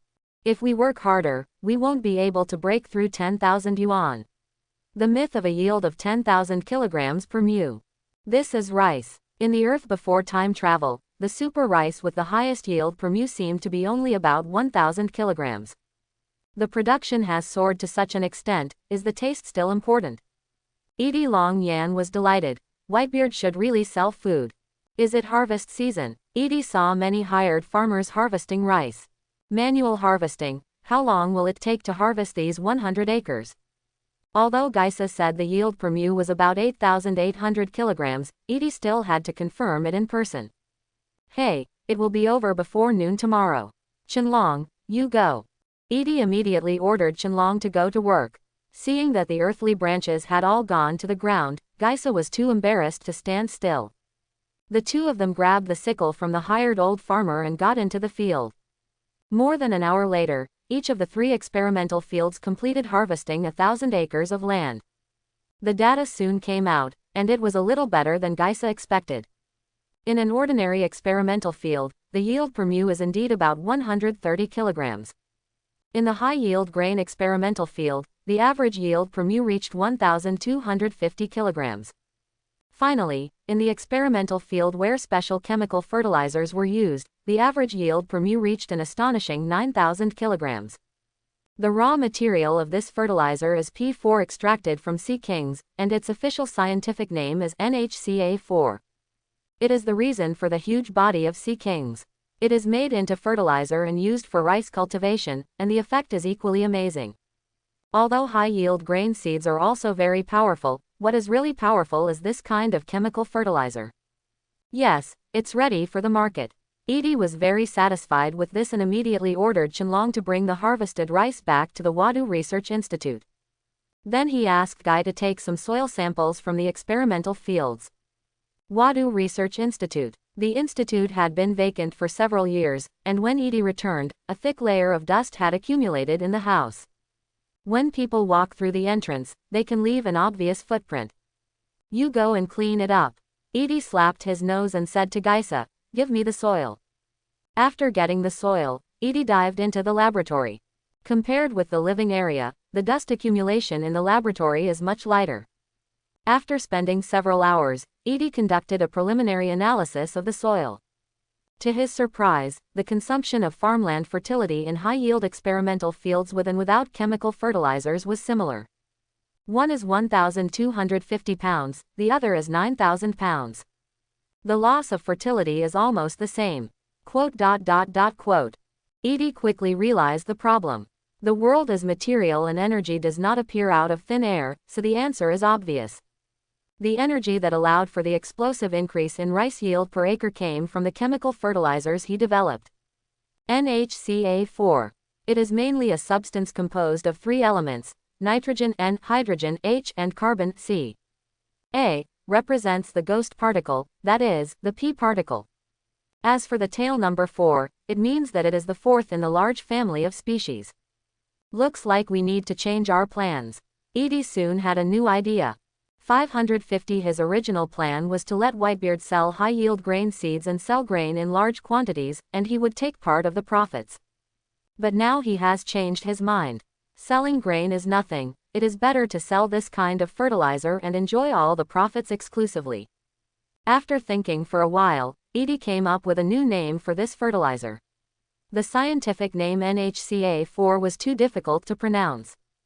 Jinkala. There is no doubt that when it comes to fertilizer additives, of course this is the name. However, selling fertilizer requires a manager. Edie packed up the debris, turned around and walked out of the laboratory. As a scientist, it was a bit too delicate to go into business on his own, and he needed someone to do the chores for him. Coming to the living room, Geisa and Qianlong quickly cleaned up the accumulated dust, and the dull air took on a new look. "Thank you for your hard work. It's my honor to serve you, hee." Guy showed a flattering smile and floated to Edie like a ball of gas. "Doctor, next year's funding. The annual funding of more than 10 to 2 billion is not enough." Edie remained calm, not doubting in his heart whether this guy was misappropriating funds to listen to music again. Maybe there is a diary in his laboratory. Ahem, I want to start a new project. Guy's eyes flashed with intense light, a weapon of mass destruction. A super weapon that can destroy a country with one shot. Poison gas. Yes, gas bomb. Guy pointed at himself, the meaning was obvious. Logia gas fruit users use their abilities through technological means to develop weapons. After thinking about it, Edie agreed. Once you cause an accident in Wadu, you go and explain it to Kaido yourself. Hey, please don't worry, I will be careful. In the original plot, this guy blew up Punk Hazard, causing Vegapunk to have to move and go to the future island of Egghead to rebuild the research institute. The world government thought it was an experimental accident, but it was actually a poisonous gas bomb deliberately detonated by Guy in revenge. We will give you an additional 500 million yuan next year. It will depend on your research progress at that time. Edie sent Gyosa away. There's nothing wrong with the poison gas bomb itself. Maybe you can throw a few at Mariajoy in the future. Thank you, Doctor. Geisa was so moved that his face burst into tears and he almost hugged his thighs. The next day, Edie performed the necessary treatment on the 10 acres of rice, and then asked Qianlong to leave Wanokuni with this high-yielding grain. The Whitebeard pirates are not on Palm Island. Unlike the other two pirate emperors, Whitebeard prefers to stay on the ship. Moby travels through the sea all year round. Edie contacted Whitebeard on the phone and found him quickly. Standing on the dragon head overlooking the ships on the sea, the size of the Whitebeard pirates has expanded compared to the last time they met. In addition to the main ship Moby, there are also 4 beluga ships accompanying it.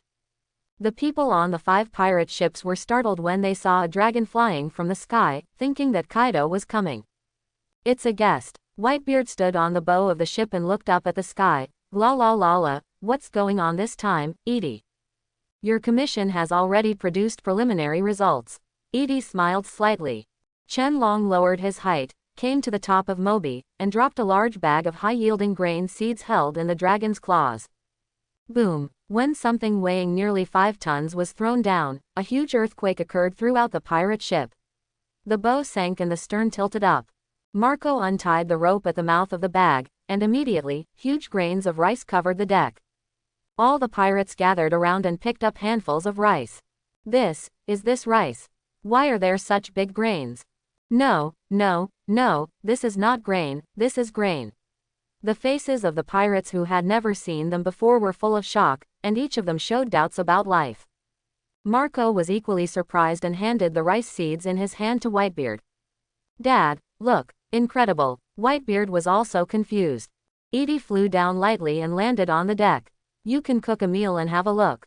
This is the 4th generation grain, with a yield of more than 1,200 kilograms per mu.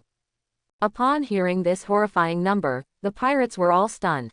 Really, Whitebeard's pupils shrank. He was a lot older, and he couldn't help but feel a little excited at this time. After saying that, I realized that I had asked a stupid question. There was no way Edie could lie to him about something like this. On the one hand, it is easy to expose lies. With the technological strength of the other party, it is impossible to do such a shameless thing. The money I sponsored you was indeed not wasted. Whitebeard laughed twice and immediately called the chef. Sachi, go and prepare it. I understand. The captain of the 4th team, Chef Saki, immediately started taking action. What Edie brought was grain seeds, not hulled into rice. But it didn't matter. Saki filled dozens of barrels with large barrels, and after returning to the kitchen, he personally led people to grind the rice seeds into rice. There are nearly 1,600 people on the 5 ships, preparing a grand banquet to celebrate the birth of the world's #1 rice seed. Everyone is excited. The kitchen gets very busy. While the chefs were preparing the banquet, Whitebeard warmly entertained Edie and the 2. Thank you so much, Wah. In all my years of living, this is the first time I've heard of rice yields exceeding 1,000 kilograms per mu. Rice is also grown in my hometown. I worked in the fields when I was very young. At that time, the yield per mu was only a little over 200. You have increased the yield 5 to 6 times. Edie, you are a great scientist. I toast you. It is said to be a cup, but it is actually a jar.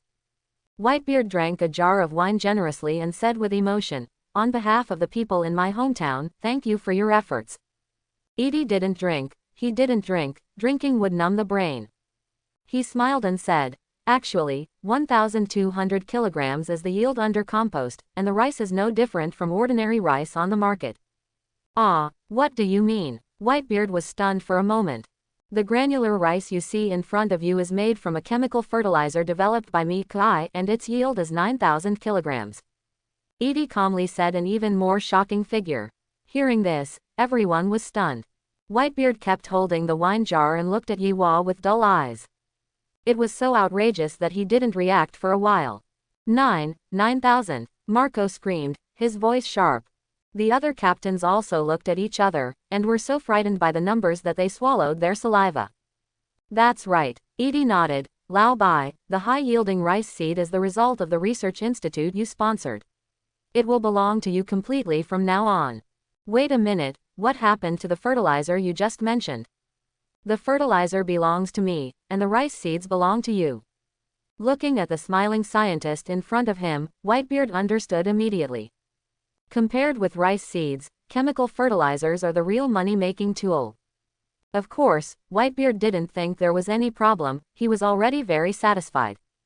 That's it, I have no objection. As he spoke, Whitebeard drank heavily. He was already imagining the future where people in his hometown would never go hungry again. There is so much food that the barn can be filled. The rats in the barn are eating them up. A world where everyone is filled with happy smiles, no matter the elderly, children, or couples, no one goes hungry. A world where people sing and dance around the bonfire to celebrate the harvest. Thank you, Edie. You helped me fulfill a dream. Whitebeard thanked him again. Edie chuckled and said, although it's a bit disappointing to say it now, I still want to remind you of something. Next, he explained some shortcomings of fourth-generation rice seeds. First of all, this kind of rice has high requirements on land fertility and must be rotated. Secondly, it is not cold tolerant. Because it is a rice seed cultivated according to the climate of Wano-kuni, it is grown in the Grand Line's Dongjima. It is impossible to plant successfully. The climate on Grand Line is very strange. All islands can be roughly divided into 4 types: spring, summer, autumn and winter. And each kind of island has 4 seasons: spring, summer, autumn and winter. Therefore, there are 12 seasons in this sea area. After hearing these words, Whitebeard pondered for a moment. You just said that this is the 4th-generation rice seed. If I continue to sponsor you, we can solve the problem of Dongdao planting in the 5th generation and 6th generation. Quote. It's okay, it's okay. Edie looked troubled. Isn't it just winter rice? Just have some hands. Of course, you can't say that, otherwise how can you get Whitebeard to pay more sponsorship fees? A matter of money. Whitebeard grinned. The two have known each other for many years, and he already knew Edie's temper very well. 20 billion a year, okay. Make a deal. Edie agreed on the spot.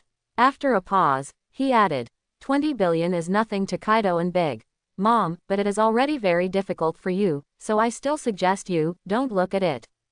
It's limited to your hometown, but people all over the world are eagerly waiting for it. Go ahead, Whitebeard, and become a grain tycoon. If you sell rice seeds all over the world, then I can sell golden rice seeds all over the world. Win-win. I won twice. Anyway, more or less of the money you spend selling food will be invested in my research institute. Tons. Whitebeard raised his head and drank heavily. After a while, he wiped the wine from the corner of his mouth and said, I sell grain, you sell fertilizer. You la. I can't compare to you, Edie. Okay. I will listen to your opinion. Whitebeard finally made up his mind. Edie is indeed right. The annual sponsorship fee of 20 billion is beyond his ability to bear. The annual income of the Whitebeard pirates is of course more than 20 billion, but they have a lot to spend money on. He must pay money to each crew member, and those who follow him must not lose their share. There are also materials sent to my hometown. In fact, the 10 billion every year over the years has made him feel a heavy burden. Just for the dream of having enough to eat, he gritted his teeth and persisted. I would rather save other expenses, but it will definitely waste Edie Bailey's research funds. Several years of persistence finally paid off. He was not mistaken. But 20 billion is different. This is indeed more than he can afford. Therefore, food must be sold. Okay, let me help you choose a name. Let's call it Jink Grain Company. Edie laughed and said, stop being a pirate. What future does a pirate have?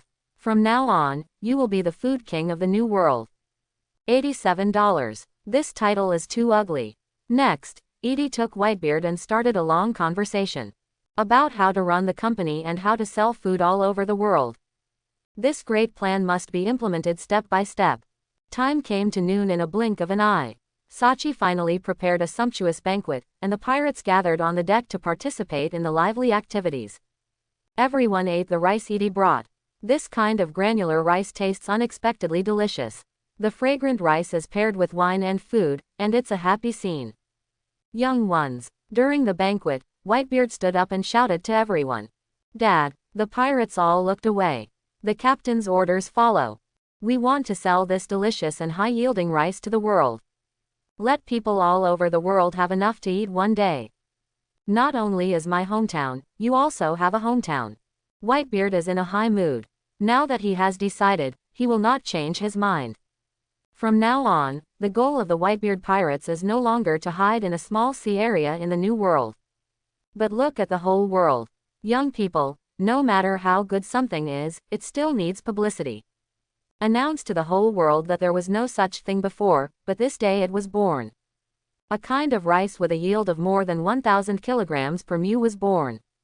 If we use Jinka garbage together, the output can even reach more than 9,000 kilograms. This is a miracle. Having said this, Whitebeard took a deep breath and shouted, "Pirates are free. From now on, we will become pirates running a food company. We hold a press conference to tell the world and let the world celebrate the birth of Beehive Collection." Oh, the pirates all raised their arms and shouted, becoming extremely excited like monkeys in heat. The name, Honeycomb Rice, was Whitebeard's idea. The Beehive of Beehive MI does not refer to the Beehive Island, but the Beehive Research Institute. In order to announce the birth of the world's highest yielding rice to the world, it is necessary to hold a grand press conference. This is Edie's suggestion, in order to gain a lot of scientific research reputation in one go. The venue of the event is naturally on Beehive Island, so some preparations are needed. First of all, we must invite the news media. The world's largest newspaper, World Economic News, must be invited. Secondly, at the press conference, fertilizers such as Jinkula will also be launched. Edie needs to find a suitable agent before the press conference, and the target candidate is already available. Well, for the press conference, I need to go back and clean up the pirates on the island, and C will do some preparations for the press conference. After the banquet, Edie said goodbye to Whitebeard and returned to Beehive Island with Chenlong. Bunny. After returning to the institute, Edie immediately found Momoshiki and gave him a few instructions. In order for the press conference to be held normally, the pirate group on the island needs to be cleaned up. "Are you going to arrest me?" After hearing this, Momoshiki said with a sense of justice, "I have long wanted to clean up the pirates on the island. These lawless villains are better behaved in the hive. Outside the hive, they are all scum on the sea." Then she took Edie and counted the good deeds of the pirates. Edie listened with a smile and said cheerfully, "It's up to you, it's okay to kill them all. It's too troublesome to catch them, so they have to dedicate manpower to imprison them. There are still dozens of pirates imprisoned in the institute, all of whom were caught unruly. For example, they did not buy indulgences when they landed on the island, secretly sold second-hand indulgences, had private fights on the island without permission, destroyed towns, etc. These captured pirates were kept in a secret room of the Research Institute, specially used for human body transplantation." "Ah, kill them all. I think you are a bit too extreme." Momoshiki's beautiful eyes widened. She didn't want to kill all the pirates. When Marine catches pirates, they usually send them to prison, especially those with abilities who try not to kill them if they can. Because after killing the Esper, Devil Fruit will be reborn, and others may have new troubles after gaining power. It is precisely because of this that pirates captured alive and sent to Marine base can get 100% of the bounty, while dead pirates can only get 70%. Anyway, it's up to you. During the press conference, I don't want to see any pirate group on the island." "Understood. Also, you contact Morgans and invite him to attend the press conference." "I'll contact you right away." Momoshiki sprang into action. As one of the Heavenly Mothers, she mobilized the two earthly branches Cho-Niu and Wei Sheep as well as 100 bee soldiers.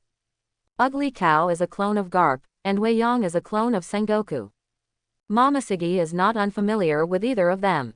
After all, they were both Marine generals in the past, and their status was higher than hers. Now that he can control the clones of these two at will, it has to be said that Momoshiki feels a little happy. As for the bee soldiers, they are a garrison force of the Institute, and they are all clones of Rob Lucci. Their fighting ability is so-so. The power level is about 500, and he is still in his young body of about 12 or 3 years old. This is the rating system for the combat effectiveness of an agent in the CP espionage organization. If the combat power of a gun-wielding soldier is set to 10, then a person with 500 power and complete Grandmaster 6th form is indeed a Superman. This is not simply 50 times, but a Superman with 500 power, who can kill an army of 1,000 people without even getting hurt. In addition, there are hundreds of ordinary clones on Beehive Island, which belong to the police force. They usually patrol the island and handle the sale of some atonement scrolls. The Institute's maid corps is also very large, now exceeding 100 people. This maid corps completely obeys Hancock's orders. At this time, outside the entrance of the Institute, Cho-Niu, Wei Sheep, and 100 Beast soldiers all knelt down and saluted. Lord Heavenly Mother, please give me an order. The island is preparing to hold a grand press conference. You go and drive away the major pirate groups gathered in the hive. Momoshiki took a stack of wanted posters, took 2 out of them, and handed them to Tianyang and Yoshio respectively. The 2 people on the wanted poster, a man and a woman, are in their 30s, and both are big pirates with a bounty of over 400 million. The man is the captain of the Eden Pirates, and the woman is the captain of the Fairy Pirates. Other pirate groups can be driven away, but these 2 pirate groups must be destroyed. Both captains are capable people, capture them alive. Do you understand? All the clones responded in unison, and immediately launched a cleaning operation. Weiyang and Chunyu went to deal with the 2 target pirate groups, while the rest of the Beast soldiers went to expel the other pirate groups. Momoshiki watched his subordinates leave. The reason why we specifically targeted these 2 pirate groups was that these couple were a bit too much. There is a Garden of Eden, dedicated to pirates' pleasure on Beehive Island, and behind it is the Eden Pirates. Just opening a brothel is nothing, it is a legal business, at least according to the laws of the world government. After all, in the Sabayati archipelago, even human trafficking and slave trading are legal, and brothels are of course legal. But Eden was different. The Fairy Pirates and the Eden Pirates are allies, and they are responsible for capturing young and beautiful women to replenish goods for Eden. Recently, people in a village have even been slaughtered to replenish supplies, leaving only a few young women. Not even a 10-year-old girl was spared. Momoshiki couldn't bear this, so he simply took this opportunity to kill these 2 pirate groups to scare the monkeys. Captain of the Fairy Pirates, female fairy, Namiya, has a bounty of 410 million. I am also a woman, but I treat women more harshly. Momoshiki shook his head, took out the phone, and dialed Morgan's number. She informed the other party about the press conference and invited Morgans to attend, and the other party readily agreed. After completing what Edie told him, Momoshiki waited where he was. There was a commotion on the island. Faced with the expulsion notice from the Beast soldiers, the pirates still wanted to struggle and try to stay. But soon, Weiyang and Chonyu were dispatched, and the news spread to the village that they had destroyed 2 pirate groups.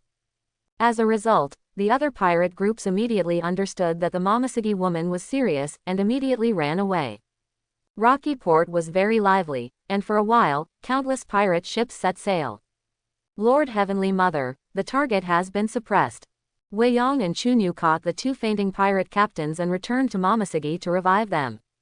Except for these 2 captains, the rest of the crew have been wiped out. Send them to a secret room and lock them up. These 2 people may be helpful to Didi's future research. Momoshiki nodded. Didi. Weiyang and Chunyu were stunned for a moment and called Heavenly Father Didi. Only Taoyu Heavenly Mother dared to call them like that. Yes. The 2 men pretended not to hear anything and escorted the 2 captains to a secret room and locked them up. Momoshiki smiled slightly and saw the reactions of the 2 earthly branches. Edie calls her Tutu, why can't she call her Didi? Just call her, and she will call her every day from now on. Puff, puff, puff. Suddenly, the phone rang. Momoshiki was startled, but after the call was connected, he heard an unexpected voice. Gion, it's you. A flash of surprise flashed in Momoshiki's eyes. How did you know this number? T-Dolphin. Marine has been monitoring Morgans. T-Dolphin said quickly. I have been worried about you, ever since you were. I'm not a Marine anymore, don't even think about asking me for information about the hive. Momoshiki hung up the phone decisively and couldn't help but frown. Morgans was eavesdropped, and Marine knew about the press conference. Marine knew, which means the world government also knew. Gotta tell Didi as soon as possible. She was about to go find Edie, but the phone rang again. Momoshiki answered impatiently. Gion, listen to me, I'm not trying to get information, I've already thought of a way to save you. Cha-Do said hurriedly. I live a good life here and don't need to be rescued. Momoshiki angrily yelled. Don't fight anymore, I'm afraid Edie will misunderstand. After saying that, he hung up the communication, and then removed the communication device from the phone bug. In this way, the call will not come in. After doing this, Momoshiki found Edie and quickly informed him about the monitoring. After listening, Edie smiled and said, it doesn't matter, Our actions are above board, and the world government will know about it. Is there any problem? Momoshiki held Edie's arm and said coquettishly, a little embarrassed, I'm sorry, it's all my fault. I should be more cautious. It makes no difference. Once the press conference is held, the whole world will know. You won't blame me, will you? Didi. Momoshiki nuzzled, and his words were quite deliberately seductive. Why are you so angry with your tea? Did you learn from Hancock? Also, what is Didi? Edie has a black question mark on his face, and the little devil needs to be dealt with because of the day. He immediately took Momoshiki back to the house and gave him a hard lesson. Facing the methods of the Hive Emperor, the rabbits were defeated and could only beg for mercy. I was wrong, Didi. Don't call Didi. Spare me, Master Didi. Are you begging for mercy? You are enjoying it. Edie sent a big sword on the spot, and the sword killed the little goblin. The news about the press conference was leaked, and Honeycomb Island expelled many pirate groups. Naturally, this kind of thing cannot be hidden. The world government knew about it, and within a few days, all the major forces in the world also knew about it. Everyone can't help but wonder, what will be announced at the press conference?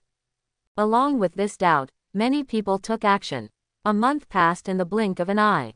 The time came on the day of the press conference. Many forces were invited and came to participate. The 6 emperors of the Dark World, except for the Emperor of the Assassin Field and the big-name funeral company, Dorag Pyrecrow, the other 5 are here. They are, the Emperor of the Intelligence Field, the King of News, Morgans, is the president of the world's largest newspaper.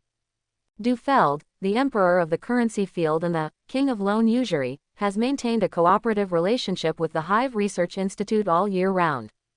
The Emperor of the Warehousing Field, the Hidden Master, Gilbertson, has almost monopolized the warehousing industry in New World. The Emperor of the Shipping Field, the King of Shipping, Umit, many of the experimental materials and equipment purchased by Edie were transported through this person. And, the last one, the Emperor of the Entertainment Field.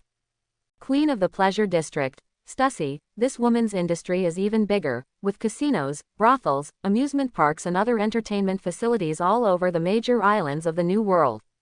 Edie didn't invite her, it was this woman who came to join in the fun. Stu Zai's identity is known. On the one hand, this woman is a clone, and the prototype of the machine is the clone of Barkingham Stussy, a member of Rock's Pirate. On the other hand, she is an agent of the CPO under the world government. But in the plot, this woman betrayed her during the Future Island incident. 5 underground kings of the New World landed in Rocky Port one after another, and under the leadership of the Bee soldiers, came to the Hive Research Institute.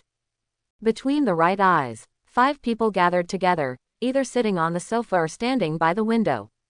A maid brought fruits and tea to entertain them. Stussy picked up a cup of coffee with graceful movements and added cubes of sugar to it. She asked the maid with a faint smile, "Are you a clone?" "Miss Stussy, my name is 107. Maid 107 replied. Stussy said in surprise, "Won't the Emperor give you a name?" "It's too much to use a number as a name." As both clones, Stussy is very concerned about this. "How about I pick one up for you?" "Maria," she said with great interest. "Sorry, my name is 107. Seeing that the little maid sister was not getting enough, Stussy sighed helplessly. "Okay, I know, when can I see the Emperor?" "I am very devoted to your Heavenly Father. I've always been curious." Quote, "My Lord Heavenly Father is entertaining another important guest." Maid 107 had an expressionless face, bowed slightly to Stussy, and then stepped aside. The other side, the rooftop of the Research Institute. Edie put his hands in the pockets of his white coat, and the cold wind from high places made the hem of his clothes rustle. Behind him, Doflamingo knelt down on one knee. "Dr. Edie, at your service as my best spy. You are developing very well in North Blue. I admire your methods." Edie turned his back to him and said, "Go and set up a Gingia waste fertilizer company.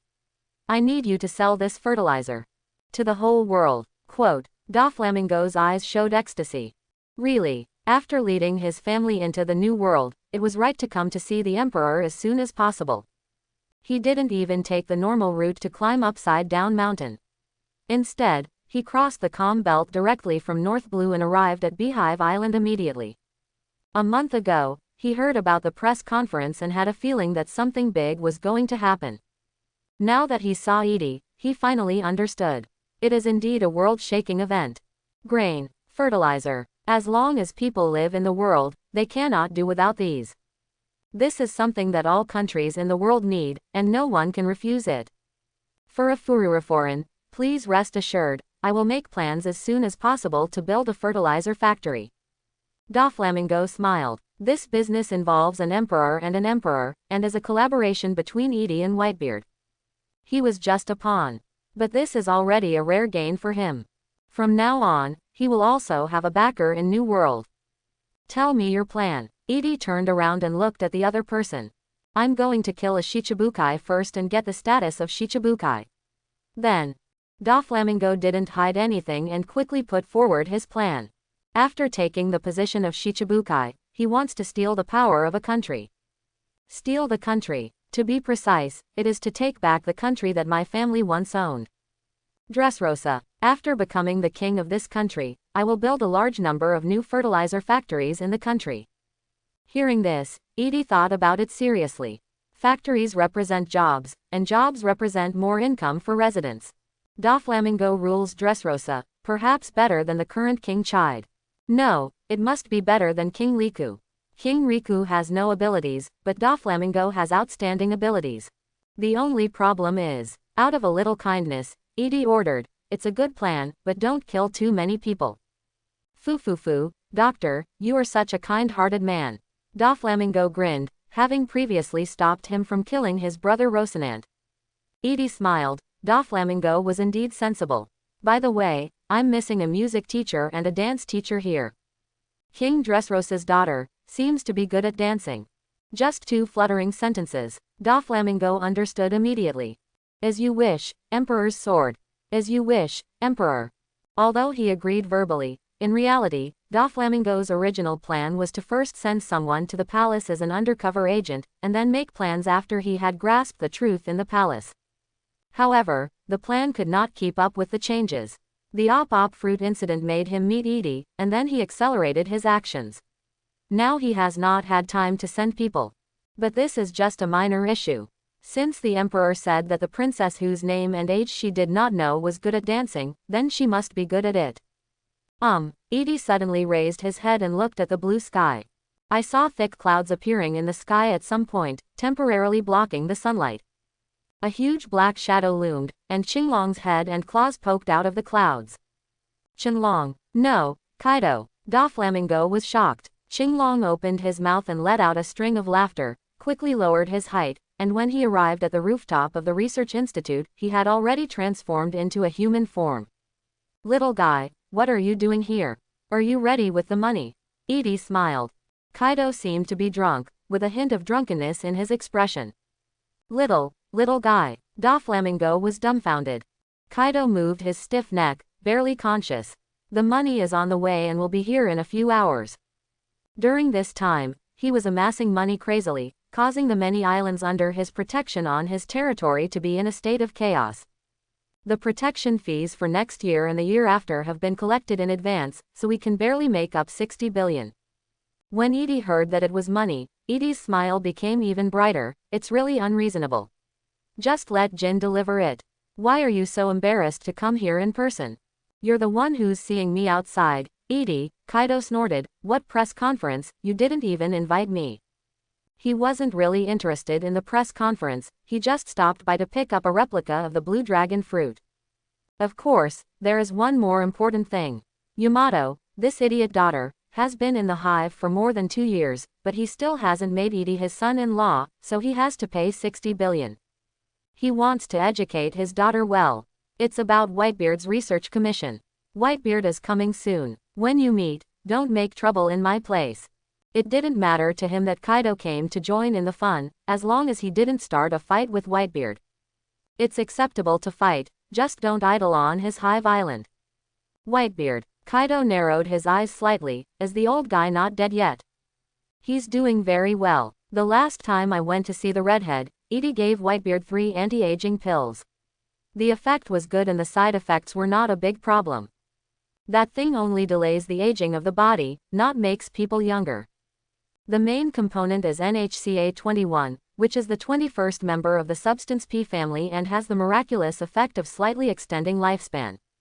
Dr. Kurha, the witch of the Drum Kingdom, probably used something similar, so she could still be alive and kicking at the age of more than 130 years old, and she drank alcohol every day without dying. Of course, it's different from Edie figuring out the mystery. Dr. Kuleha probably just discovered the effect of the extraction agent and did not understand the principle. Just like humans in ancient times, they just discovered flames in nature and used fire to burn cooked food. Oh, giggle. For your sake, I'll let him go this time. Kaido grinned. Do you think you can beat me? You've grown so much in recent years, little guy. Edie secretly murmured in his heart that if he ate another blue dragon fruit and completed Zone's awakening, he might be able to fight a dozen more. At this moment, Qianlong suddenly flew over. After arriving at the rooftop, he immediately knelt down on one knee and reported. Sir Heavenly Father, the Big Mom Pirates ship appeared within 10 kilometers of the beehive. It has been confirmed that Charlotte Linlin is on board. What should I do? What is she here for? You're not here to inquire about the progress of your research, are you? Human body enlargement experiment. He didn't have time to pay attention at all, he was still in the state of creating a new folder. Edie said helplessly. After all, she is a sponsor. It is not good to drive people away. Let's send Heizu to greet her. Yes, Qianlong immediately took the order and left. Heizu, a clone of Charlotte Linlin. Regardless of whether they are here to inquire about the progress of the research, let's give Fang's clones a showdown first. Doflamingo on the side was completely dumbfounded. Has Big Mom also appeared? This little Kurami who had just arrived in the New World was actually lucky enough to meet the 3 emperors and 1 emperor who ruled this sea area in one day. Beehive Island is a few kilometers away. On the sea, the pirate ship anthem of the Big Mom Pirates was still humming a song. Charlotte Linlin stood on the bow of the ship, squinting and looking at the islands in the distance. A black shadow quickly flew towards us. Mom, people are here. Katakuri also found the target.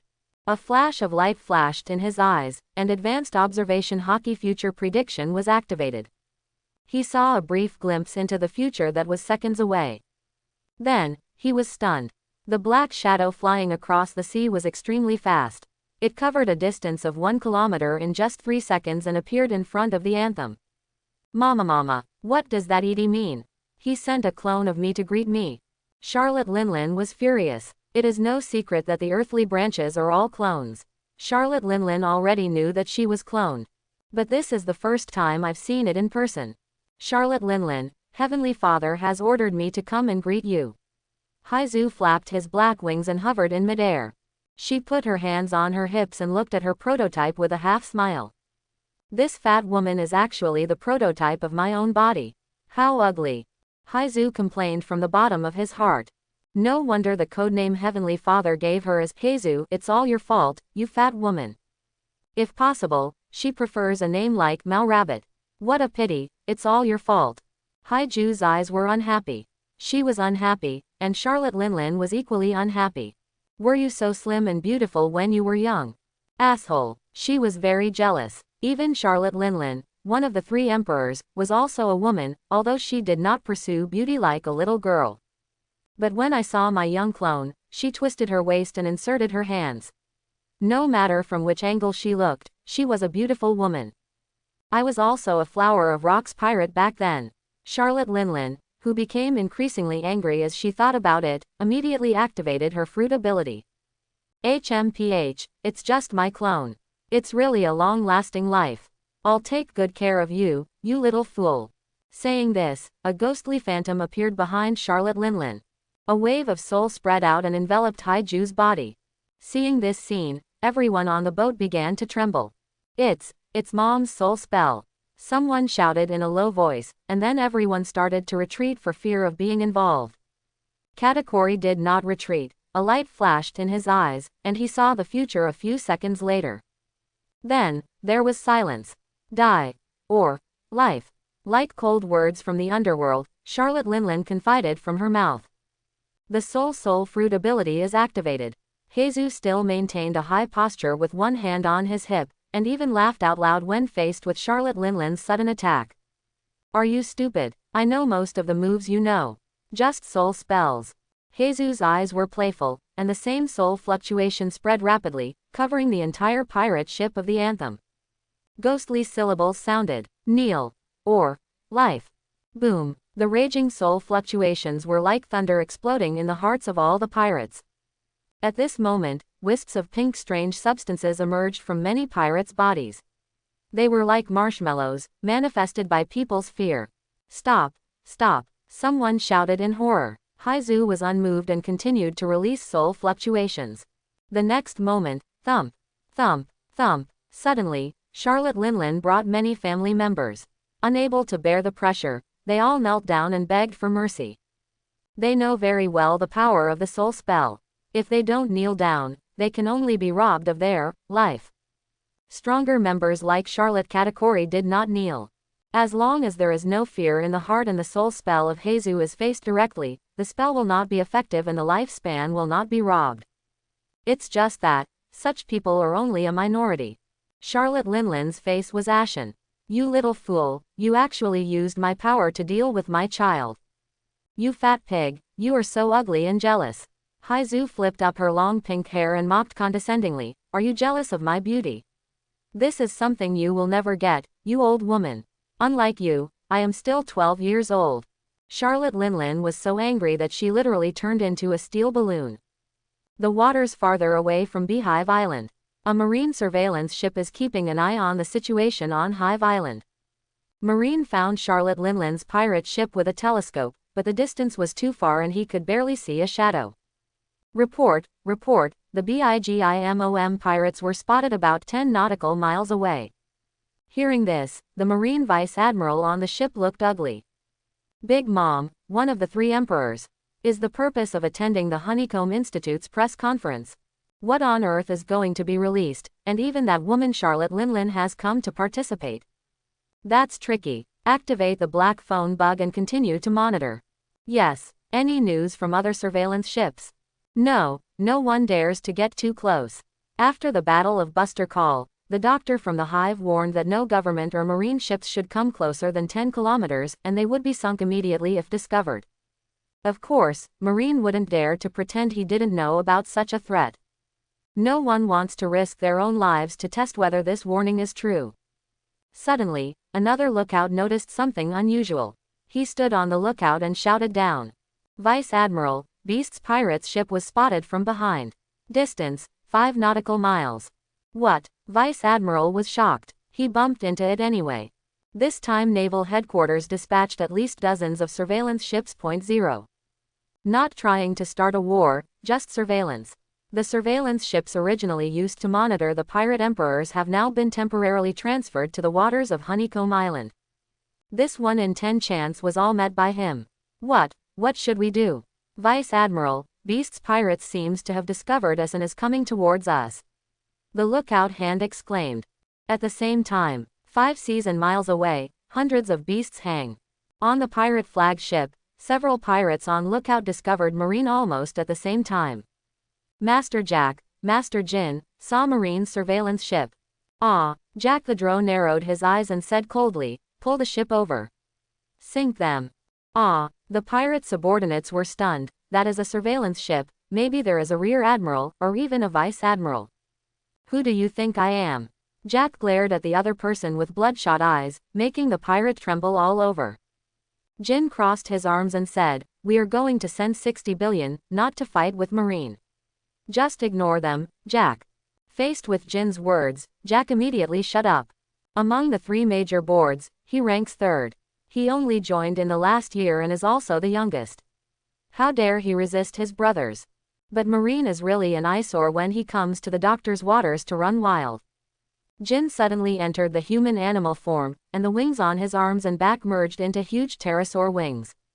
Not only that, his whole body was wrapped with dark flame clouds like spiritual ribbons. Awakening posture. The next moment, Jin flew out and skimmed the sea. I'll sink them, and you continue toward the hive. Looking at Jin flying away, Jack showed envy in his eyes. It's an ancient species, it's really good, it can still fly. He also wants the powerful zone fruit, and then asks Master Kaido to get his own replica fruit from the doctor and complete the awakening of his abilities. Unfortunately, it takes credit. The other side. Marine surveillance ship discovered Jin. Vice Admiral immediately pulled out 2 knives and prepared to attack. Fire! He yelled. The next moment, bang bang bang. The deck gun on one side of the warship roared immediately, and the smoke filled the air. The dark shells hit the passing smoke. Boom! More than a dozen shells hit 7 or 8, bursting out with flashes of fire followed by thick smoke. Hit! The artilleryman shouted excitedly, killed 1. Before the last words were spoken, the black shadow had already rushed out of the thick smoke. Jin's eyes were sharp. He ignored the area being bombarded, and launched the attack with the most primitive and violent behavior. That is, collision. Vice Admiral's expression changed drastically, and he immediately realized that Jin's target was the warship at their feet. He jumped up and slashed at Jin with 2 samurai swords. There is no problem with his choice. If he loses the warship, he loses his foothold, which is very deadly at sea. His attack also hit. However, the slash that entangled armament hockey and struck Jin's wings was like an ordinary person punching steel. The force of the shock caused Vice Admiral's hands to bleed. Impossible. Why? So hard. His heart was shocked. The opponent didn't even use hockey, but he could withstand his attack with his physical body. This all happens in an instant. The next moment, Jin ignored Vice Admiral and crashed through the warship. The wings were like sharp blades, cutting through the warship like tofu. Boom! The Marines on the deck grabbed hold of nearby things, but the torn warship was still destined to sink. HMPH, this isn't the place you should be, Marine. Jin stretched his height again, looked at the warship that was broken into 2 sections and was about to sink, turned around and continued flying in the next direction. There cannot be only one such surveillance ship. Now that one has been sunk, let's just sink all the surveillance ships. The doctor helped him awaken, and he was kind to him, so he just gave Bogong a gift. Charlotte Linlin finally stopped fighting with her clone. She decided to ask Edie to find a way to restore her beauty. She never cared about it in the past, but this little Heizu is really hateful, and she still can't beat him. After a little testing, she immediately understood that Heizu's strength was about the same as hers, and there would be no results if she continued to fight. And the other party can fly. No matter what, she took advantage of this power. But she couldn't say anything yet. Are you proud that you can't beat your own clone? Soon after, the Big Mom pirates landed on Beehive Island and were led by Heizu to the Research Institute. After they arrived, an hour later the Whitebeard pirates also arrived at Rocky Port. Hive Research Institute, large conference room. 3 emperors and 1 emperor gathered together. 5 of the 6 emperors of the underground world have arrived. As for little Kurami, Doflamingo can only sit at the children's table. When I was 28 years old, I sat at the children's table, as if I were a gangster. I swore that I would let the world see me. Doflamingo's ambition grows, but before that happens, he decides to hug the doctor's thigh. Welcome everyone, let me say a few words about the press conference. Edie, who was sitting on the main seat, spoke with a smile. I hope everyone will support it and subscribe more.